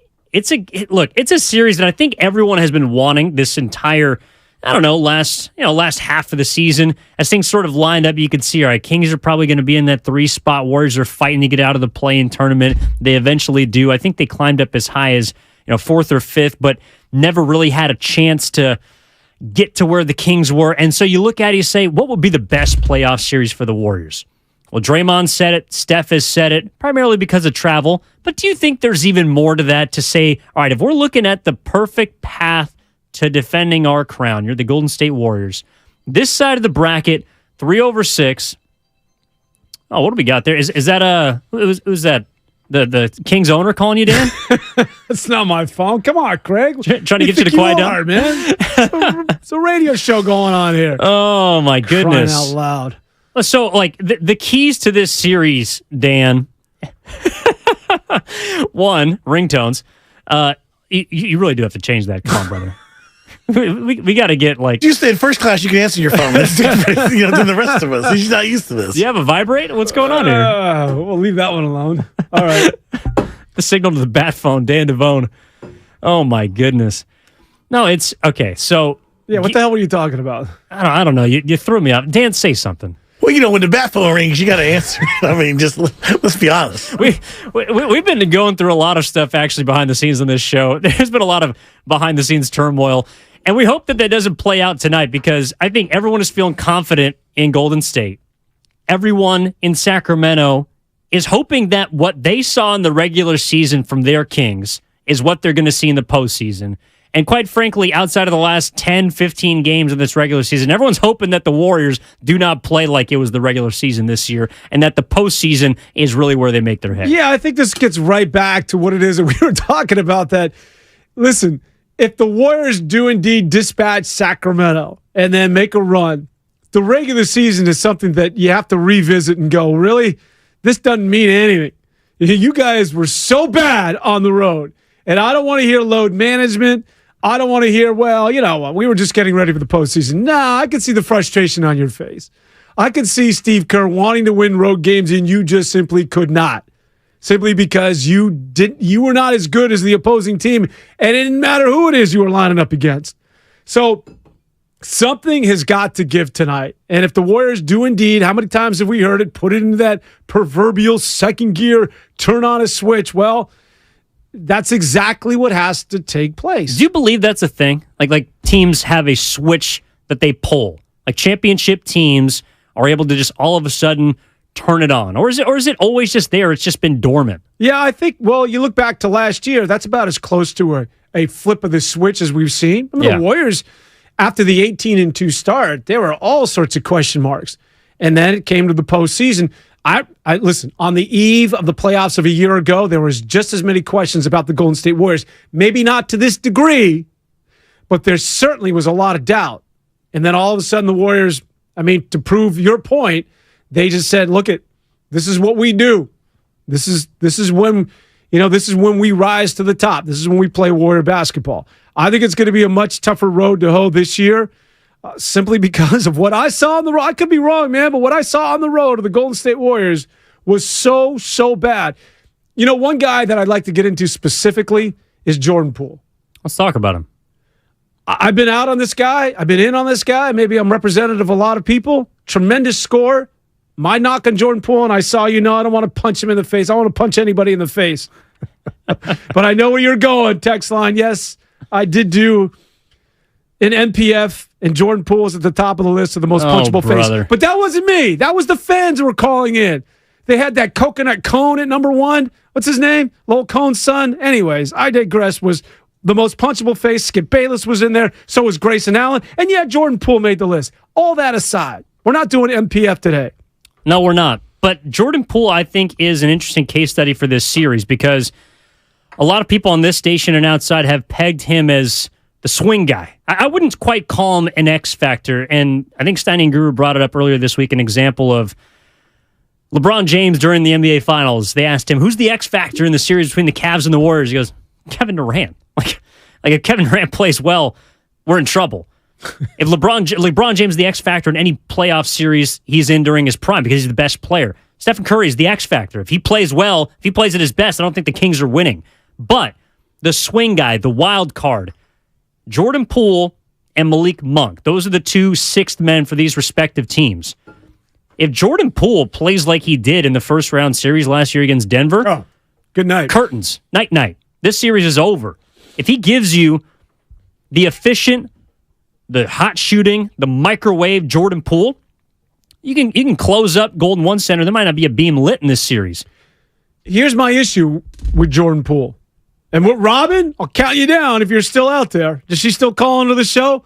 Because Robin is quick after I go after Jordan Poole. You can basically set your watch to 4 minutes later, she'll call in.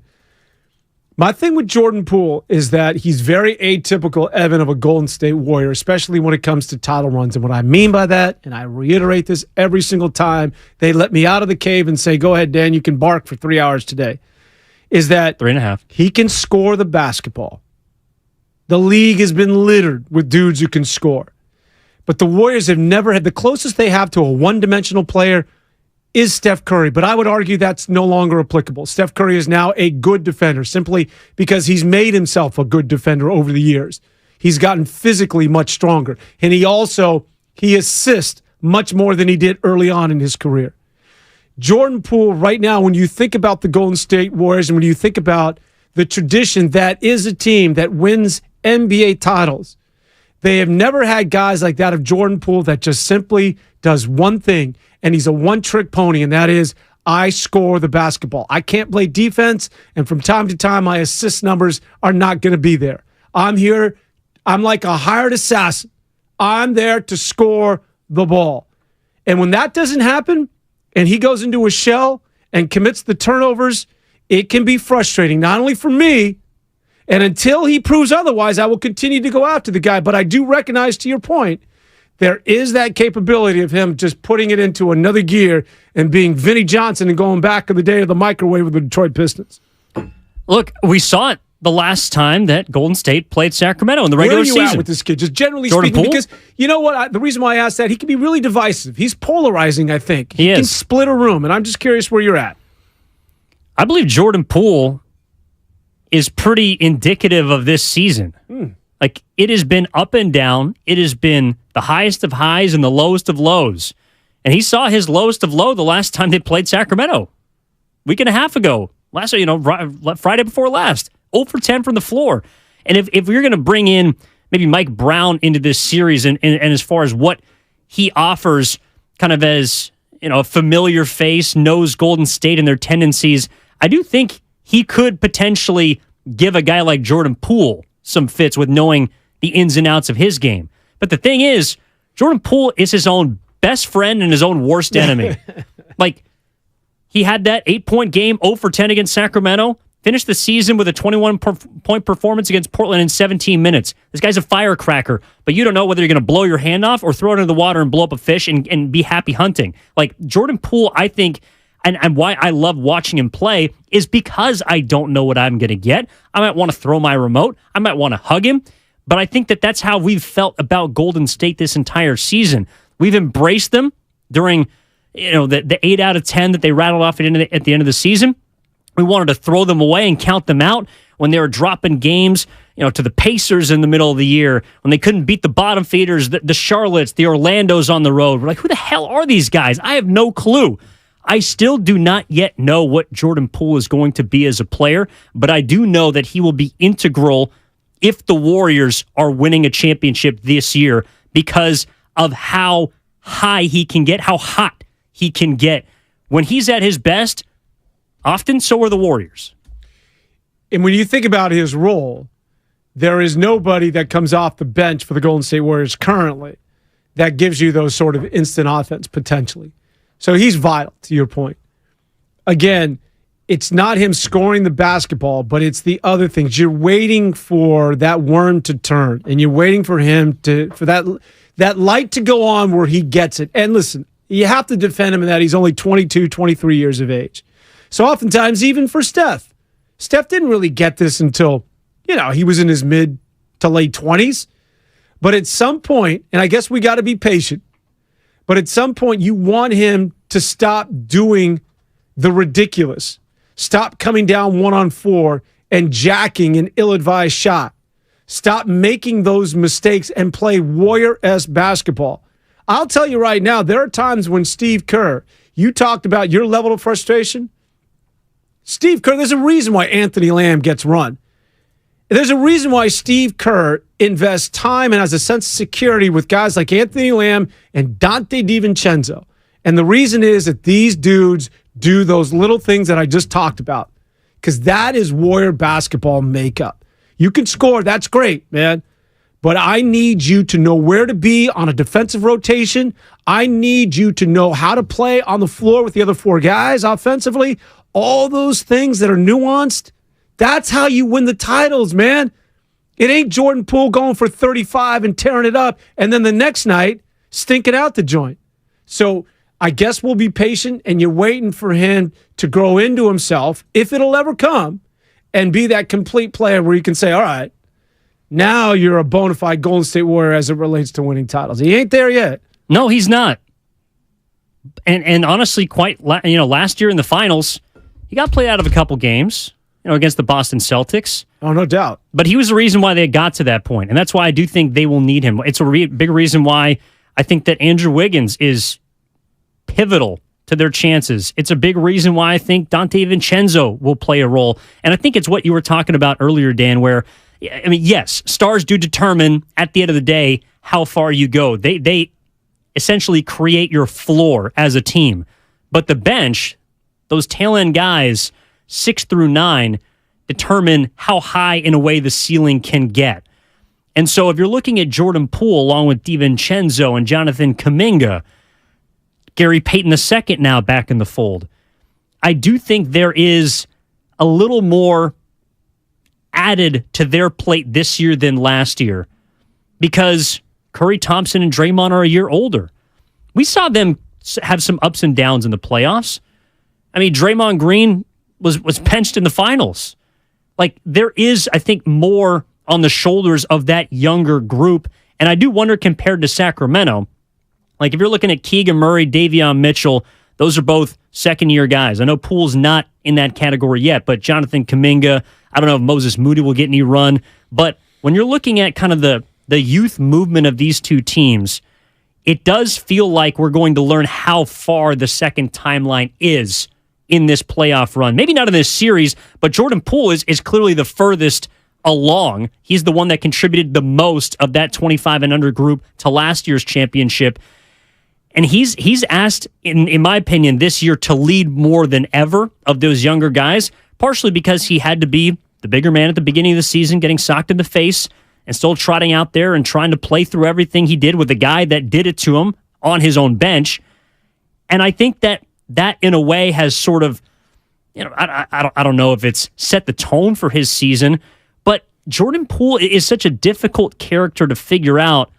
I do think that he, along with Kaminga, will have to, Poole more so than Kaminga, they're going to have to play big in this series because you don't yet know what you're going to get from Andrew Wiggins. So that's offense that you can't necessarily count on just yet. It's more gravy to me at this point. And Jordan Poole, whether you like it or not, is a 20-point scorer. Yep.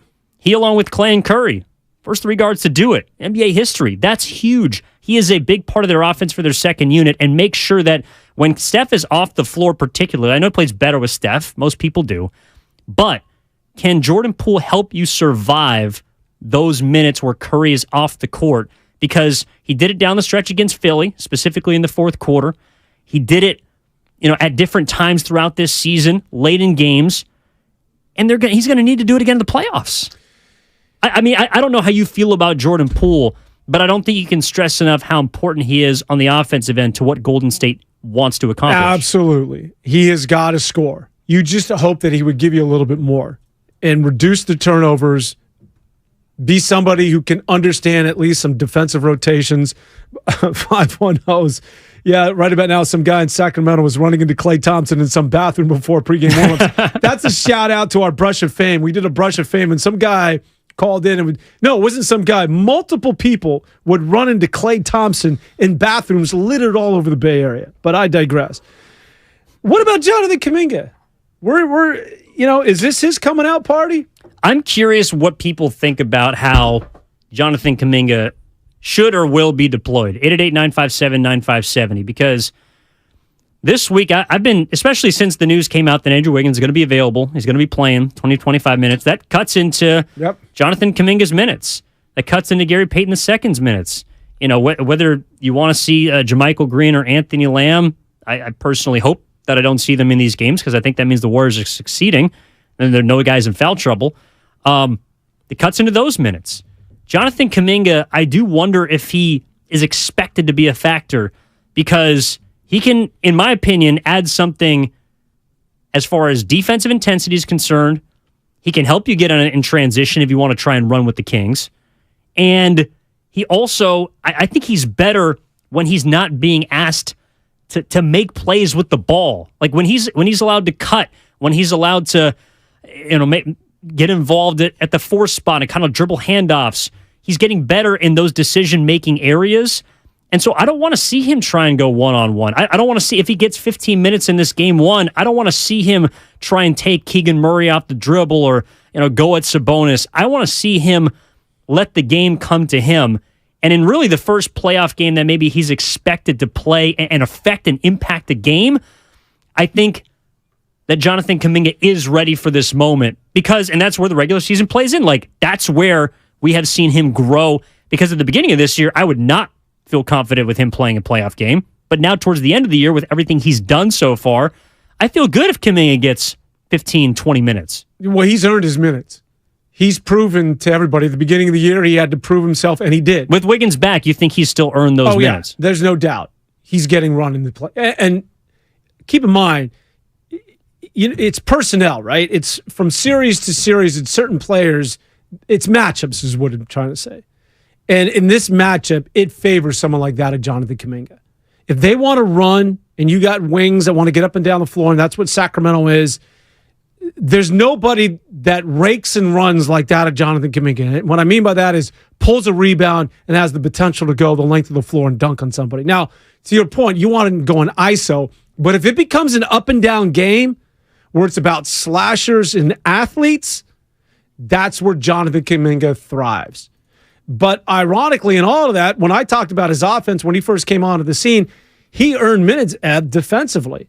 So, again, when you talk about the postseason and you talk about the game slowing down and half-court possessions being that much more magnified, anybody who can D it up and made it and earn minutes defensively, you're going to have time in my rotation. There's no Steve Kerr will find moments for him to get out and watch whomever, whether that's Keegan Murray or whoever the matchup that Steve Kerr thinks is favorable.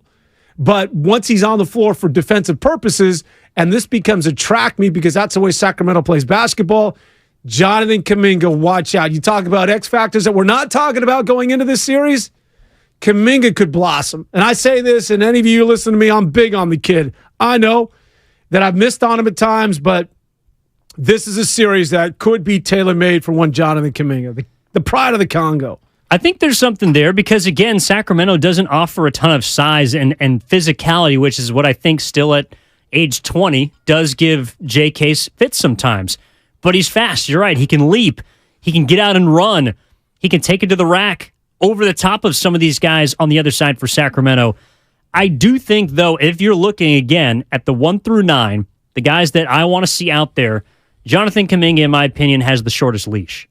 And that's because Steve Kerr, not only in the regular season, has showed his hand. He wants to play his vets. He wants to try and use those guys that he knows and maybe has less questions about.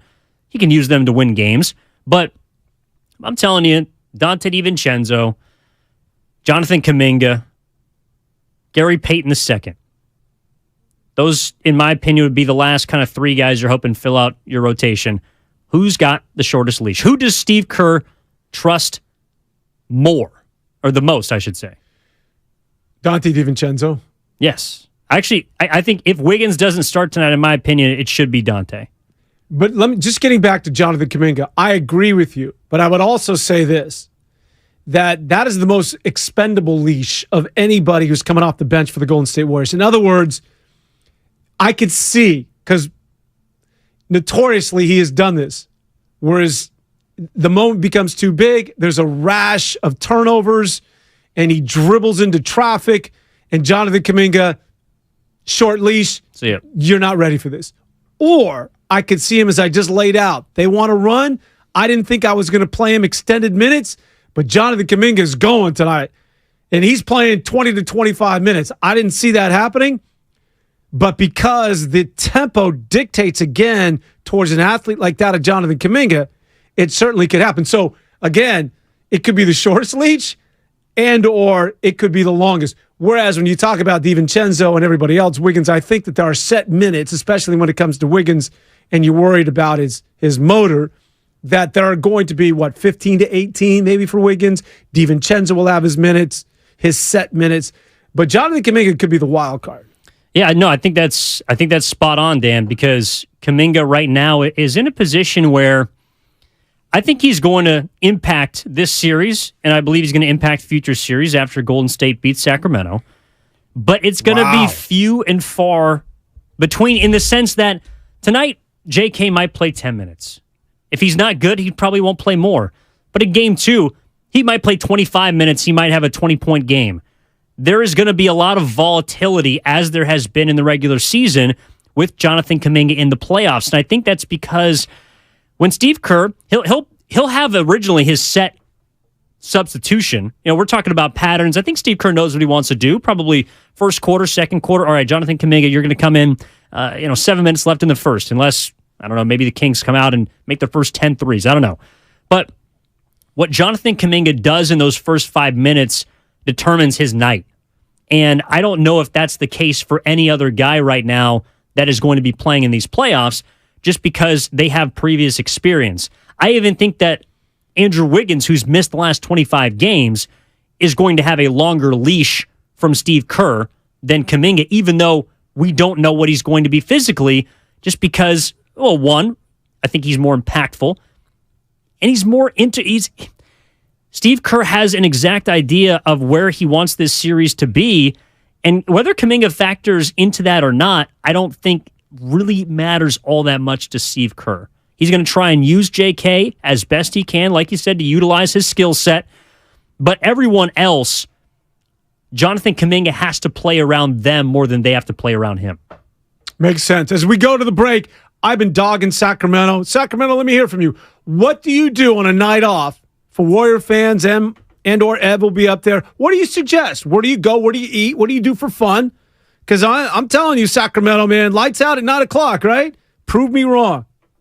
And if there's any Warriors fans driving up to Sacramento, by the way, the I-80 series, please call in 888-957-9570. Would love to hear from you. If you're going to be in the building tonight, where you're going to be watching the game, what you're going to be doing, what you think is going to happen in Game 1 of the Western Conference first round series between Golden State and Sacramento, 5:30 tip-off. Evan Giddington, Dan Devone taking you up until 4:30 right here on 95.7 The Game. We're back after this. Paid non-attorney spokesperson. Victims Justice Group is responsible for the content of this ad. Attention. Mesothelioma is a rare and aggressive form of cancer that is caused by exposure to asbestos and causes devastating effects for thousands.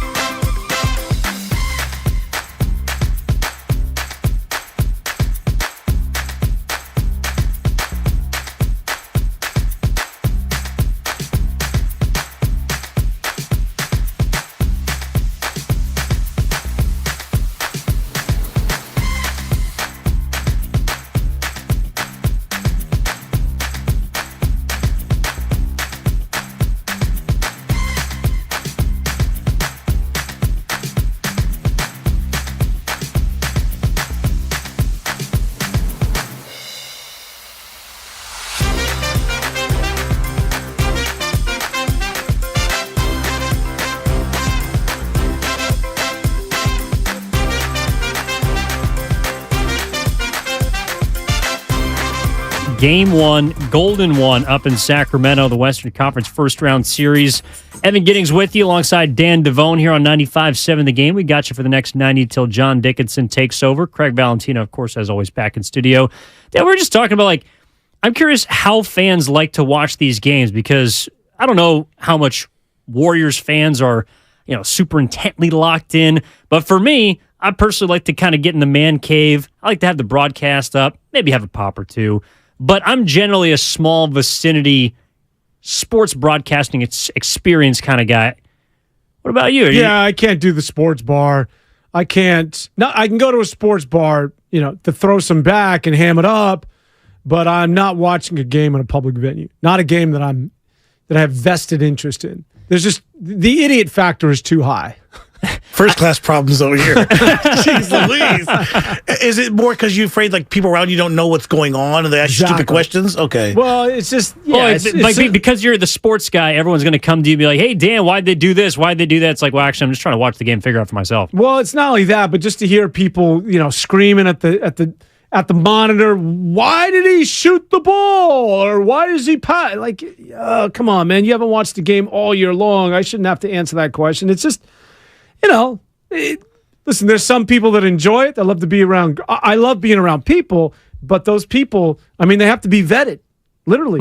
So there's you got to walk to the door. Yeah, so it's 4 of your boys at the house. Okay, fine. But if I don't know you ask me stupid questions, then you're out. That's pretty much before you enter the Devone residence, you have to fill out a card. Everything's got questions. Dan will take a look at your answers and determine whether or not you're an experienced, educated sports fan that can enter the premise. I will give you he goes, do you foul if you're down 3? 2 seconds to go.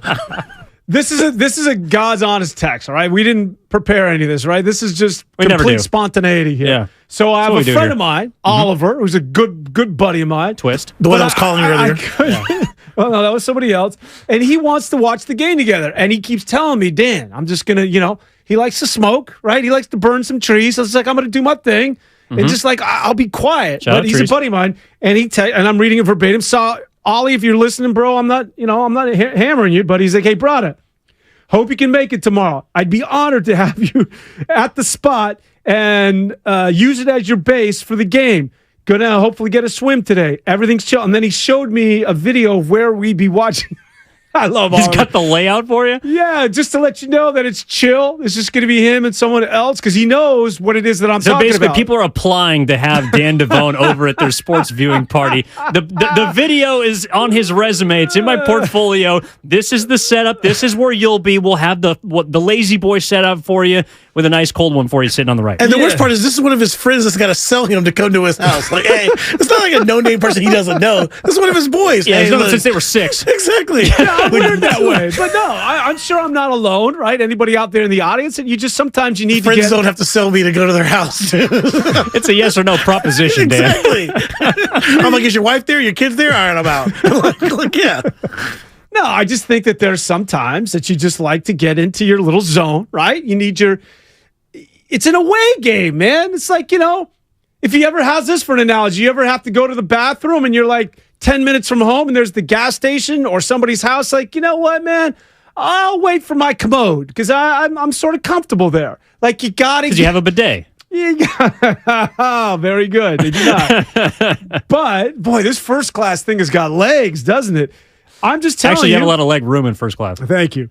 Would you not agree that you like to get into that couch, that blankie, that just let me get into my zone, man? No, in all seriousness, it's for my team. I want to watch my team by myself so I can get as high as I want, figuratively, and low as I want, depending on so for example, 2016 Game 7 Warriors-Cavs, I had to work that night. I was doing a broadcast for a minor league team that I worked for at the time, and I told everyone in the press box, because the game was going on right as first pitch started, I said, I'm recording this game, Game 7. I want to watch this alone, by myself, whether the Warriors win the championship or lose. I want to watch this thing later in its entirety. Everyone in the press box, shut the hell up. I don't want to hear a single score the entire game. Put my phone on airplane mode, and I got through the game. Did the broadcast. It was great. No updates. No one spoiled it, except for, I think, one score in the first quarter. That person's dead to me.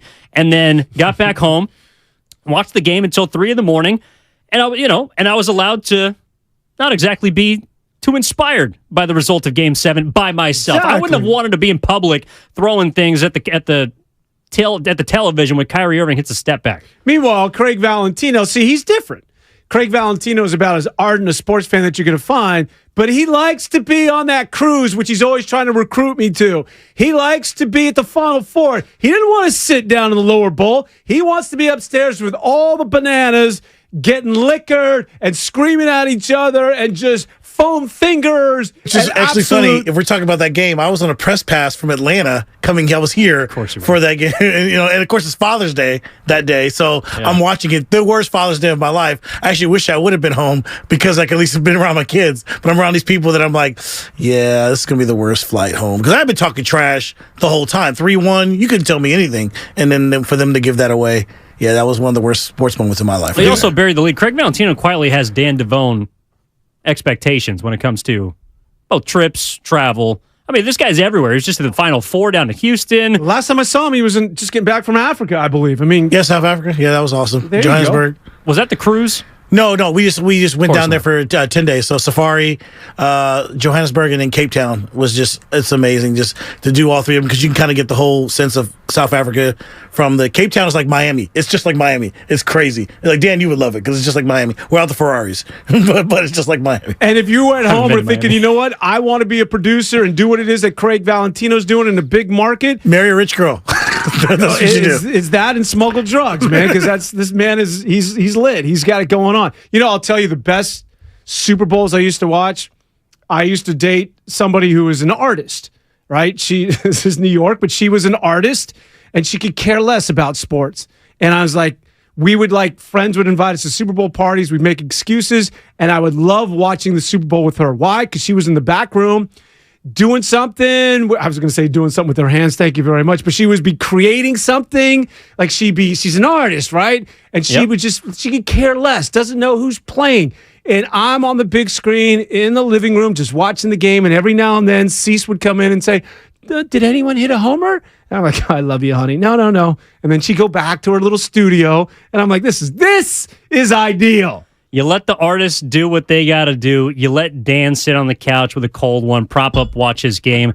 I'll tell you this, the greatest artist on the floor tonight between these two teams is going to be Stephen Curry. I mean, that guy is ultimate. Segue. And, we're trying to get back on track for the people here before we get too far off the rails. That's coming in the 4 o'clock hour. But Stephen Curry, if you're talking about players that instill fear, it's interesting because I think it might have been Snoop Dogg that compared Stephen Curry to Kobe Bryant in the way that he is able to, instill fear in certain teams and certain players. And I don't know if I necessarily felt that until last year's finals, Game 4 out in Boston, when he just absolutely stole the hearts from that city. Wait, it took you that long to recognize the fear factor with Steph in the postseason? Yes. Wow. Maybe I'm late to the party, but... Oh, you're damn late. Well, did he ever really take over a series in the playoffs? I mean, he's always played decent. Yeah, you know what? To your point, Craig, and I guess I'll walk that back a little bit. The postseason has not, well... He'd had individual dominant he instills games. Fear during the regular season. You're right. In the postseason, it is not necessarily, and it's one of the reasons why he only has one MVP trophy as far as the finals are concerned. Yeah, I mean, I still think if you want to revise history, 2015, he should have got the finals MVP over Iguodala. Neither here nor there. But, look, I was at Portland 2016 Game 4 when he came back from injury, dropped 40 on the Blazers, set an overtime record with 17. That was a game where I felt like there was nothing that could stop this guy, but it was against Al-Farouq Aminu and CJ McCollum and guys that, to their credit, are quality NBA players, but weren't of the ilk of the Boston Celtics defensively last year.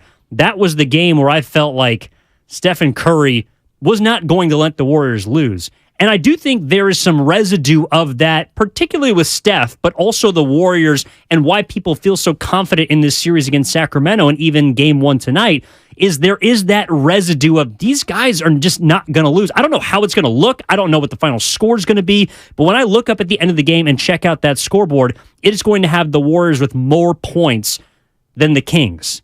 And that's what everyone is trying to prove on the other side, that they can knock these Warriors off because, to their credit, this three, again, the stat that everyone throws out, in addition to the road series and the amount of games that they've won consecutively, is the fact that the big three from start to finish playing a series have not been beaten yet. We'll find out. As it relates to Steph Curry, what's interesting when you talk about how players will take over games, and I talked about in that first block how this is about who do you feel more comfortable in a rock fight when things slow down, handing the keys or looking at Steph and saying, hey, can you win this for us? Go get it, Steph, or Clay. We need you. These guys are proven champions.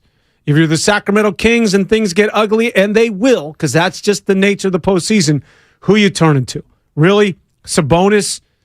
De'Aaron Fox? Can you win us a game? Maybe he can, but again, we haven't seen it to date, and until you do so, money's on the Golden State Warriors. Something I want. Go ahead. No. Go for it, Dan. No, because I'm gonna change subjects here, but I want to hear what it is. Well, I was just gonna say that. Look, in Stephen Curry's first playoff series, that's when he had, his breakout against as the sixth seed against the Denver Nuggets, and they won that series. And he, put the league on notice that he was a guy not to be trifled with in the postseason. Had a big, 20-point third quarter at home against Denver. Against the Spurs in Game 1, even though they lost in double overtime, I believe he had 44.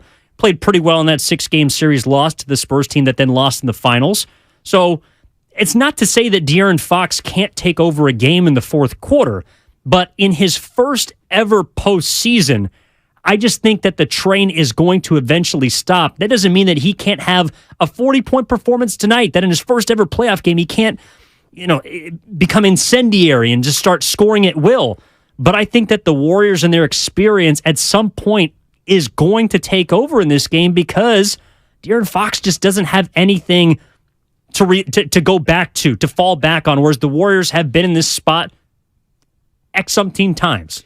And I think this always gets back to, are we being dismissive of the fact that this team, and I don't mean to continually bring this up, won 11. And I'll repeat that.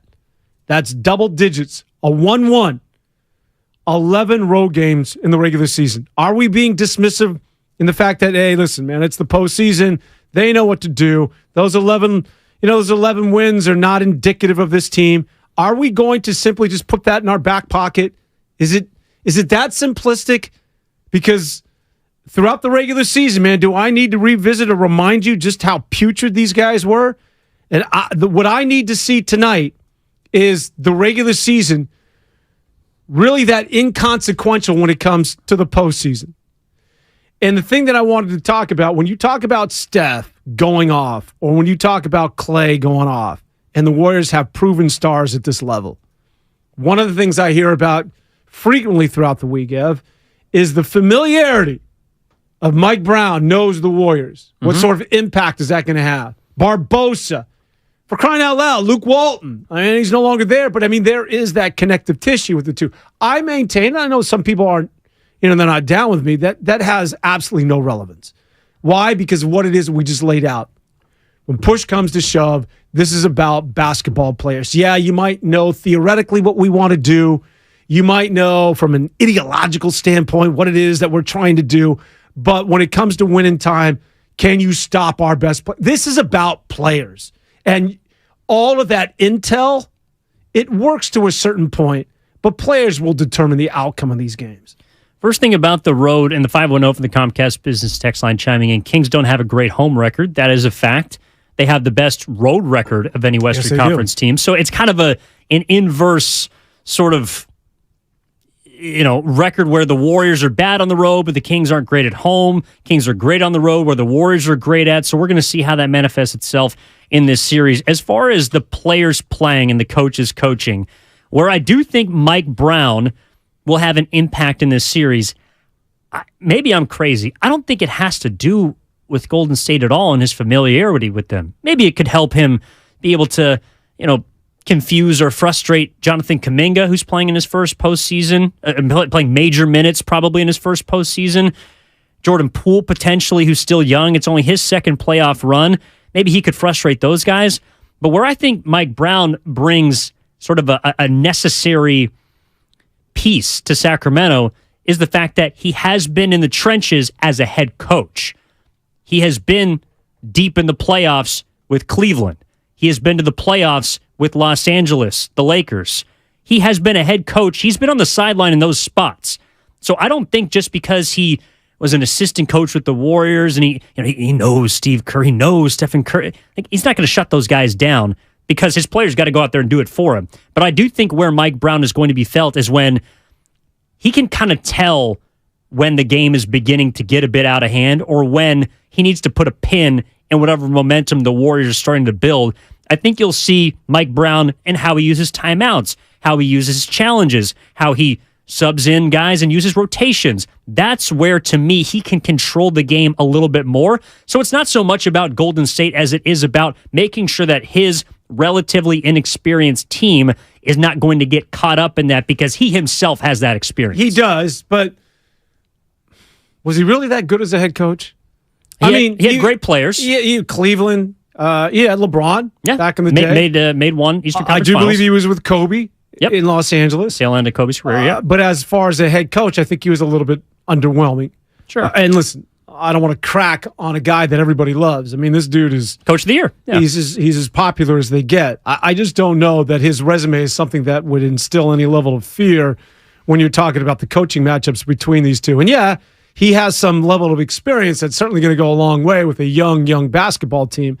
I guess my point being is that I've heard a lot of sort of the inner workings, that these two teams are so familiar with each other that it could give a clear advantage to Sacramento. I just don't buy into this, especially when it comes to the NBA. It's about players on the floor. I mean, for crying out loud, Luke Walton went from the Warriors to Sacramento, right?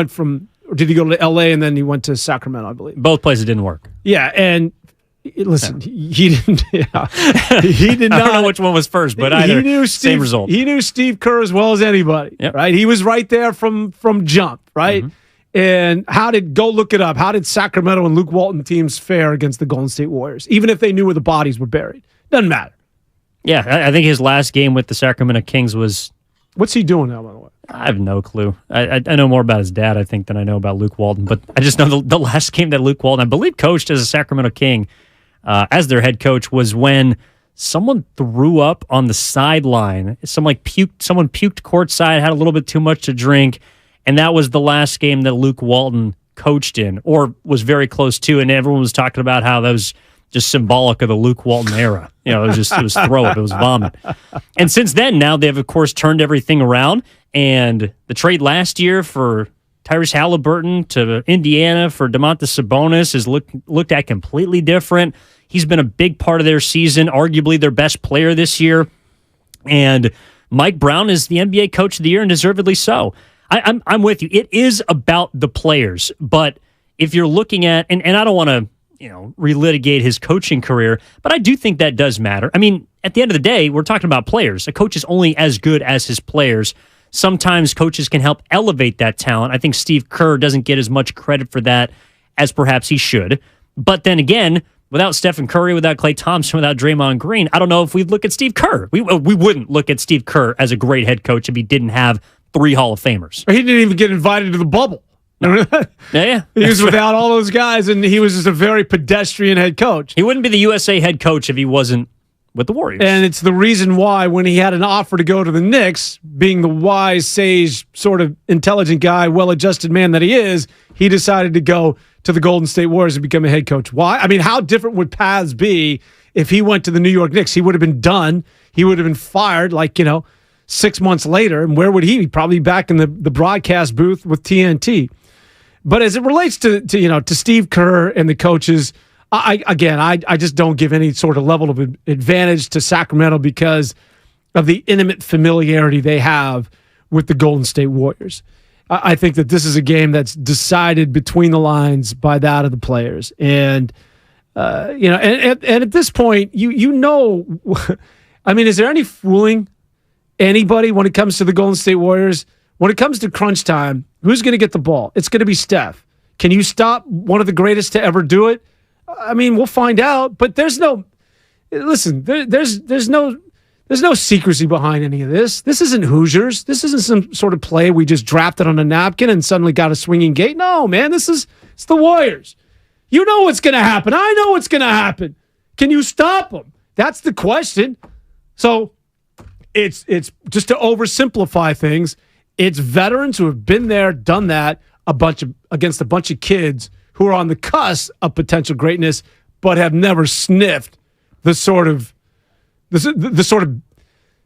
winning that the Golden State Warriors have proven over the years. Yeah, and who knows? Maybe the familiarity plays itself out, and it looks like the Kings know the Warriors better than they know themselves. I don't think that's going to be the case, but I'm with you that coaching to me is at minimum a wash, if not advantage Golden State, because again, Steve Kerr has been there time and time again. He has not lost a series to a Western Conference opponent since he took over in 2015 in the postseason. I think that as far as Mike Brown is concerned, Leandro Barbosa, if you want to throw in there, I think people are looking for a place to kind of maybe give themselves a reason to believe more in Sacramento because, again, they had a more impressive regular season. And if that plays itself out in the playoffs, like if the Kings score their average, if they score 121 points or whatever it is, I don't know if the Warriors can score 125 or 130. That's how the Kings have won this year. They've outscored their opponents.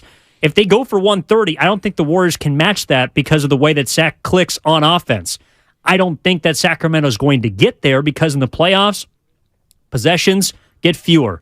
Games get tighter. It gets more physical. There's less whistles. And to me, the way that playoff basketball is played compared to the regular season benefits, number one, the team that's, of course, been there before. But in this situation, this matchup, it benefits Golden State. If you want to say that the speed and maybe the youth of Sacramento can, put these old guys in their place, I guess I'll hear you.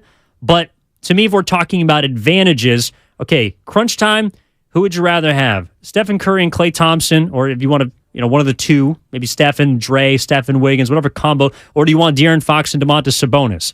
I'm curious how people look at late game situations between two teams. The Warriors, first half of the season, it felt like they couldn't win a game down the stretch if it was a tight one. Down the stretch of the second half of the season, I felt like there was some sort of inevitability that was building there, and that may or may not translate to the postseason, whereas the Kings, De'Aaron Fox is the number one fourth quarter player in the league. Is that going to be the same deal here in this series?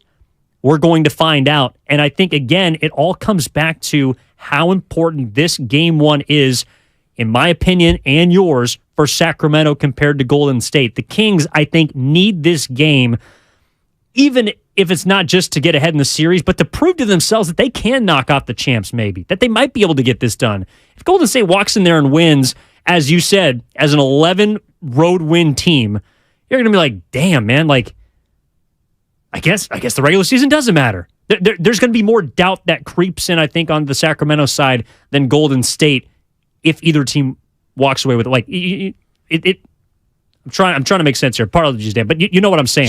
Sure. No, I got you. Let's do a little Sabonis when we come back. Let's get into the big fella. Let's get into Domantas Sabonis, and maybe Draymond Green. I think because that's the matchup that we're looking at. 888-957-9570. How are the bigs going to play in this series? What matchups are you interested in seeing? If you have a prediction for the game, we are all ears. Dan Devone, Evan Giddings with you until 4:30, taking up until the 5:30 tip between the Warriors and the Kings, game one of the Western Conference Finals. We're back after this on 95.7 The Game. Did you know that most people wait 6 or 7 years before they buy a new TV?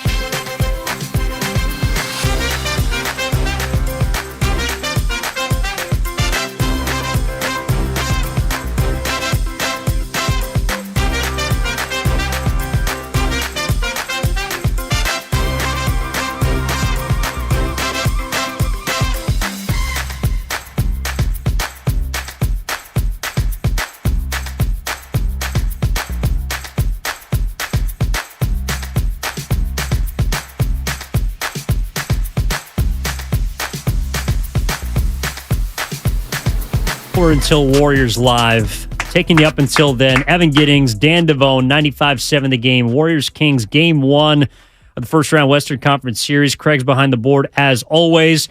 Right before the break, Dan, we teased Sabonis, Green, Domas, Draymond. Is that how you're looking at it? Because, I assume Draymond's going to be matched up with him to begin the game. But, Sabonis in that kind of motion offense, a lot of dribble handoffs, I think Anthony Slater wrote something like 600 more than the next man in the entire NBA. They move the ball well, but Sabonis is kind of their point forward, kind of similar to how Draymond is the point forward for Golden State. Yeah, and I think one thing you have to keep an eye on for Draymond is that, and he's a well-conditioned athlete, as we know, but when you're guarding Sabonis, it's a little dissimilar than guarding a lot of bigs in the NBA. Look at Nikola Jokic this time last year posed all sorts of problems, and the Warriors had no answer for him. We talked about what it is that they're going to do, and Draymond, how good he could be against him. Draymond, I think, would be the first to tell you that there's no stopping that guy. He gets to his spots. But what's different about Sabonis, at least, Jokic was sort of slow and plodding, and he didn't necessarily challenge you physically. Sabonis wants to rake and run. Again, he wants to rebound. And Sabonis, for a guy at 7'1", will lead the break. Look, I haven't watched a lot of Sacramento games, but I'm telling you that he's a guy that watched tonight. You have to pick up a little bit, whether it's three-quarter court, mid-court.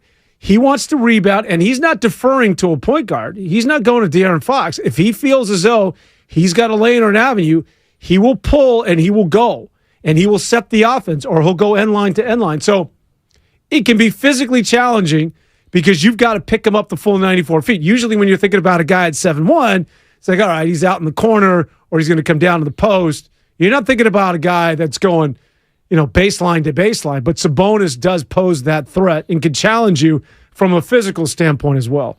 Yeah, I think the Warriors have options to throw at him. It's not just going to be Draymond. As par usual in a playoff series, it's going to be a cast of characters. You're going to see Andrew Wiggins on him. You're going to see maybe Klay Thompson on him, who's guarded power forwards in the past. You're going to see Jonathan Kaminga on Sabonis. You might even see Gary Payton II if they try and, maybe try and get someone smaller but quicker to frustrate Sabonis.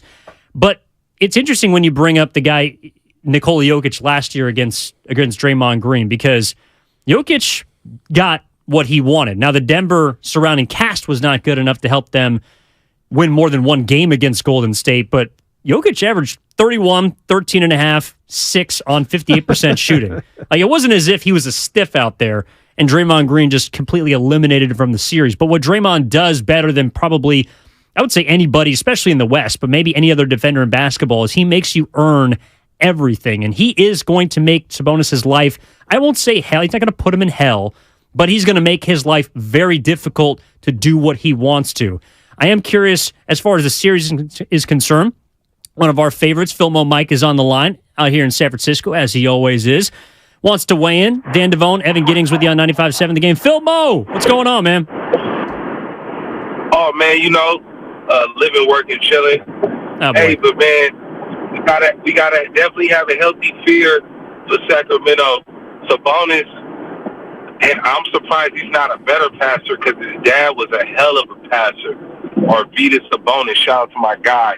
I used to always love to see him play. But anyway, though, watch out for his passing. He'll drop some dimes on you, but we got to have a healthy fear for him. And I just want the Warriors to know the Warriors, man, we was the Kings. The Kings is the up-and-coming team. We just got to watch out for them and understand we come from the same cloth, man. For real, for real. It ain't no different. We got humble beginnings just like the Kings. Is Sabonis, in a perfect case scenario, what the Warriors were hoping that Jimmy Wise would be, James Wiseman? I think they're different players, but I hear what you're saying. To me, and I was being a bit disrespectful to Sabonis towards the beginning of this year before I started watching his game. I thought he was David Lee. I thought that he was just a double-double machine that got his numbers on a team that was pretty good, but not great. But Sabonis, to Philmo Mike's point, does demand a healthy fear because of his ability to pass. Now, like he said, he's not his pops, he's not Arvydas, but 7.5 assists a game as a center. I mean, Jokic gets all the credit for being the passing big and the triple-double machine, but Sabonis is probably that guy light, and also being able to give you 60% field goal and the others, being able to score the basketball.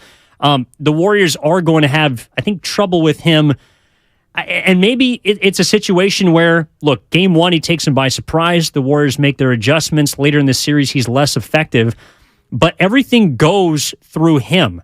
And if you're asking whether or not they'd hope that James Wiseman could be that guy, I'd say, hell yeah, they would hope that he could turn into Sabonis. Because even though Sabonis isn't a great defensive player, I think that offensively, he's the straw that, at least he and Fox, that stirs the drink there.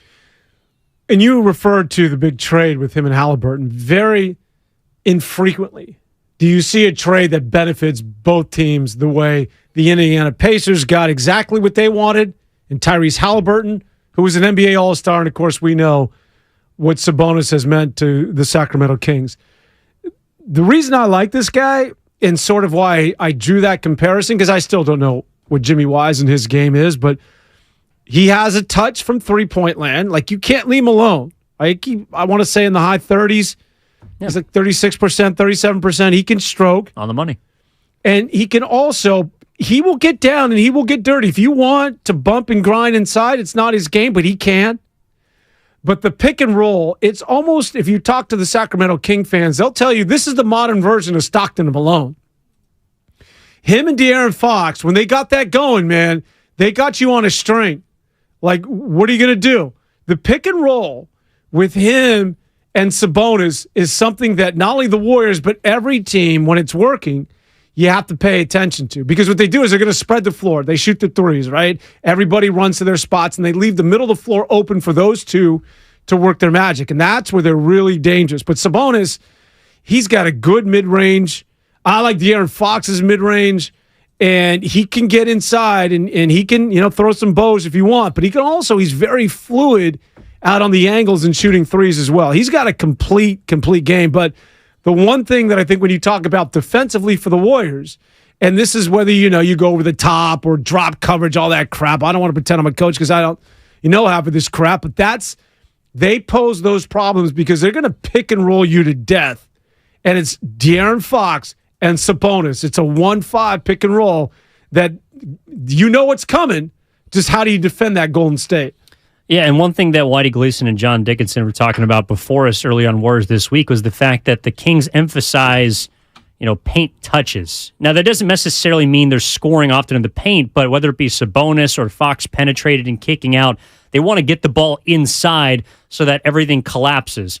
And what have we seen from the Warriors? If we're talking about that road record, a big reason for that is because opponents shoot about 41% from three on the road against the Warriors. They, for whatever reason, have not been able to guard the perimeter, and that is something that cannot happen against Sacramento because a defensive strategy of, well, we'll see how many they can make, and we'll just, kind of contest half-heartedly. That's not going to work against these guys. They have too many good three-point shooters for you to allow them just to lace it up and then pray it falls or it doesn't. They are a jump shooting team, sure, but the Warriors have to, in my opinion, I think, be all right with Sabonis going one-on-one with whoever's on him, whether it be Draymond, Wiggins, could be Looney, I'm sure he's going to get some chances. And they have to be able to switch everything. Now, I think Wiggins and his addition, along with GP2 coming in at the trade deadline, allows them to switch more defensively. But we haven't seen it this year work as effectively as it did last year. And if you want to say there's some regression from certain guys, Clay, Steph, Draymond, I guess I'll hear you. But defensively, the one thing that I do not want to see tonight is the amount of open three-point shots that the Warriors give teams or have given teams on the road this year. Because if you're letting Keegan Murray line it up, Malik Monk line it up, other near 40% three-point shooters, Kevin Huerter shoots 40%, Harrison Barnes shoots 37%, Sabonis, even though doesn't take a lot of them, to your point, shoots 37% from three, Terrence Davis can fill it up. They have guys that can hurt you from distance. And so as much as it is, yes, about being able to try and stop Sabonis in the post, to me, the Kings are trying to get inside to kick it out. They're trying to win this game from the three-point line. Yeah, and that's been their go-to throughout the entire season. I don't think it's so much in the half court how you defend the three. I think their threes come out of transition. And it gets back to, and I'm beating a dead horse, how do they get into transition? Well, you turn the ball over, and that sets them off. Here we go. And then they just flare to the three-point line, and then they can be marksmen. But what triggers all of it? It's ball security. So it just simply gets back to, if you want to contain the Sacramento Kings and keep them under 120, you want this thing to be a rock fight, take care of the basketball. And Steve Kerr's preached this. Everybody knows it. But the Warriors don't do that, Dan. I mean, they never have, really, as far as limiting turnovers. I think that's something that they're kind of going to have to live with, but it can't be live ball because this year more than ever, I think just because of the age. Well, that's how you get into transition. Yeah, we're seeing other teams just go up and down on the Warriors whenever they give up the rock in the half court. I mean, but the Kings, meanwhile, on the other side, I mean, they don't turn the ball over a ton. Top 10 in terms of taking care of the basketball, turnover percentage. So I do think there is something to be said about not being as large of a disparity in that category. But even I think the Warriors are going to win this series. And at least I'll give my prediction. I don't know if you will at the end of the show.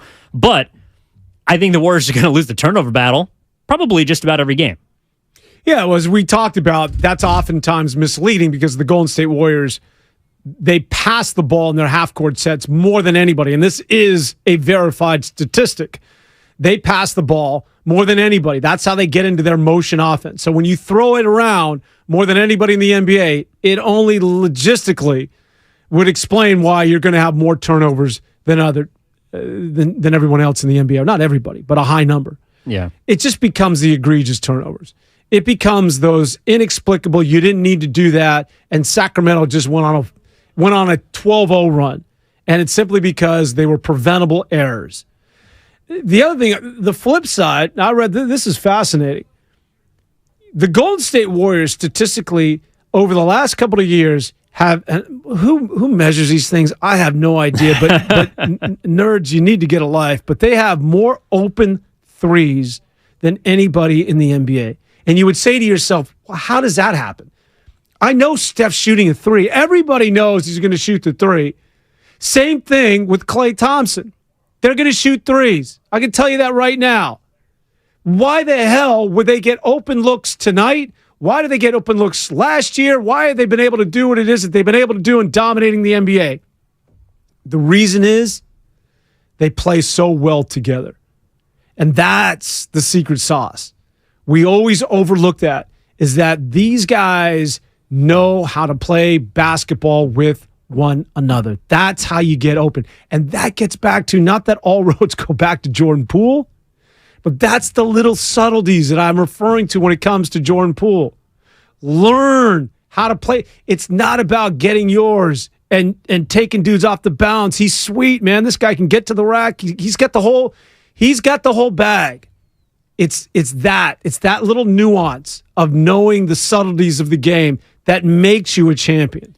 See, in a weird way, if we're just looking at this year, I do think that is a reason to feel some confidence if you're a Sacramento Kings fan. And the reason is, if we're talking about continuity, the Kings have a clear-cut advantage. They have 8 players this year that have played more than 70 games for that team. They have been healthy the entire year. So they have been able to apply this motion-style offense that starts with Sabonis and Fox and then filters to the rest of their team. They've been playing that way the entire year. That's why, in a way, I do think it is, perhaps possible that the Warriors lose game 1, because I just think Sacramento as a team is going to be more together tonight than the Warriors, who are adding a piece that has been absent in Andrew Wiggins for the last 25. Now, if you're talking about the chemistry and cohesion of the big three, and I'll throw Looney in there as well, that's going to be there no matter what. But I think that just because of some of the kind of moving pieces that the Warriors have right now, they are in a way trying to puzzle this thing together that, in my opinion, is different than last year. At the top of the show, I asked, does last season's playoff template apply to this year? I think it does, in the sense that you're adding Wiggins. Like last year, I think Curry missed the last 12, 15 games of the regular season. Warriors finished the year on a 5-0 stretch. This year, you missed Wiggins for 25 the last 25 games, but you finished the year on 8 out of 10. Curry, though, because he's the catalyst, because he's the head of the snake, doesn't need to adjust to anything. Everyone adjusts to him. Wiggins has to figure out where he fits, and then Kaminga, where he fits with Wiggins, GP2 where he fits, because they all play sort of similar positions. That, I think, is going to have a bit of a feeling out period that tonight might hurt the Warriors' chances in winning. Vice versa can help Sacramento. I do want to see what Bobby has to say about this series in this game. Bobby's out in Oakland. Bobby, what's going on, man? You're on with Dan Devone and Evan Giddings here on 95.7 The Game. All right. Thanks for having me on, man. Good to hear you guys in the air. Hope to hear you guys more, man. But this game tonight, man, I'm excited about it. And I'm thinking with Sabonis, the Sabonis and Fox, I think they're going to have good games. They're problems on offense, but what I like to see them is attack Sabonis. I think you can get them in foul trouble. Not necessarily getting out of your game and do it, but when there is opportunity, go right at him. His footwork on defense is not that great. I think you can get him in foul trouble. Obviously, got to minimize the turnovers. We play a game, and with Wiggs in there, I just think he's going to make an impact. I don't know how much minutes he's going to play, but we attack Sabonis, play our game, minimize turnovers, man. I think we can go ahead and take this series in 5. That's my prediction. 5, Bobby says. So that means that they will win tonight, and I don't know if it'll be a gentleman's sweep, but I do think if the Warriors win tonight, 5 is what we're looking at. Wiggins starting tonight? No, I don't think so. I think it'll be Dante DiVincenzo. Yeah. And, I mean, who knows? I think that, it depends. If Andrew Wiggins is going to close tonight's game, I don't think that he'll start, because Steve Kerr will try and reserve some of those minutes for the second half. But if he does start, what that tells me is that physically Wiggins never left. Everything was up top. And at least from what they've seen over this last week in practice, and what Rick Celebrini, I'm sure, has put Andrew Wiggins through, that the Warriors have been men of their words. Like, Andrew Wiggins is and has remained always physically fit. It was just something upstairs that he couldn't overcome. I would start him, and I think you're right when it comes to his minutes. I don't think they'll even if he's playing well, Celebrini doesn't play that game. Rick Celebrini, who heads the medical staff of the Golden State Warriors, as I understand it, he's a guy who rules with an iron fist. He's probably the one guy that Steve Kerr, Bob Myers will cater to. Whatever it is he says goes, and he he's not somebody that fudges with minutes. If he says, this is how many minutes Klay Thompson is playing when he was coming back from his horrific injuries, like, you don't mess with Celebrini. Celebrini is very hardline, and I think that Celebrini is going to tell everybody, including Steve Kerr and obviously Wiggins, that this is how much you're playing. Now, you can use it judiciously as you want there, Steve Kerr, to your point, whether you want to save him for the fourth quarter, but we're not, unlike the scenario that I laid out for Jonathan Kaminga. Jonathan Kaminga has it rolling. Let's keep him in extended minutes. We didn't foresee this. I don't think that applies to Andrew Wiggins. I think he has a hard out, as they like to say, or we like to say in the industry. Whether that's 15 minutes, 18 minutes, he's not playing a second more. I do think that the reason why Andrew Wiggins would start, in my opinion, is because of another big resounding statistic that's been thrown around this year, which is the Warriors have the best plus-minus of a five-man group in the NBA when they play. Wiggins, Looney, Draymond, Thompson, Curry. When those five guys play together, there's not a better starting five in terms of plus-minus. So perhaps Steve Kerr wants to test if that theory still remains. That's how I could see him being in the starting lineup, and he's going to be out there with those guys. So you get kind of a glimpse of perhaps how they're playing, how they're moving together. With Celebrini, though, I also know that one thing, it's been more with Curry, I think, than other players. But when Steph has come back from an injury, he's generally been 100%. There hasn't been a ramp-up period of either his minutes or his performance. He's been good when he's come back from injury. So I wonder, Andrew Wiggins wasn't dealing with an injury. It was a personal family matter. Everyone let him have his space. So I wonder then if Celebrini is clearing Andrew Wiggins, and we're saying 20, 25 minutes, and maybe he rules with an iron fist, he locks it down after 25. I would also assume that Andrew Wiggins is going to look pretty close to 100%, because I don't think that the Warriors and Celebrini would let him go out there similar to Curry, similar to Klay, similar to Draymond last year when he was dealing with the back. When those guys were healthy, when they were cleared, they were full go. Yeah, I wouldn't go that as far as saying that he's going to be. Are you saying that in that 20 to 25 minutes or 15 to 18 minutes, we can expect the same Andrew Wiggins that we saw prior to his absence? Physically, yes. Physically. I'm not saying he's going to shoot the ball as well. Exactly. But physically, yes. His wind. Yeah. Right? Yeah. I'm with you there. I think that we should expect a high level of risk. Now, granted, he wasn't out with an injury, but the one thing that I do strongly believe in, the hardest sport to simulate is basketball. Like, you can get in shape, but getting in, as they always like to say, basketball shape, that's really difficult to do. You got to actually do it. And you can scrimmage as much as you want, as he has been, but then when you get into an NBA game, albeit an NBA playoff game, that's really difficult to mimic in practice or anywhere else. So I think the rust is going to be evident, and you just need the Warriors to carry him through this series, or at least get deep in this series before Andrew Wiggins shows signs of being the guy that, of course, was so effective a year ago, and the guy that was playing, quite frankly, really well prior to his absence.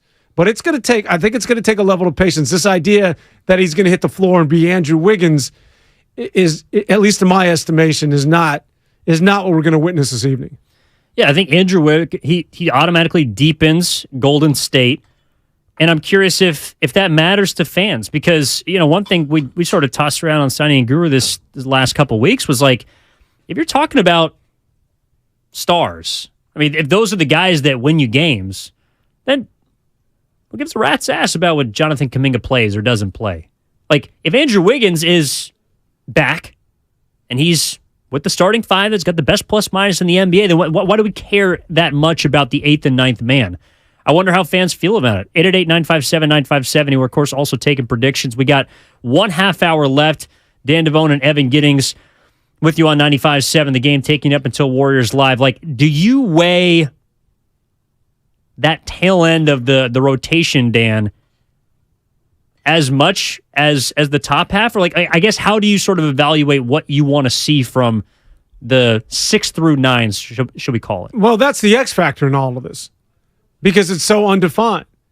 And you think about their championship runs, you knew what Barbosa was doing. You knew what Livingston was doing. You knew exactly what David West was doing. You knew what Every one of those players, including Iguodala, they had set, defined roles, and it all worked. Get out of the way.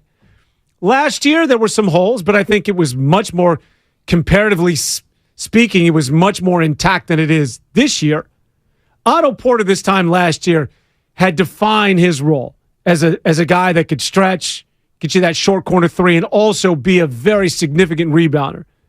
He had serious minutes, and you knew exactly what you could expect of him. Bjelica and GP2 as well. This year, you're asking the $600 million question. Because I don't know, and I bet you Steve Kerr, if he was to be forthright, would tell you, I know, ideally what should happen, but quite frankly, we haven't had consistency out of these guys. Jordan Poole, yes. DiVincenzo, yes. But then when you get past that 7, and I say yes tentatively, because Jordan Poole can be hit or miss. But then is Jonathan Kaminga going to be the guy that was good at times, or could Jonathan Kaminga be a young player where, again, his eyes get like that of saucers and this is too big of a stage for him? And then once you get past 8, you're getting into dangerous territory when you're talking about the bench for the Golden State Warriors. I know what to expect out of the core, but once you get a little bit deeper, this is what's plagued this team right from Jump Street this year. And I think it'll continue to be a question mark, and the question mark as we start the postseason tonight. What do fans out there expect from the Warriors beyond Curry, Clay, Dre, and Looney? I also throw Looney in there because, in my opinion, he's been the most consistent player this entire season. Even though Poole also played all 82 games, you know what you're getting with Kevon Looney. You know what you're getting with Klay Thompson. You know what you're getting with Stephen Curry and Draymond Green. What do you expect from the others in Game 1 in this series? We got 1/2 hour left, taking up until 4:30. John Dickinson at Warriors Live at 4:30, and then, of course, 5:30 tip at Golden 1, Warriors Kings Game 1. I see you. Other Filmo Mike in San Francisco. We'll get to you on the other side. That's Dan Devone. I'm Evan Giddings. We're back after this on 95.7 The Game. Are you curious about who offers the best deals on top-rated Samsung, LG,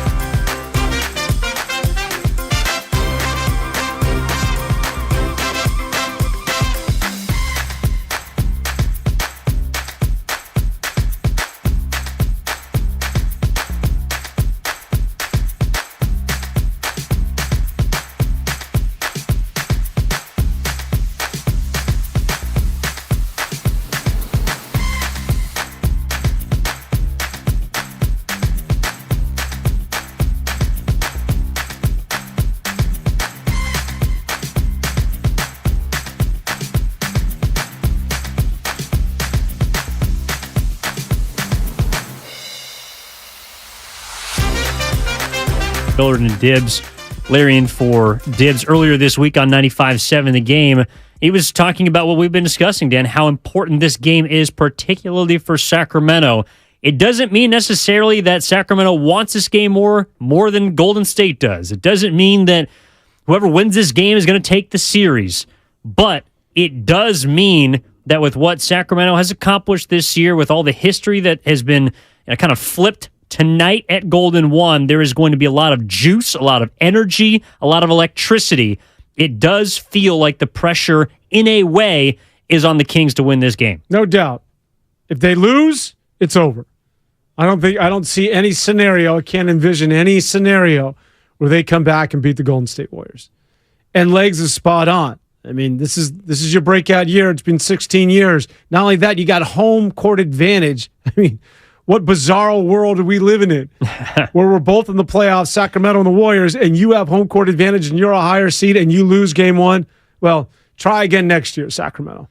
We got some predictions coming up for this series along with the rest of the West in a few minutes. But before we do, I want to get to the OG Filmo Mike, who's out in San Francisco, cruising around. Filmo, what is up? What are you feeling about this series you're on with Evan and Dan? Well, hey, how y'all doing, man? Fantastic. Thank you.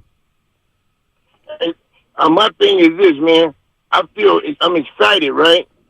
Because we can play Wiggins, DiVincenzo, Draymond Green, and GP2, and we can disrupt their whole flow, right?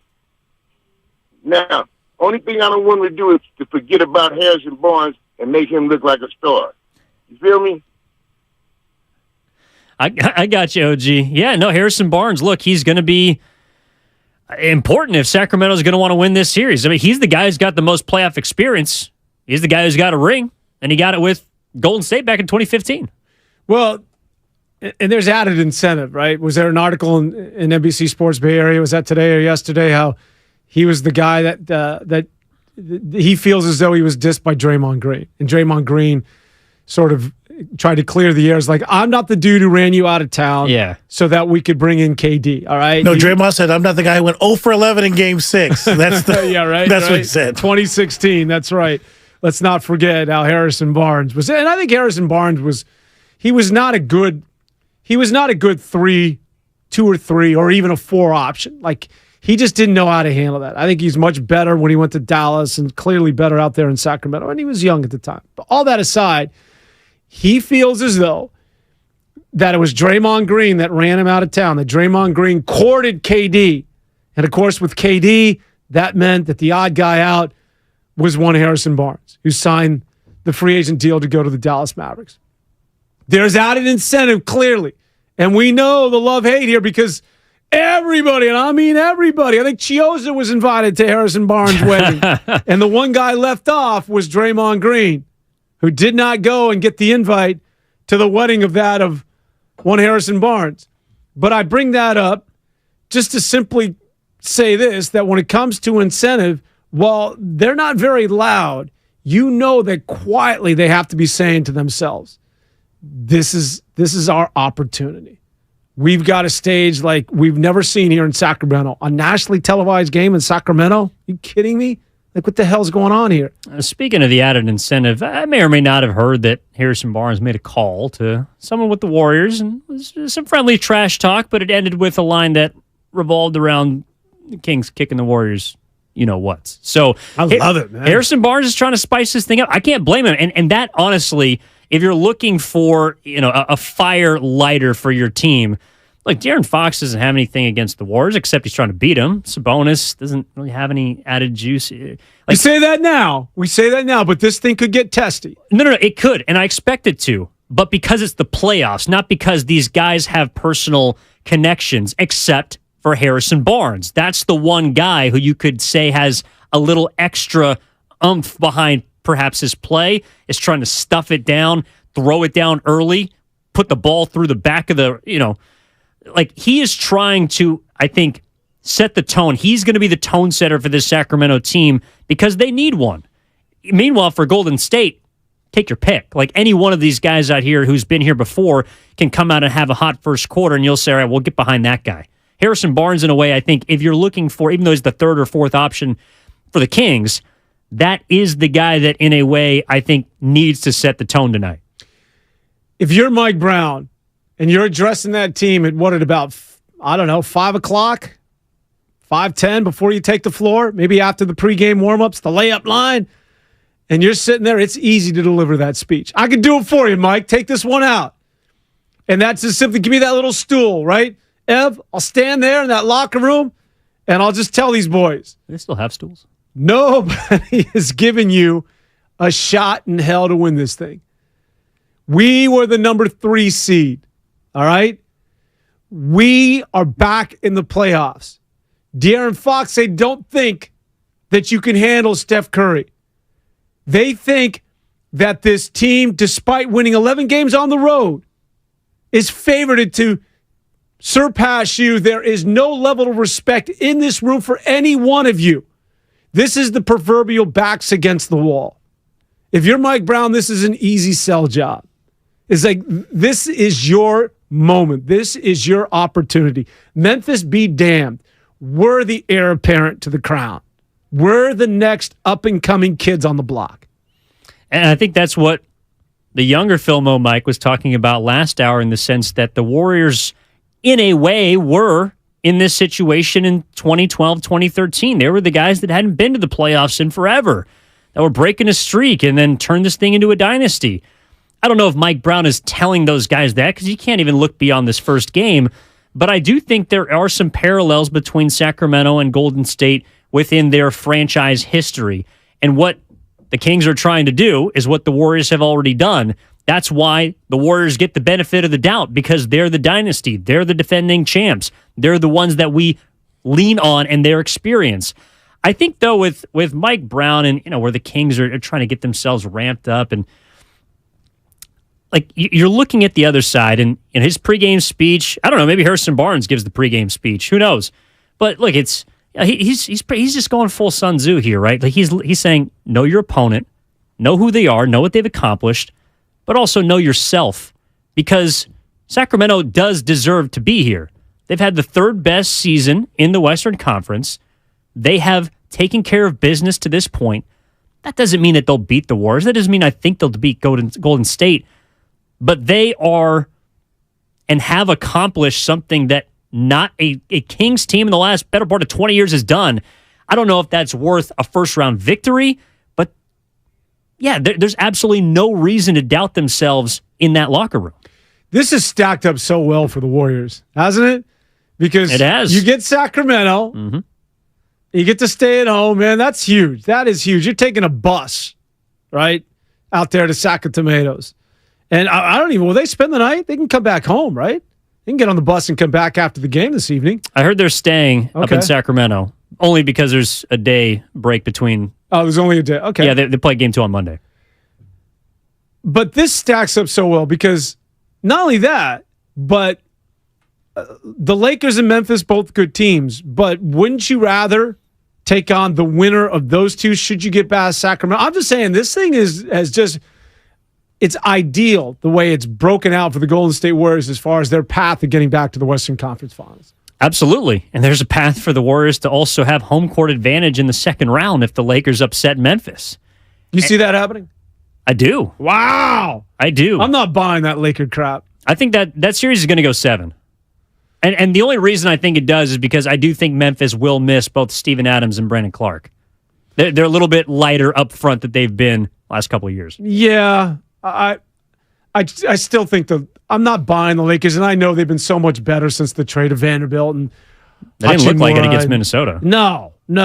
And LeBron looks old. LeBron is still very, very good, but in the fourth quarter, he's looking to distribute. This idea that LeBron's numbers were ridiculous this year. So good, but eyeball test, man. I watched that game from beginning to end against Minnesota. He ain't the same cat. So I'm not betting on AD. Well, I wouldn't bet on him to stay healthy, but if he is healthy, I think he can offer some problems that maybe not even Golden State and Draymond Green have all the answers for. But if we're looking at the West, before we get to the Warriors and Sacramento, make our final predictions for tonight in the series, sounds like you're leaning Memphis, like heavily. Not heavily. I don't see the Lakers getting through Memphis. I'm just not buying. I've seen enough of the Lakers to know that Vanderbilt, Hachimura, along with D. Russ. Dennis Schroeder. Yeah, you talk about annoying. He's making noise to get in that punchable MPF. Austin Reeves. Most punchable face. Austin Reeves you got to love, but it's not enough. That's just, and if it's LeBron 2 years ago, 3 years ago, 5 years ago, yeah, but this version of LeBron, man, he doesn't have, you talk about the second gear that the Warriors are looking to throw it into tonight. LeBron can't go there in the fourth quarter anymore. There's less of a wind at age 38 than there's ever been. That's for sure. I still think that the Lakers are able to win this game or win this series, and they do it in 7 games, which I also think bodes well for the Warriors, because whoever wins this series, whether you take the Grizzlies, take the Lakers, they're going to take a pound of flesh from each other. And I think that if the Warriors can do what Draymond Green has offered as a suggestion, which is close this thing in 5 games, then like last year, you set yourself up for a second-round physical opponent. Last year was Memphis. This upcoming year will be Memphis or Los Angeles, 2 physical teams, and you will have a bit of an advantage with some rest. And I think that'll be huge. So I'm taking LA in that series. Sounds like you got Memphis. The other series is going to be Denver, Minnesota, 1 versus 8 before we get to, of course, Los Angeles, Phoenix. You think there's any way that the Timberwolves upset the Nuggets? Yeah. Hell yeah. Okay. No doubt. This is the West 2023. I mean, Denver clearly should win the thing, but listen, if Cat, who I don't put a lot of faith in, but Rudy Gobert had a big number, Anthony Edwards, you got Ant-Man. I mean, Minnesota can scare people. Now, you know, whether they do it or not, but I'd be mildly surprised, but I think they're indicative of the West this year, that anything can happen. Every single top seed could go down, and I would not be shocked at all. What about the Warriors? No, sorry. No, you're right. They're favored. They're not the top seed. I got you. Yeah. Sorry. As far as Phoenix and Los Angeles, the other one, the Clippers. What you got in that series? Phoenix. By the way, I'm taking Denver in 5 over Minnesota.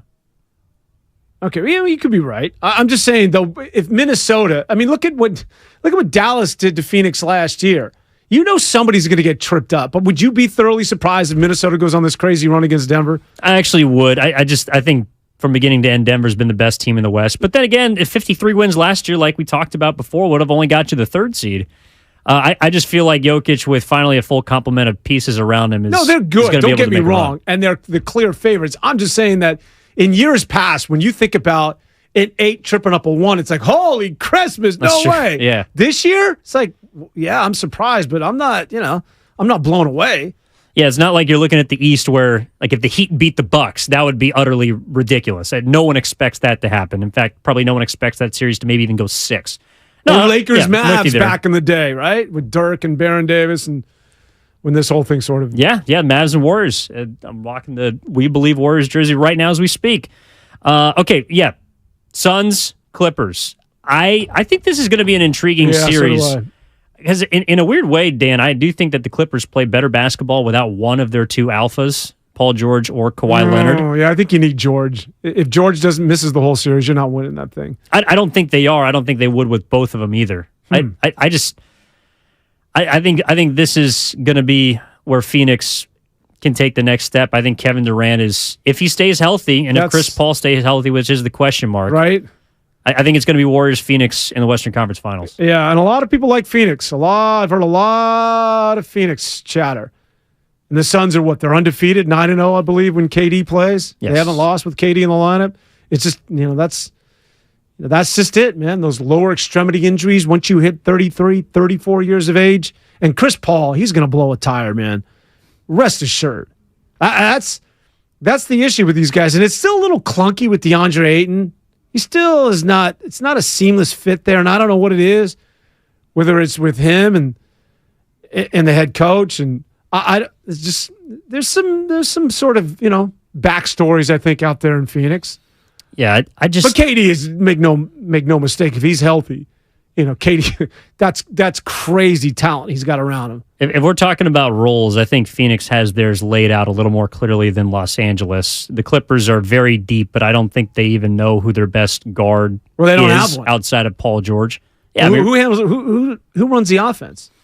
Russell Westbrook, Kawhi Leonard.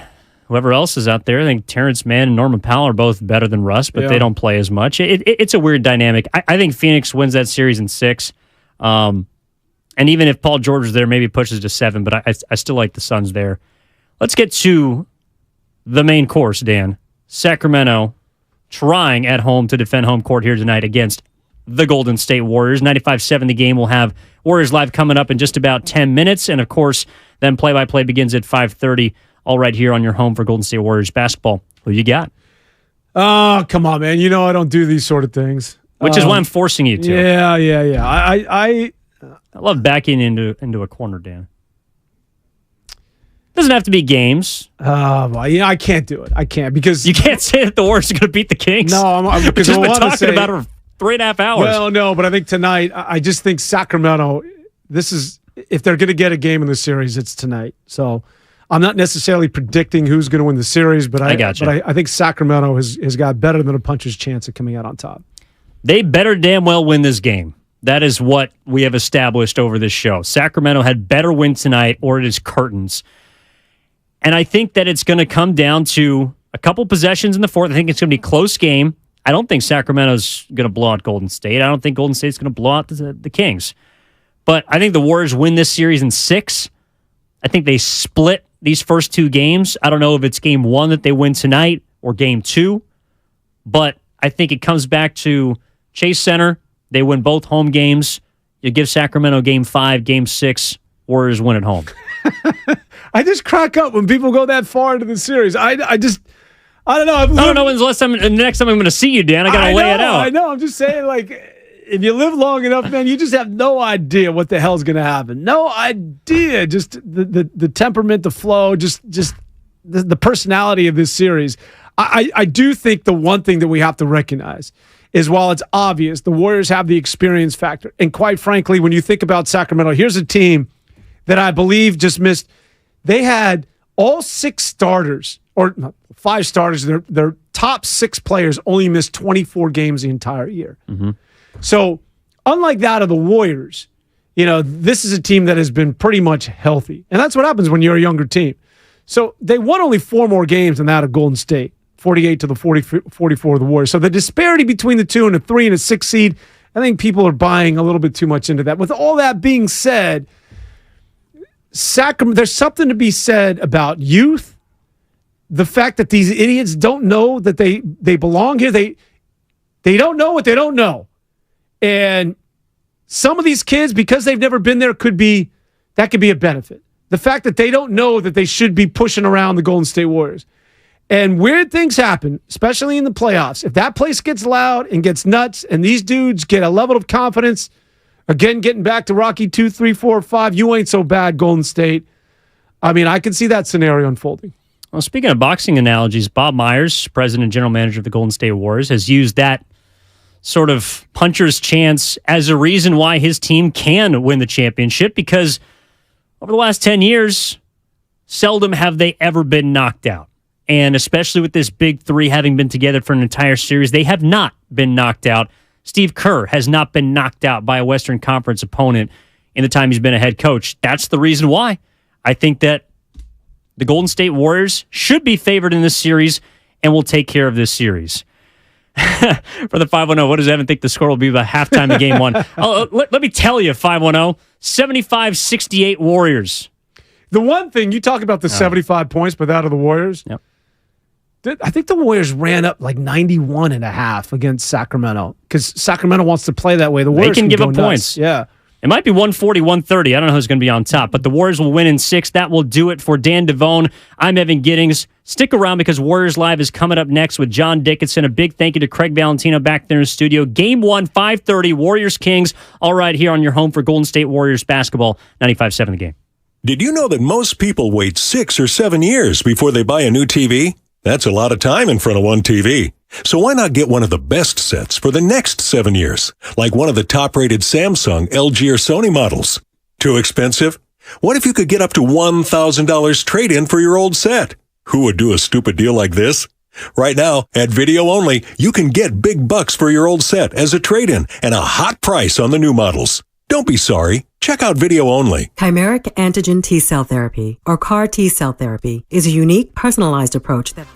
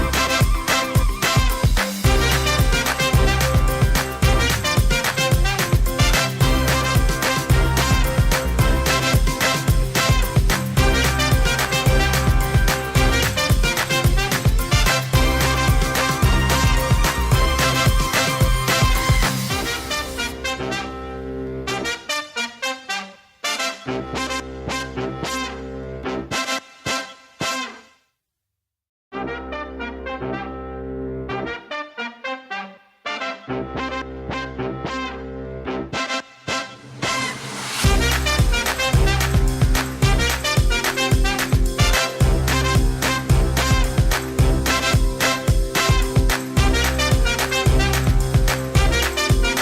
stretch, the Warriors and the Kings. Looking forward to this one and this series here on 95.7 The Game. But lots to get to between now and 5 o'clock as we set you up for this one. We'll get your keys to the game, eye on the stats, the take it to the bank prediction.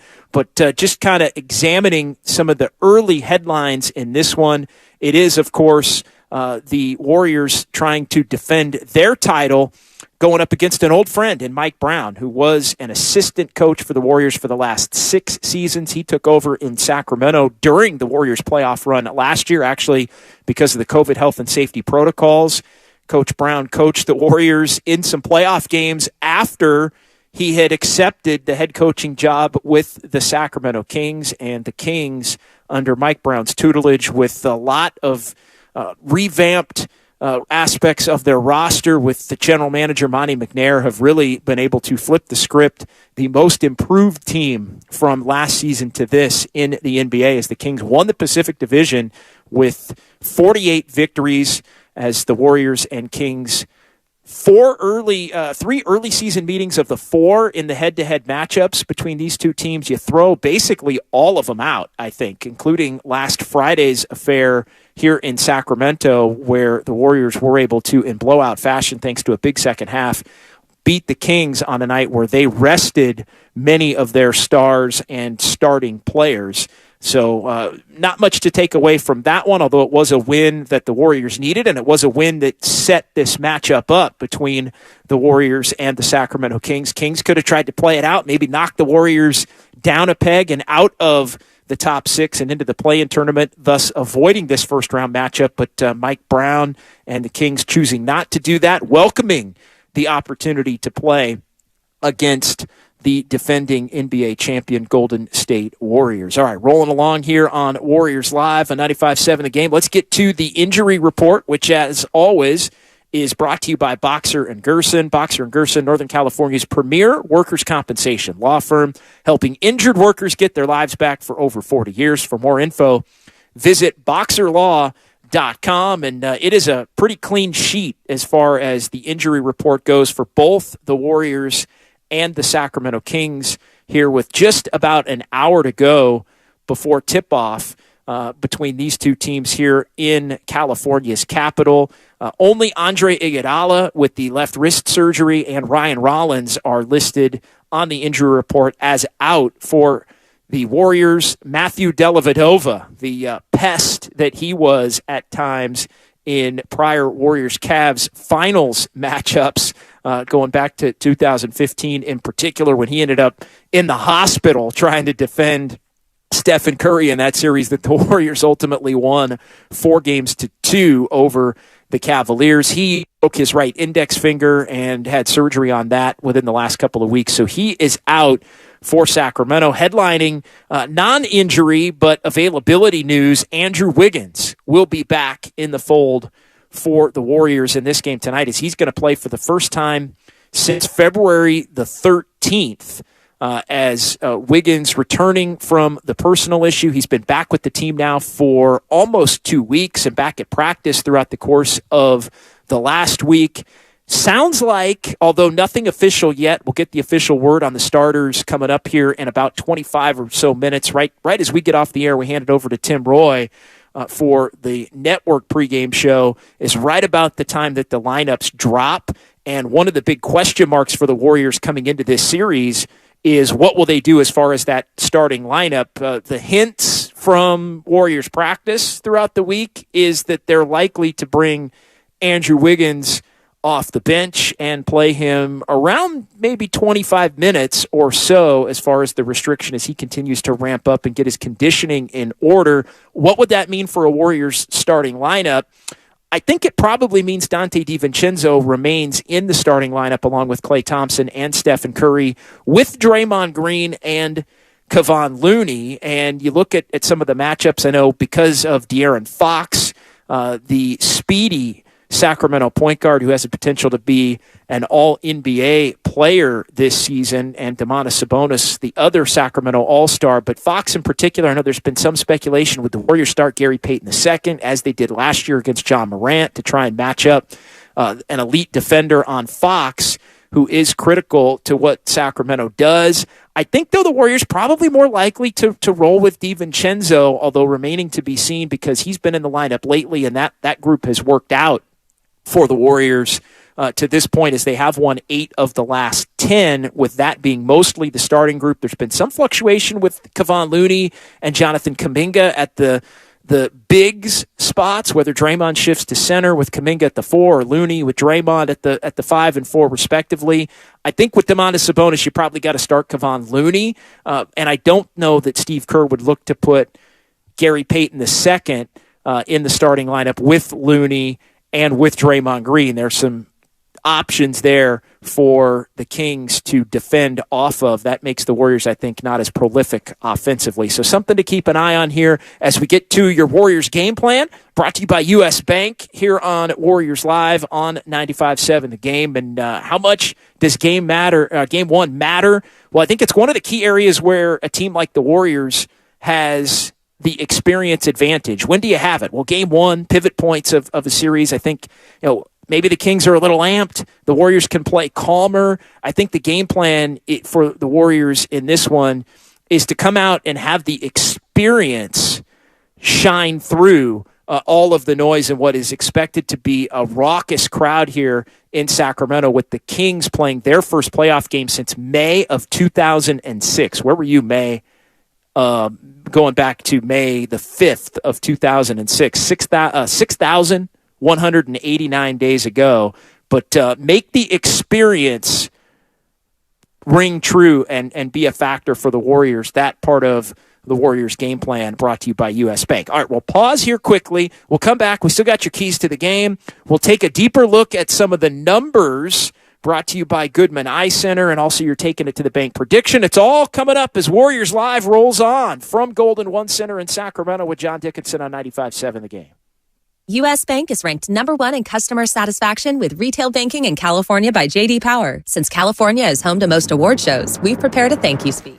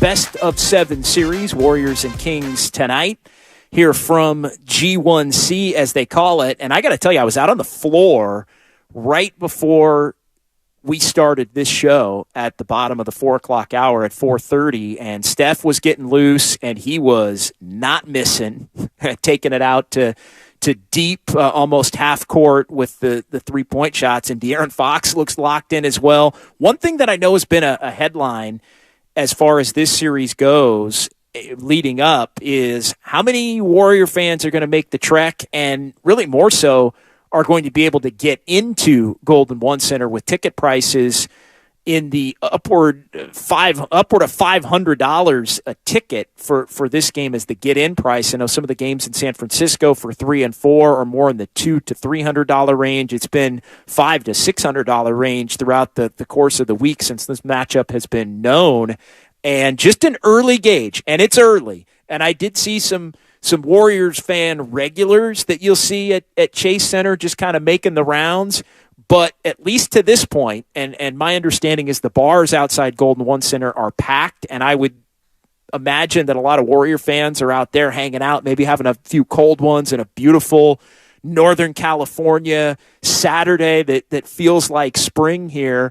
But there were a lot of Kings fans, or there were a lot, I would say it's probably 95-5 at the early check. Again, still about 57 minutes to go before tip-off, and there were Warrior fans filing in here. But to this point, I know a lot of the question was, is it going to be 10%? Is it going to be 20%? Is it going to be 40% in terms of Warriors fans? And as we set up for you here in the opening segment, this is the first playoff game that Sacramento has had in almost 17 full years on the calendar, going back to May of 2006. So tough ticket to get, prices extremely high.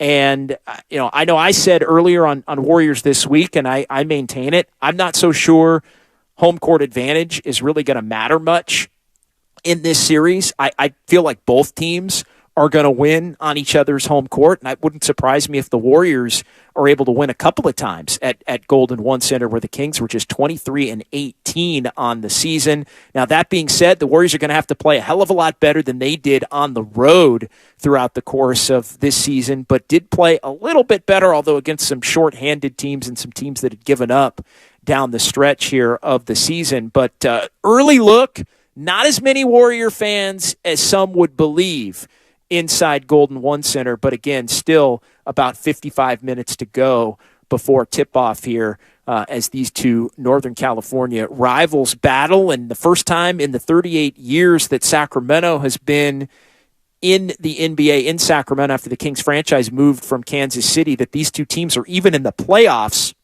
in the same year. And I know a lot of Warrior fans can relate to what Sacramento has gone through based on the lean years and that stretch from 1994 when the Warriors made the playoffs going all the way through 2013 with this group of Steph, Clay, and Draymond when they were able to get into the playoffs in that 2013 campaign under Mark Jackson and knocked out the Nuggets before losing to the Spurs. That was a stretch of one playoff appearance basically in 19 years on the calendar, and the Kings have pretty much gone through that over the last 16 seasons and now 17 years on the calendar straight.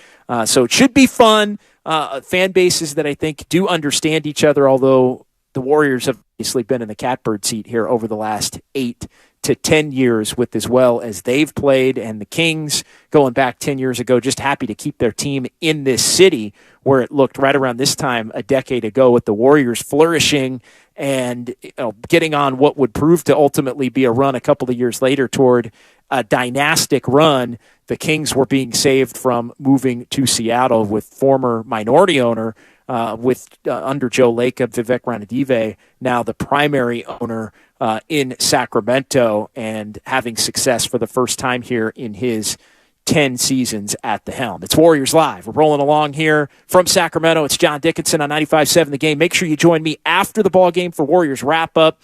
Be taking your phone calls, 888-957-9570, 888-957-9570. That'll be the phone number to give me a call or shoot me a text after this one. Win or lose, we're going to be having a lot of fun here from Sacramento, and we'll keep it rolling probably till about 10 o'clock here on 95.7 The Game. But Warriors Live brought to you by the Next Generation 10G Network, only from Xfinity. The future starts now here on 95.7 The Game. All right, let's get to the keys to the game for this one, as this is brought to you by First NorCal Credit Union. We'll get to more about First NorCal Credit Union in just a moment, but laying out some of the keys for the Warriors in this one, there is nothing in my mind that is more important to the Golden State Warriors in this series than shot selection. Shot selection and turnovers, I think, is the number one factor for the Warriors in this series. If Golden State can run their offense, take good shots, and not turn it over a ton, they can have their way with a Sacramento defense that has been among the worst in the NBA throughout the entirety of this season. So shot selection, again, taking good shots, being patient enough to run the offense and not give the Kings, who do want to get out in transition, extra opportunities. Both of these teams want to score 120 plus. I had the note earlier on Warriors this week, which was an incredible one when you look at some of the numbers. Both of these teams in games where they scored above 120. Get this. The Kings were 36-7, so they played 43 games where they scored 120 or more. They went 36-7. The Warriors 31-7, played 38 games where they scored 120 or more. The difference between these two teams, at least in the regular season, the Kings did a better job handling their business against lesser opponents, in particular on the road, where Sacramento had the best road record of any team in the Western Conference that's in the playoff picture. And they were able to win close games, both home and away, but in particular on the road at a much higher level than the Warriors were able to do. But yeah, both of these teams love up-tempo offensive basketball. Steve Kerr before the game comparing this Sacramento team and some of their offensive sets to the likes of the ones the Warriors ran when Andrew Bogut was playing center, and Bogut being used in a similar fashion at Domantas Sabonis with Sacramento. And Sabonis has been a mini Jokic, really. They run everything through him, typically first three quarters. They've got Keegan Murray and Kevin Huerter, who are terrific shooters. You got to stay locked in on the shooters. You got to battle with Sabonis in the paint. You got to not allow offensive rebounds to the Sacramento Kings and Domantas Sabonis. Looney and Sabonis, two of the top 5 offensive rebounders in the NBA, and both the Warriors and Kings scoring points off of those offensive rebounds, number 1 and number 2 in the league in points off of offensive rebounds by those two players, Looney and Domantas Sabonis. So that's something not so low-key to keep an eye on here. How does Andrew Wiggins look is another key question for the Warriors. How does Steve Kerr deploy Andrew Wiggins? Who gets the start? How does Coach Kerr handle the rotation as Wiggins comes back and gives the Warriors another body that they can throw at De'Aaron Fox? I think a lot of what this series comes down to for the Warriors is they have more defensive options than Sacramento does, a team that's been at the bottom of the pack in the NBA throughout the course of this season. The Warriors have been up and down, bad defensively on the road, pretty good defensively at home, but the defense is going to have to travel now more whole than they've been at any point. And I think the key question is, and the one that's on everybody's mind as you look at this series, are the Kings going to continue to be the team they were in the regular season? And that's where some have some doubt. Or are the Warriors going to be a different team than they were throughout the regular season? The Warriors are banking on that and believing that if they can be a different team from the one they were in the regular season, it's not going to matter. Even if the Kings are the same team that they were in the regular season, the Warriors would have enough to prevail. I think avoiding close games, if you can, although hard to do in the playoffs, is something where the Warriors might have to be able to do the trick in that department. The Kings have been really good in close games. Clutch defined by 5 points or less in the final 5 minutes. The Kings have won 25 games in those, 25-19. The Warriors 20-21. And the Warriors have played pretty good defense in the clutch, but the offense hasn't come along for the ride. We'll get to that coming up here in just a second in our eye on the stats with some more detail. But keys to the game, take good shots, throw a bunch of different bodies at De'Aaron Fox, bang on the boards and collectively rebound and get physical with Sabonis. The Kings have made a lot of noise about their desire to be physical and the need to be physical. I think that's something that potentially the Warriors could use against them if it's a little bit out of character for a Sacramento team that's been challenged as soft at times by their head coach and former Warriors assistant Mike Brown. So that's some of the keys to the game. Again, brought to you by First NorCal Credit Union. First NorCal has it all. Low auto loan rates, a super easy online application, and friendly, helpful agents. They can get you a low rate and help you save big by skipping the dealer financing and applying any dealer rebates to your own payment. Visit firstnorcalcu.org. All right, final couple of minutes here. John Dickinson from Golden One Center in Sacramento. Excited for this one. Warriors and the Kings coming up here on 95.7 The Game. And let's go ahead and get to the Eye on Stats. Eye on Stats brought to you by Goodman Eye Center. When it comes to your vision, be sure to go with a winning team. Go with Dr. Daniel Goodman and his team at the Goodman Eye Center. The choice of champions. Schedule a free consultation today at GoodmanEyeCenter.com. We talked about clutch numbers and the Kings' record in the clutch.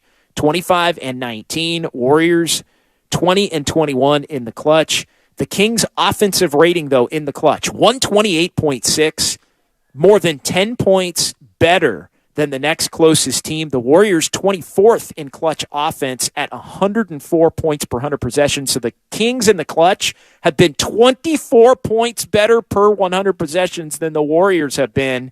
You get in a close game, that's something that's going to have to flip. The Kings have been bad defensively in the clutch, bottom 5. Interestingly enough, the Warriors are top 5 defensively in the clutch. So can the Warriors slow down the historic Kings offense, in particular in the clutch? And the head of the snake there is De'Aaron Fox.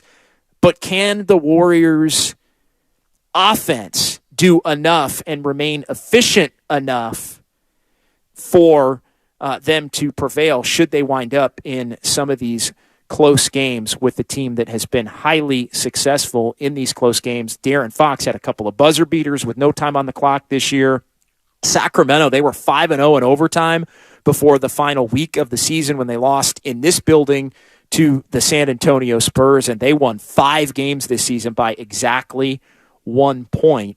The Warriors going to have to handle Sacramento in the clutch. And again, that's your Eye on Stats as we dig a little bit deeper into the numbers here on 95.7 The Game. All right, final couple of minutes as the Warriors set to go at it. John Goble, Ed Malloy, Sean Wright will be officiating Game 1. Jason Goble and Ray Acosta are in the replay center for those of you that are into that sort of thing. The Warriors 21-3 in the playoffs in Game 1s under Steve Kerr. The Warriors 3 previous times have been in the playoffs and begun a series on the road. They've won 2 of those 3 prior series, winning when they've lost, winning without home court advantage in Houston in 2018, and last year with the series against Memphis, losing to Toronto in 2019. All right, take it to the bank prediction. Who's going to take it to the bank tonight and in this series? Sponsored by Fremont Bank, full service banking, no compromises, and I'll just lay it out. Warriors in 6 is the prediction for this series. I think both teams will win on the opponent's home floor, but Warriors in 6, your take it to the bank prediction for this one. Join me after the ball game. I'll have Warriors wrap up for you, but the Warriors and the Kings, Game 1, Round 1, coming up right here, 95.7 The Game. Since first opening its doors in 1964, Fremont Bank has approached banking with a simple idea in mind. Growth comes one customer at a time. You see, while some institutions might be on the lookout for the next big thing, we like to think that's what you'll be. And when you achieve great things, it leads to success throughout the community. It also allows us to continue our tradition of giving back to the region. It's a strategy that's proven successful for